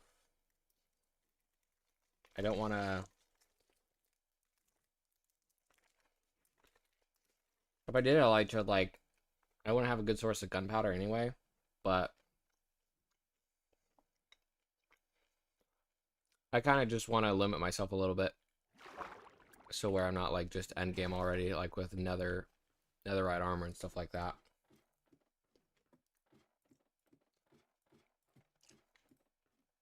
So, that's why.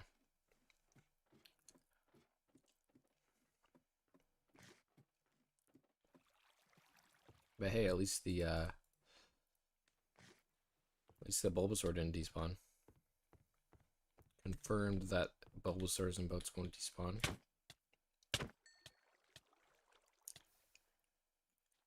$313. So close.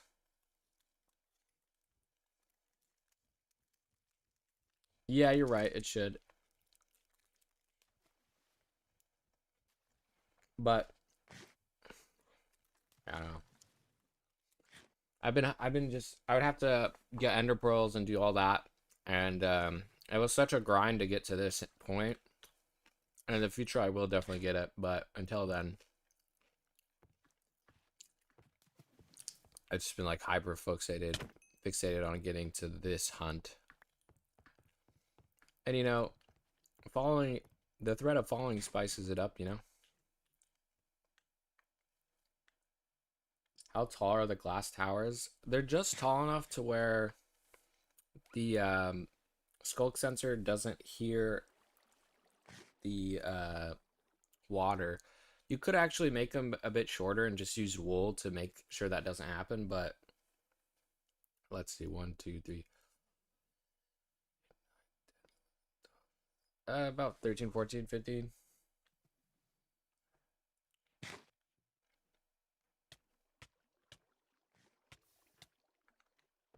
I think the skulk sensor range is about 16 blocks. So that's, or the calibrated skulk sensor. So that's why they're that tall. I've had some clutch fall saves. That's the first one I actually died. I think I've fallen a couple times.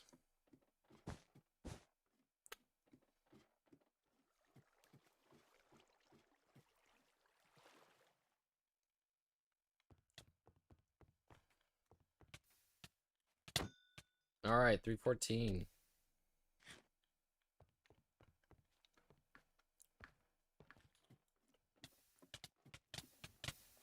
Of course.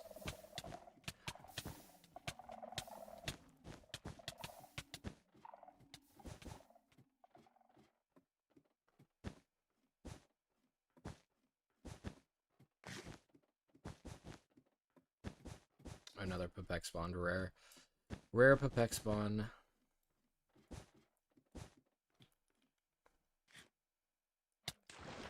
Two spawned. The heck?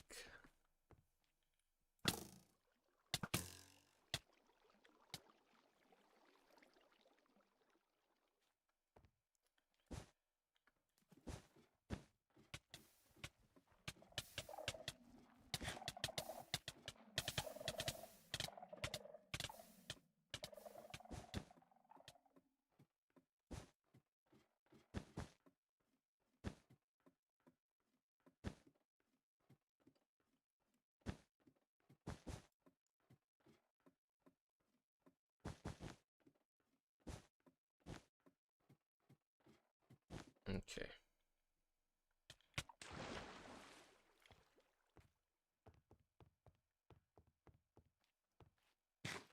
Okay, we got another Bulbasaur. No shiny yet, though.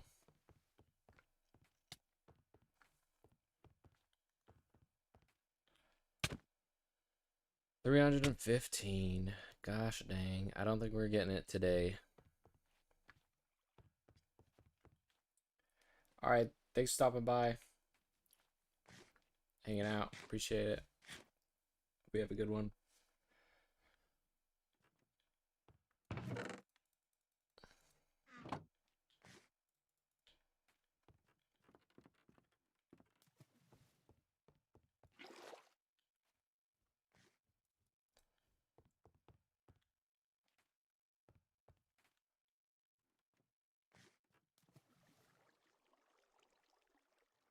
Another Pipek. Dang. What is going on? Is it getting that slow? I guess some of these towers are pretty low.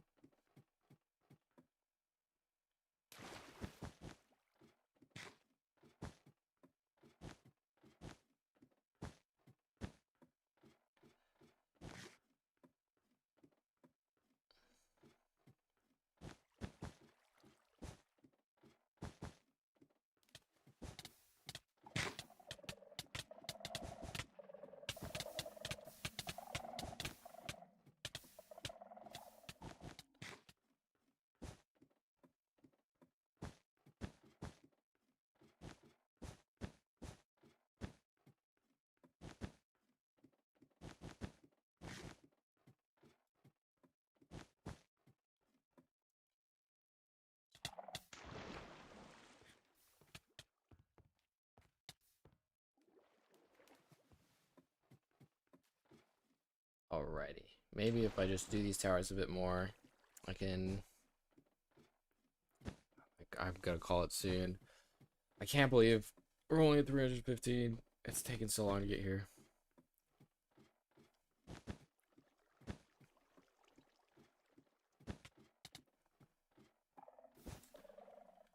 Come on. The next one's gonna be it.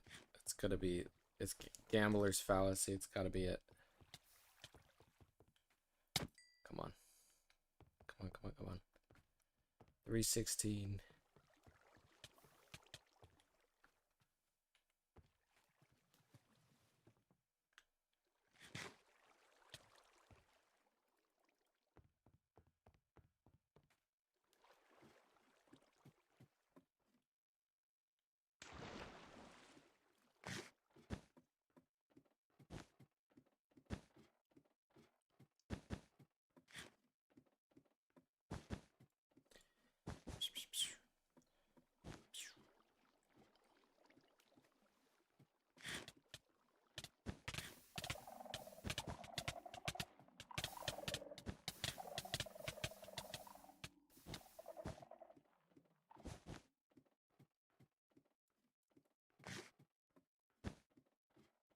Oh, man, come on, gamble.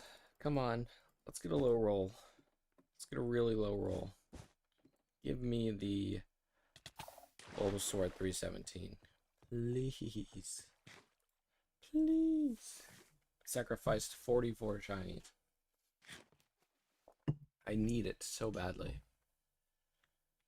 Come on. Come on.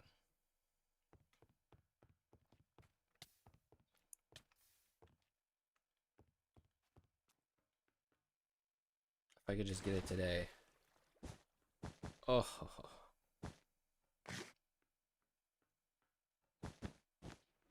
Another Ivysaur. Epitome. It's laughing in my face. Ivysaur just spawning in. Just, oh yeah. Taking up your 1% roll. Don't mind me.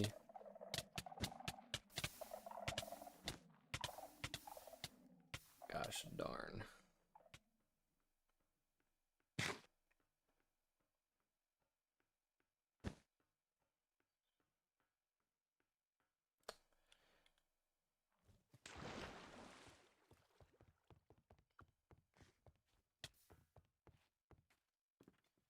That tower definitely needs it. Another Ivysaur. I'm gonna bet you take out of my party. It's affecting the luck. Garchomp is just bad luck at this point. There we go, Bulbasaur, boom. I knew it. I knew it was bad luck. Where's this? Nice.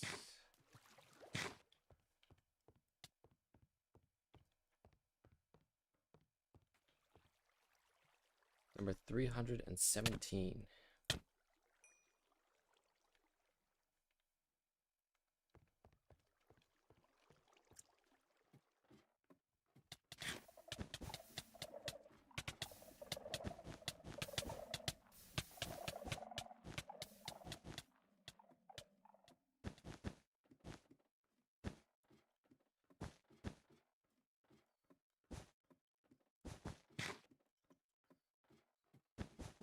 Wow, the tower was missing a lot.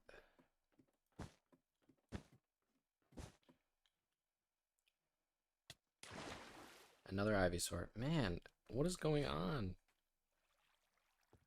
The RNG for the Ivysaur is so bad. Why? Just want Bulbasaur, no Ivysaur.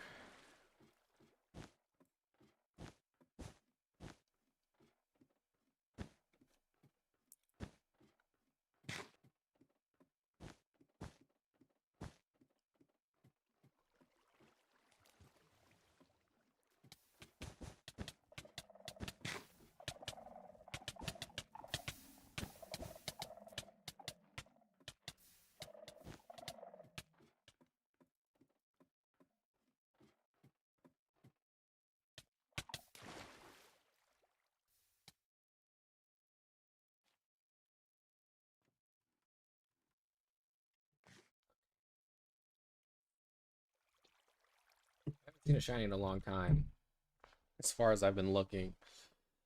So maybe we're due for a shiny Bulbasaur. No, that's a Bulbasaur. Not a shiny one though. 318. And there's another one. Not a shiny though.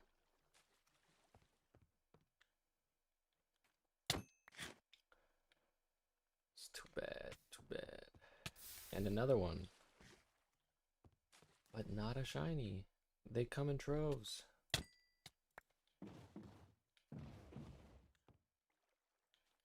Oof.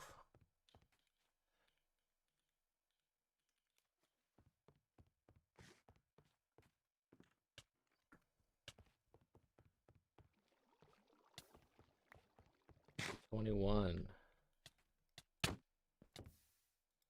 Not even like a lucky number 21. Roll. Oof. Damn it. Another one.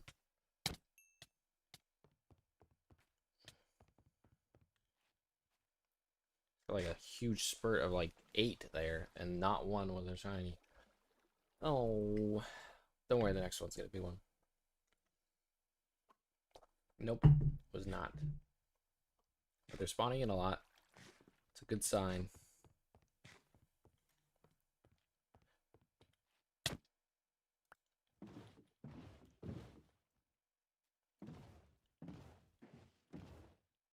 Just need them to get in the boat so they don't despawn. That's the issue.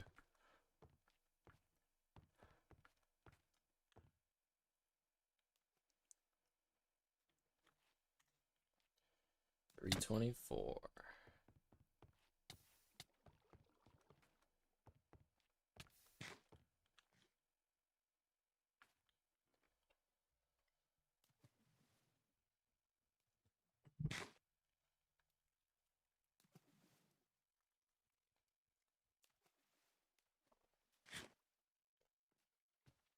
Mm. 325.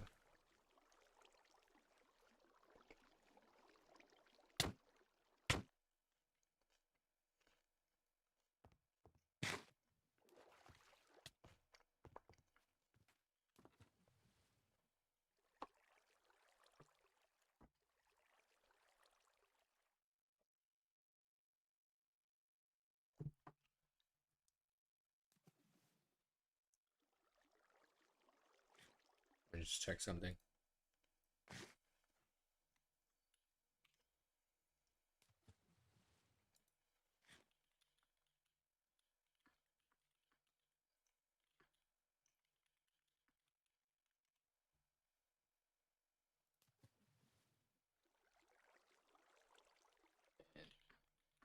Wanted to watch.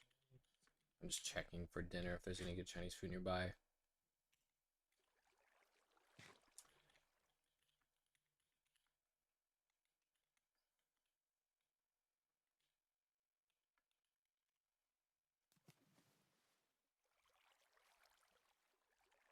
Okay. No Bulbasaurs, but some Pikapex.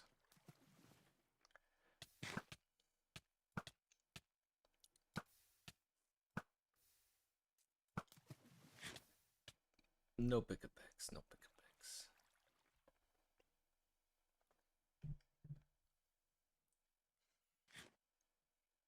Alright, I think after one more Bulbasaur, just gonna call it for now. Would you like to talk about your username? Uh, God dig, yeah, what about it?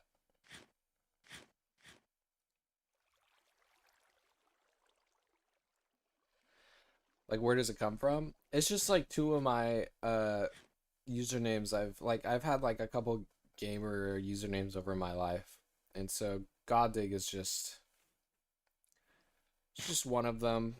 It's just like the both of them combined together, and so that's kind of what it is. Not as fun. No, in Minecraft. Oh. Yeah, so this account, back in the day, um, I have two Minecraft accounts, and so back in the day when we did like Minecraft realms every 2 weeks, some of my friends didn't have Minecraft accounts, so I would give them the account, And so this username is just one of the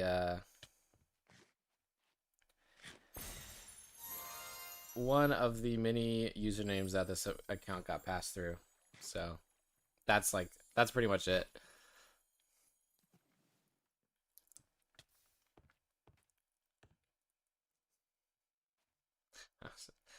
Another golden or shiny gloom passed up to RIP. I'll probably top up this tower, update the murdered Chinese counter, and then I'll call it there for the stream. So thank you everyone for coming by, and I hope it was informative to some. But thanks for everyone that came over and watched, and I hope all you guys have a good one. Not this stream, but I'll probably get it. I'll do another stream, not tomorrow, but sometime in the future. So be on the lookout. I don't know. Thank you again. Thanks for everyone coming by, stopping, watching. And I'll see you guys